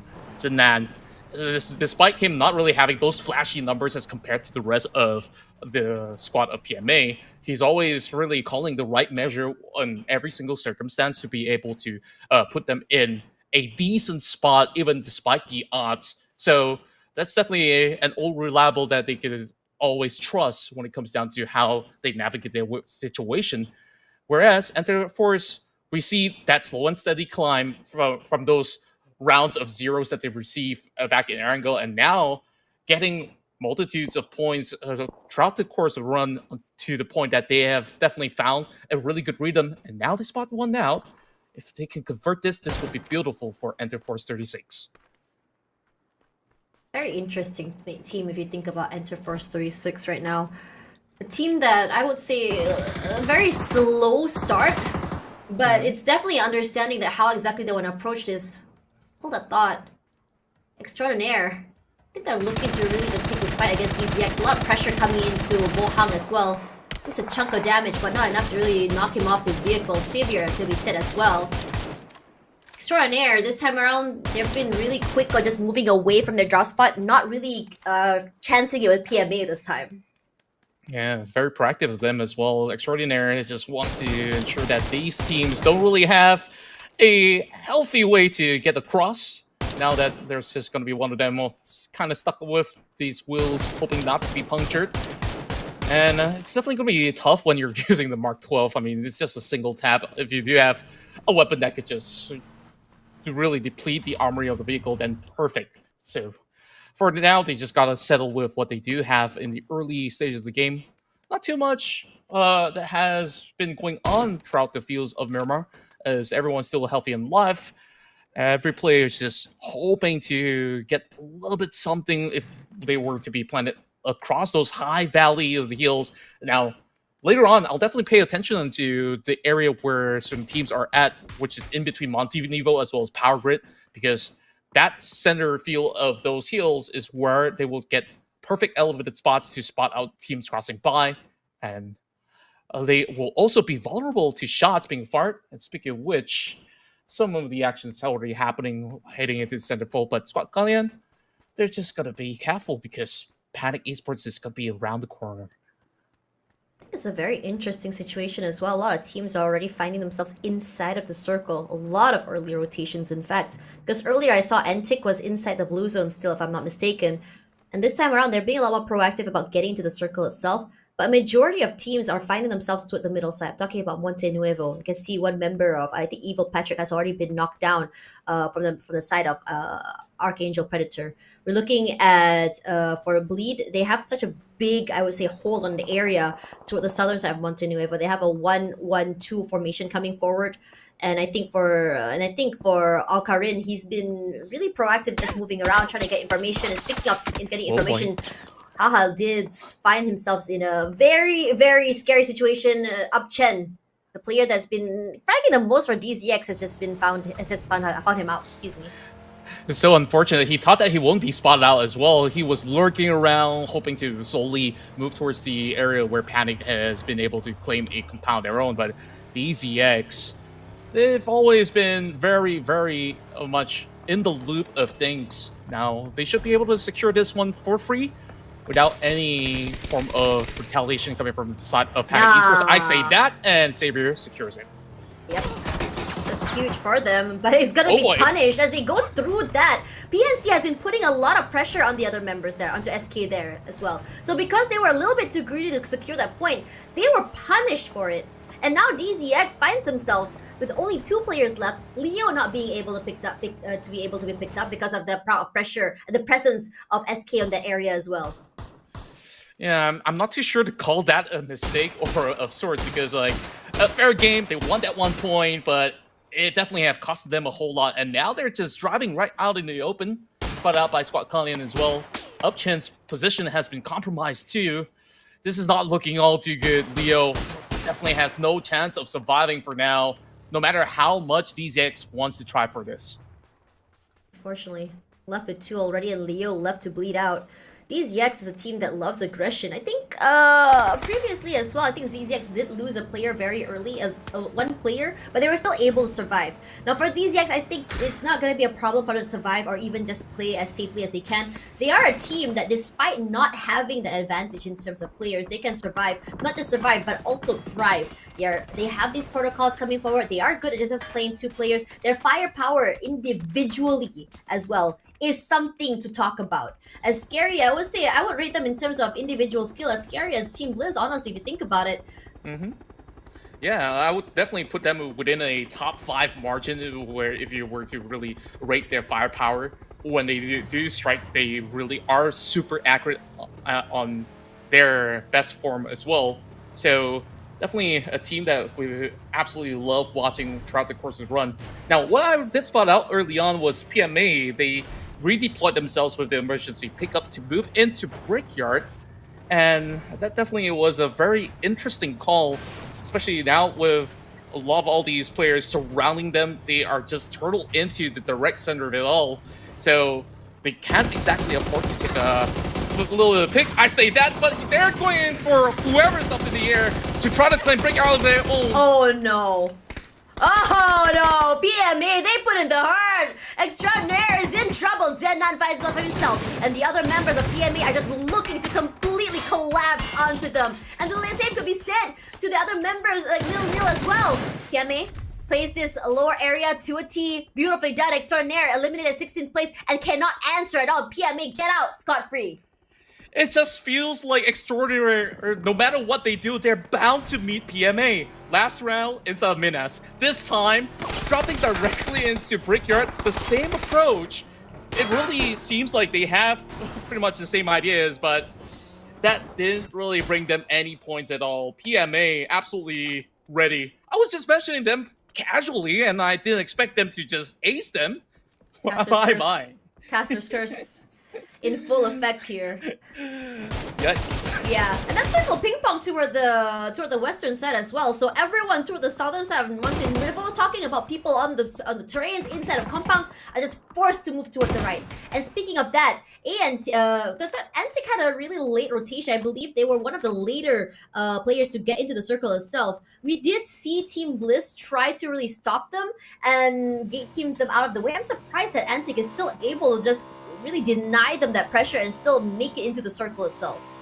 Yeah, this is going to be pretty tough for both Antic as well as Team Bliss, because they're just hugging by the edge of it all. But the good news is they're still inbound over on the course of where the circle is currently at. So plenty more room for Cal and the rest of Bliss to actually play out from. They just got to keep in mind, within the city of Jumaserra, there's going to be a whole lot more pressure coming in, especially once they do move up the hills. There will be SGD and Eagle 36 that will be waiting on the wings. Now here comes Trust. The match to spot one out. Beautiful taps. Is he gonna be able to nail him down? Doesn't seem quite likely. So 6, gotta try again. Lock You Up has been really unlucky. Earlier as well, Team Bliss was also a team that has been really keeping them out of the circle. And now as they move up toward the northern side, they're met with Thrust. They are meeting with the other members of Red Sea. Speaking of that, Red Sea taking a lot of pressure from so many different teams. It's hard for them to get into the circle itself. High terrains around them. And as I said that, Zwan from Lock You In, Insight knocks him down as well. But not too sure what the other members of Team Bliss are going to be doing with that information. Yeah, they could just play it slow if they really want to, but if they want blood, there's plenty of it to claim by the corners of Breakyard. They're slowly approaching into the deeper territories of the hillside of Chubasera.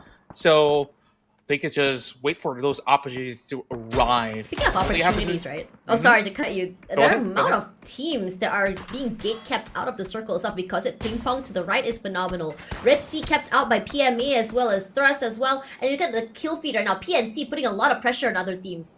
It's so hard when a circle ping-pongs this way. And on top of that, having to move out of a city, out of the terrain into the area. Almost terrifying if you're not on the right spot. Definitely. So Panic, they really dictate who really gets control over onto the far west. Meanwhile, Truz trying to book it. PMA almost thirsting down Ziggs off. Only 16 HP left, and here comes those grenades. He's got to move out of there. And oh, like that's perfect. So well done. Inside finds himself another knockdown, but hold that thought because Lunlun, he wants to push up forward. Spots out Flick. He's aware of anyone just trying to use their teammates as bait. And speaking of bait, you can see out of seed, all the rush of the other teams getting into the circle itself. Lock just ignoring the entirety of the fight, passing through. PME doesn't matter. Thrust Esports also doesn't matter. What matters to them most is right now is getting that space in that circle. But PMA, they want blood. Looking at Thrust here, Bless already knocked down. On the top side here, he plays this top side of the area very, very well. Flick gonna be moved out of the way here. Gonna be able to secure the kill. And on top of that, a nade just really secured the last player standing. PMA looking very strong. They're here with the vengeance and they want blood. 9 kills in the bag already. And that was one of the cleanest ones that they had, and they had plenty of options. The moment that he climbs up the hill, it was like, wow, I see about 10 players out there, but let's lock onto Trust. And there's just nowhere that Trust could actually go. Started off with a grenade, ended up one as well, coming in from Zenan. And PMA looks absolutely unstoppable. Now, let's take a look at Pitedos Esports as they manage to secure one of their own, taking down Elgin bots as the rest of AAP responds. AAP has had one of the roughest rotations today. This team has coming in from northern side slowly but surely made their way into the circle. They've been in this fight against PE for quite some time now. A lot of pressure onto them. All they have right now is already one member out. They have a 2-1 formation. And because they're playing so far away from each other, it's going to be hard if their teammate were to be knocked down. And the same could be said for the other members. Hold that thought, because right now PMA makes their way to the circle. And despite the amount of pressure put onto them, they play so well with the terrain. Their car hasn't blown up yet, but the one waiting on the top side terrain is going to be Team Bliss. I believe that Akita has managed to also see where the bullets are coming from as well. So Zenan only gets a short glimpse out of it. The rest of Team Bliss should be alerted about their presence, whereas if he's going to find a little bit more unlucky securing Sunny Side up, that's going to be that north point that has been dictated by the rest of Panic, or should I say the west instead. But Panic's not exactly in the zone just yet. They really have to pummel through against the Japanese squad. Now, that's one big nade, but can they find anything at all? Panic making the world panic. Bunch of nades coming through as well, and using that blue zone nade is to clear out the area. They know no one is there already. So playing it very close, seeing if anyone will come up. Nope, not happening yet. But the amount of information that's been cut off because of these smokes, not giving them a lot of value. They hear the sound of smokes. Pivy is so low right now. Wow. Hunt is the hunter this time, finds Dusky. But Suspect is there to answer back. Spots out 1. They're not too sure if he spotted out his teammate inside of the warehouse itself. Hunt does go down eventually. Pivy not able to go for that reset quite yet. Rushes up forward, will be punished. And the save could be safe for his teammates. The stun grenade does so much work. And Unlucky completely obliterates Panic Esports. Beautifully played. That was one of the biggest Flush that I've seen throughout the course of the day. Impact just does it all by himself, but here comes the drive-by as Bleed depletes the rest of PMA. They didn't even spot him out. Wow, just like that, they were all vanished. Almost deja vu, the way PMA went down, almost very similar to what they did to SGD in the previous round itself. But hold that thought, because it's Akita putting a lot of pressure onto Red Sea. But the one to be able to get that pick off onto Nikus is gonna be Bleed. Bleed has been unrelenting today, very aggressive. Ever since the pick up FTF onto Bleed here, they've been looking a lot more stronger than usual. Red Sea Esports does go down eventually. It's gonna be E36 that finds them. What a change of pace for this Japanese team. Yeah, and T36, they're the ones holding the direct center. No matter how these teams cut across these valleys, they're bound to meet with E36 eventually. And I guess Red Sea, they just full sent it and they just met their own demise. Meanwhile, SGD still in the middle of the pack here, finding a little bit of a pickoff. Mingzi doing a lot of solid work throughout the course of Miramar. Whereas Squad Kalian just got to squeeze by the edges here. There is players coming from the side of APE that they have to worry of. And they don't exactly have the tires. They're all ruptured and they managed to at least hug by the corners of the broken wall. They make it in though. It's just about surviving this particular fight. Jump peek coming forward. Jo not able to get that pickup. It's gonna be Teddy that puts the damage onto King here. So he moves out of the way.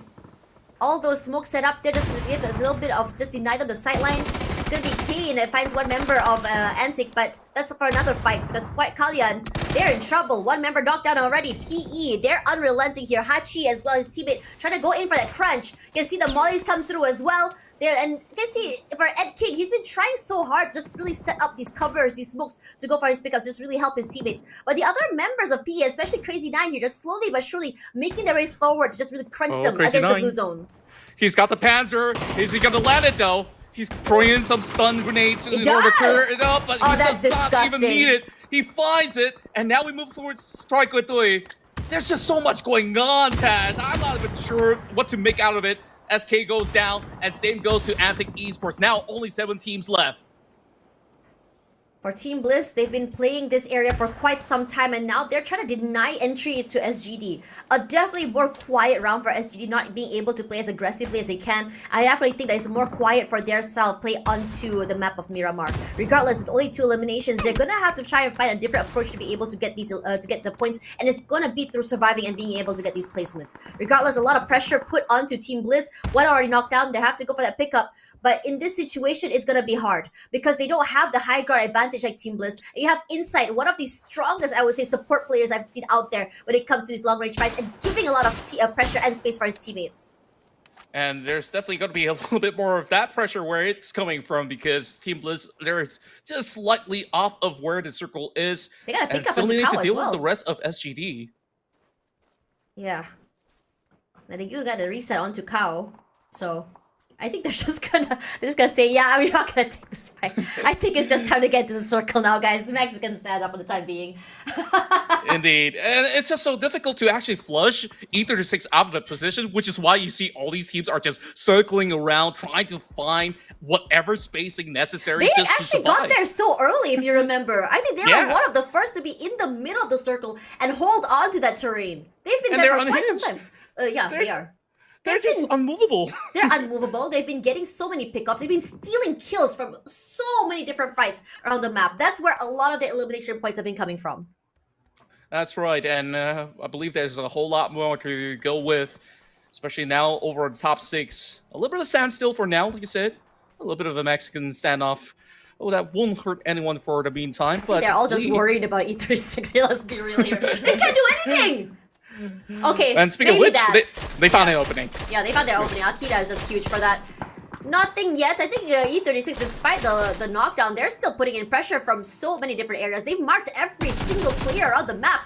Teddy does find one for himself from Lock You Up at the very least. So another point in the bag for Bleed for today. Trick as well finds Yuan. So for Lock, they've been I think they've been rotating so many times trying to find a way into the circle without success. And the same could be said about a PE.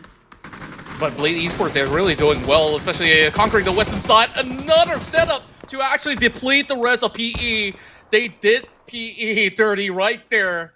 the same way that they shut off PMA and they could just go in for days doing exactly the same. Now, here comes your top four.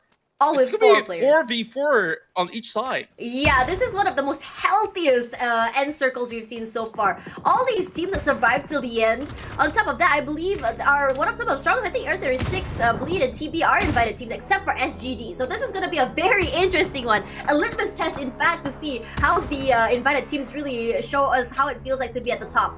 For SGD, this is definitely more of a quiet round for them. They're playing very carefully. They're a little bit late to the circle itself, but they're making sure that they're able to survive till the end. They didn't have a very successful last 2 rounds in terms of eliminations, and they've definitely changed the way they've been playing, showing us a little bit of range in terms of what they have in their playbook itself. But for Bleed, I'm loving the fact on how exactly they play these fights. They're able to just really completely collapse into a team and completely obliterate them, and it's very scary to go against a team this aggressive. And speaking of that, it's going to be Monte is going to take it out first. Yeah, Bleed managing to find that takeoff there is. These two teams lock horned, whereas the rest of SGD is also dealing not only with Eagle 36, but also whoever is coming in from the lower grounds as well. Inside, finding one in return as both Bleed as well as TB having 2 members on the ground. And this is not looking all too well for them as they try to squeeze through from that southwestern corner of the map. Regardless, here's Jervis. Still holding E36. They're trying to find a way inside. They're doing such a phenomenal job of holding today. But for K, he's all alone. It might be a little bit hard for him to be doing something. Spoke too soon. Pure Boy is going to be finding Trick here. So Trick does go down. A lot of pressure onto Bleed. I am so excited to see this southern side of the circle where Team Bliss and Bleed are just forced to be able to have this area hold and just fight each other to get into the circle itself. But for SGD, it's all about just making sure they can get into the circle itself, and they don't have to worry too much because they're understanding where the other members of E36 are. Regardless, for Alkarin, he's all alone here, playing very well for this side of the terrain. Spots out 2 members of Team Bliss and he completely punished for it. And the same could be said for the other members of Bleed.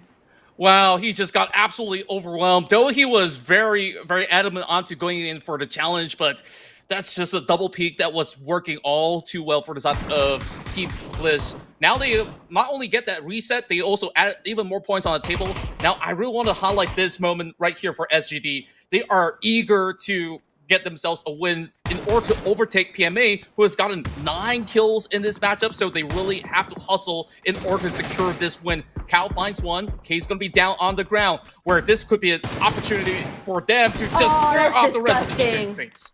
So very well done. Clears out that corner, finds a pickoff for himself. SGD looks a lot stronger this time around, a lot more confident. In fact, E36 eventually does go down, getting picked off 1 by 1, forced to move out of their compound they've been holding for quite some time now. And now we're looking at a 4-man versus 2 versus 3 from Team Bliss. Team Bliss, despite losing 1 already, they are definitely a team to look out for. They have a train in their full control. They have an airdrop close by as well, just to really set them up for success. But for SGD, it's all about just getting those pickoffs onto the other members of E36. Keen still holding on for dear life alongside his teammate. A high-low hold from the bottom side and the top side of the area. He props up that Molly. Pure Boy will be picking out. I think he did spot up Pain, but he's being very careful not to show off where he is. And for the other side of Team Bliss, Akita does find one. Lings as well does get taken out. And Team Bliss is loving the fact that they can just third-party this and just put in Pain from so far on the one side of the area. And it's pretty difficult for the member of E36 to hold true. He's pretty much stuck all alone up above. One member already being knocked down, and there's just nowhere in heavens where he could actually go in for any form of revival. And now Team Bliss is on the approach as well, and everyone's just going to be moving into the same compound. Akita is going to find Ming, and this is where Team Bliss slowly swarms them and choke them out. Team Bliss has been doing so well at their setup coming forward. They've been knocked out 1 by 1, but they're playing this very surgically. Members of SGD at the bottom side, E36 on the 2nd floor, and the 3rd floor is going to be in sight. His teammates, Waikika Mukau alongside Akita are on the other sides. So if any information is relayed, if they need a collapse through, they can. Playing it very safe here, but I don't think we're going to be seeing any shifts or movement until the blue zone is going to come forward. And regardless, look at how many people are inside the compound. Despite that, no shots quite yet. SDG playing this very quietly. He's spotting no one at all. This denial of information is just keeping everyone on their toes. And look at inside. He's ready to shoot. He's heard the footsteps of SGD here, and they're ready to answer. And this is just such a tall task for SGD to be able to win out this trade. Insight now gets a little bit of an idea, but he doesn't spot out Pain just yet. He could definitely hear those footsteps, and on approaching, Oh, very. he lets out some bullets. Yeah, that's a very, very safe peek by him. I think he spots 1 pixel out of place and he said, yeah, I'm not peeking that. I don't have the advantage in terms of peeking. Let's just move out of the way and see what happens next. And I'm really liking this very patient approach coming in from Team Bliss. Yeah, and just taking a look at how Cal positions, the moment that it does shift, or should it shrink directly into the open grounds, Team Bliss does have the advantage. E36 pretty much stuck though. I'm not too sure if there's going to be any form of a way that he could just slowly crawl out of this compound. But for now, they just happily allow SGD and Team Bliss to take each other on. 3 versus 3. Meanwhile, E36, if they could basically be a thorn in the flesh, they would. They're not though. They're keeping very quiet. Insight does eat a bit of that nade damage. Moves out of the way, Pain as well. But honestly, I think SGD has the highest chance here because they have the low ground advantage. But the same could be said about anyone. The nade barely misses Pain. Another one sent out once again. Smokes just to deny space. E36 pure boy. Last man standing for the team. The last hope for this Japanese team. And he is making sure that he can survive till the end. Perhaps become the kingmaker. Perhaps even survive till the end. And just allow these two teams to fight and just go in for that third party. Nothing is impossible in this situation because we are in the final circle. And it's just one of those rare moments where each team is just forced to play in a Mexican standoff. And here comes all the smokes here as they try to create this trail for SGD to force their way across, but Insight has already got this area pretty much locked out. This is beautiful. Gonna go in for a spray. No way! He brought it in. Let's go. Oh, it does not hit enough to put in that damage, but Pain does go down. Akita answers back, and so does Insight. Akita gets 3 for himself, in fact. Pure boy, take it out. E36 done. And Justin, SGD finds himself in a pickle. 1 for himself, but the other teammates of Team Bliss are ready to answer. 1 more point for SGD. MML trying to make it work. He's trying his best, but the circle not in his favor. And finally, a winner, chicken dinner going to the Aussies. Team Bliss ends the night on a high. And just like that, Team Bliss find themselves their second win. Oh my word. Insight's a mad lad. Where did he find that Panzer? Was it on top of that roof or did he carry it all along? And that play was absolutely genius. The right ideas, though it may not hit, but it definitely scared the life out of those members of SGD. And we thought SGD in that shack had a little bit of chance when they do push out, but it was big brain plays all across the table here from the Aussie team to be able to secure yet another victorious round.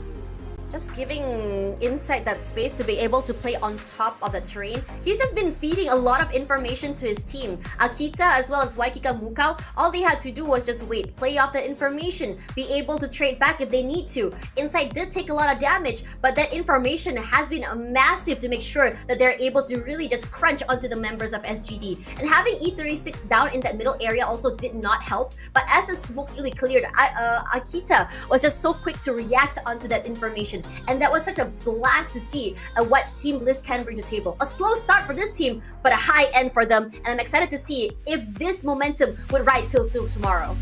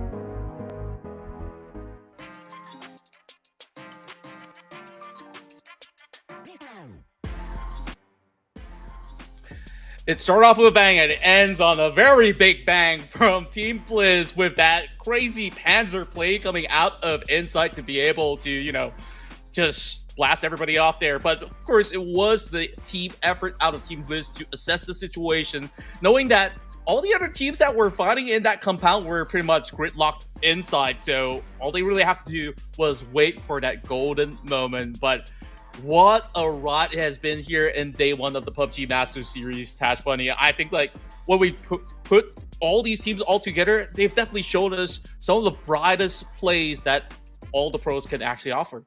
Yeah, it's really exciting how to see how each team has been, I would say, adapting throughout today. I think the answer is definitely clear on what we can expect to see teams coming in from the group stages. Would they ride the momentum? The only team that seems to be riding that right now is still going to be PMA as well as SGD, but the rest could be set to do the same. I think it's been quite dominating for most of these teams coming out today. I think every team had a highlight reel coming into tonight as well. But the invited teams do show us why they are the invited teams. Some of the most dominating teams we've seen so far, and toward the end of the day, E36 as well showed their claws, and I think it's all about just trying to readjust into play as well coming into today. I think Team Blizz had an adjustment period, and the same could be said for E36. Bleed Esports had a great start today, in my opinion. They played it very slow, but then the aggression start to be punished, and they really start to change the momentum. I'm really loving the fact that all these teams had so much range in how they played.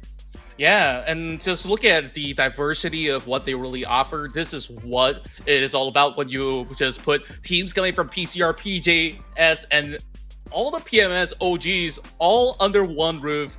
And we start to see this to be such a competitive circuit. You know, back then we'll have certain teams that will qualify and not really make too much of an impact. I would say all 16 teams today, even including Extraordinaire, they have some of their limelight moments as well, despite them not really being on the top of the podium at the moment. But hey, there's still 2 more days to go, and we'll see what they could possibly cook up when Xenox as well as Extreme takes the table for tomorrow. But I guess we really have to take a good close look into how the leaderboard is going to look like, because in that Final Four, these 4 teams have really shown us some really tactical plays in order to bring those hefty points on the block again. Yeah, it's gonna be a very exciting one as we go into tomorrow as well. I think we talked about a litmus test on what we can be seeing from this team today. I think we did have quite a good read on what we can expect throughout the entirety of this weekend. Haven't really seen what Archangel has to bring to the table quite yet, but if you're coming in from history, AAP has been a team to, I would say, warm up a little bit later and then suddenly just really knock us out of the park toward the end of the season. And I think, if anything, AAP is definitely a team that's looking a lot more hungry given the fact they weren't able to qualify last time. So coming into tonight as well, my eyes are definitely onto PMA and SGD for sure. I think they are a team that has really stolen a lot of the limelight for tonight. Bleed Esports a little bit more quiet, but our team, I think that if we looked at how it's been played today, they are a team that just completely just collapses on a team, and suddenly out of nowhere they're going to have 6, 7, 8 eliminations in the bag. And I think it also catches our observers quite by surprise as well, because you don't expect some of these kills and some of these fights coming into forward. DZX is also a very interesting one. They're very aggressive, but they find a little bit, I think they're very similar to how they play with PMA. But let's have a look at the top 4 teams that we saw in the previous map. And there you have it, with an astounding number of 2,862 damage to be done. I believe this to be one of the highest damage in any form of a fight that we've had in the top 4 throughout the course of each chicken dinners. And they just knew how to basically manage their resources to be able to carry out all that they need to just play out the end game for the side of Team Blizz, walking away with a massive win. And Bleed, like you said, I think this has been one of their more crazier runs, especially having so many catches that they've had just by holding on that high ground and just depleting all the teams that passes by. Yeah, I think for Bleed today, I think it's a very... it's hard to really say what kind of play they're bringing to the table, because they're so different throughout so many different maps. One map, they're super aggressive, and when the aggression doesn't really work, they change to a more, I would say, a more conservative style play. But enough talk about Bleed, because now I want to talk about Team Blizz. A slow start to the day, but I'm really liking the fact that this team is just able to adapt on the fly between each map. And you really get to see how they want to... Yeah, it was a bit more quiet on Erangel, but it does show, and what I suspect that this team has been doing very well on Miramar, and does show and why exactly Miramar is their playground. With 12 kills in the bag, with these long-range style plays, alongside their situations where they love to play in this 1-1-1 formation or even 1-2-1 formation, and having Insight give so much information and support to his teammates, it's just been phenomenal for them, especially setting it up for Akita as well as Waikika Mukau, I believe. Yeah, and then I'm just really happy to see Team Blizz just reaching to their peak of their form again, because we started off the day, they literally had close to 0 points to start off these rounds inside of Erangel, and by the time that they end, we see them thrive in all these massive maps, and they are the only ones here to secure a double chicken dinner for the course of day 1. So who knows, there might just be a win streak waiting in the wings, but let's add all the points together to see who's in the top 10. It's very interesting to look at how this is going to work. PMA and SGD, I don't think they're going to be moving away from rank 1 and 2 anytime soon. They've been fairly consistent despite not getting chicken dinners in the last few matches. They are very adept in getting in those elimination points. SGD has swapped from getting eliminations to placements itself. You can see a swap there in terms of how their points have been going forward. Now for Team Blizz, this is a very interesting one because they started the day near the bottom of the ladder, I believe, on 13th or 14th place if I'm not mistaken. Slowly but surely as Erangel ended, they started to climb up and up and up, and now finally they found themselves in 4th place. And usually for these type of teams, I expect them to really warm up on day number 2, at least from what I've been seeing throughout the entirety of the years that I've been casting. But Team Blizz, because they're adapting toward in every single map they've been playing, and they're very dynamic on the fly, they're able to just really readjust and move their way up forward. In fact, getting 2 chicken dinners toward the end of the day is a strong feat starting on day number 1. And the same could be said for Bleed as well. I think for Bleed, I think they had one game that was quite bad, then they swapped from being too conservative to very aggressive, and then they found their groove and they start to play this sort of like late rotational way where they're just gatekeeping before finally just collapsing into the circle in the end.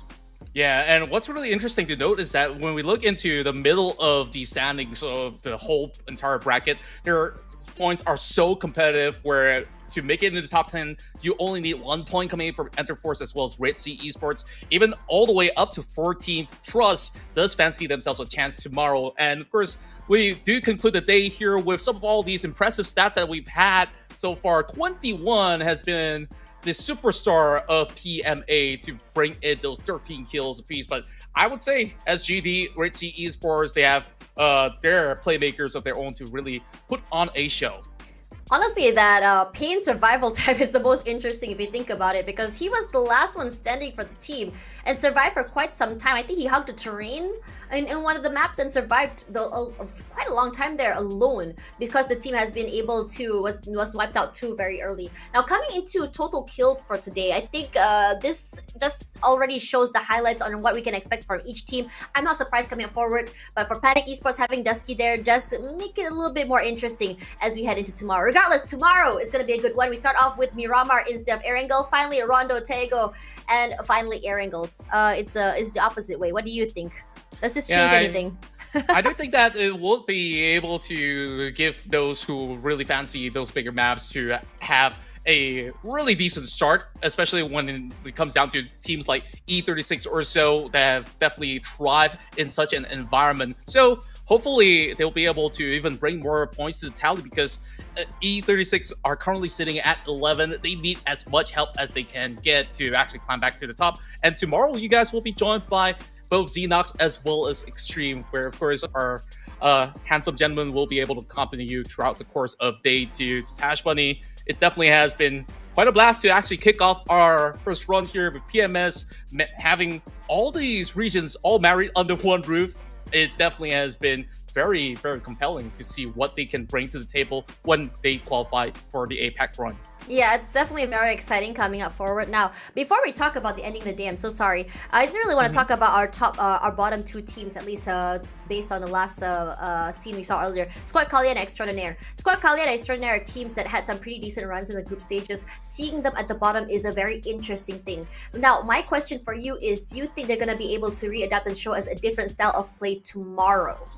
I do think that there is a potential so long as they can find a way to pick up at least one win. That's what will boost them into a position where they can finally contend for the top 10 position. Top 10 qualifies you to the Esports World Cup that's going to be happening in Riyadh, but what we're ideally looking at is a top 7 as well, where you get to go for a seeding heading into the PGS APAC, which is a whole lot more valuable, and also the ticket to Riyadh as well. So, well, it's definitely hard for us to tell all too much for now, but I gotta say that adjustments will be made by all 16 squads as they prepare themselves for the battle ahead of them, because Squad Kalian, they have the firepower. It's just how they managed their way into the final few zones didn't really look all too clean.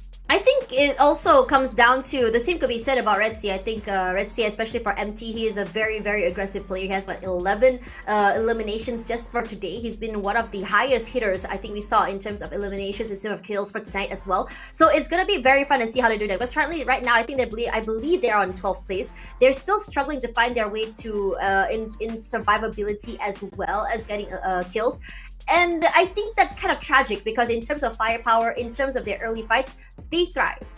But because they're not able to get more, because they're playing so aggressive, so high risk, high reward, in so many situations, they're not able to reset. They lose so many players so very early. And I think it really kind of like stops them in their tracks when it comes to them just getting to be able to survive till the end, being able to get those extra placement points to just launch themselves up the ladder as well. But coming as well, I think for Enter Force 36, they've been doing well in adapting their ways into today as well. Understanding that they're not able to take these fights, understanding that they're getting third-partied and just going in for an earlier rotation into the circle itself. I'm loving how these teams have been changing and changing up the way they play. But another team that I really want to highlight is Unlucky. We saw a lot of highlights from them, but it's always them being in an unlucky situation. But did you notice they've been surviving? Yeah, did you notice they've been one of the teams that has been really adept at surviving all the way up to the top 4? Yeah, that's what I've taken notice as well. In terms of kills, they're not really the flashiest. They take what they can get in some of all these close range altercations, but most part, you see them somehow making their way into a top 4 in multiple maps already. But other than that, I think one of the biggest teams that have been able to get themselves back into a safer spot, I gotta highlight Archangel Predator, because it was worrying signs through and through those first half of the day, and then come to all these big maps, Archangel Predator finally finds themselves that lifeline play in order to get not only high volume of kills and also placement points to book out as well. Just lacking of a win, but just slight adjustments will definitely do these teams all kinds of wonders heading into tomorrow. So I am excited. I can't wait to see what really would be the changes to be implemented by these teams. Yeah, I'm so excited to see it tomorrow as well. So regardless, ladies and gentlemen, thank you so much for spending time with us tonight at the PUBG Masters Series 2024. Day 2 is coming very soon. Do come here to be able to not only just scan your QR code for the 300 G coins coming into tomorrow, but also give your energy to each team tomorrow as well. Excuse me. I'm Tash Bedalsai Contra. Good night, everyone. We'll see you guys tomorrow.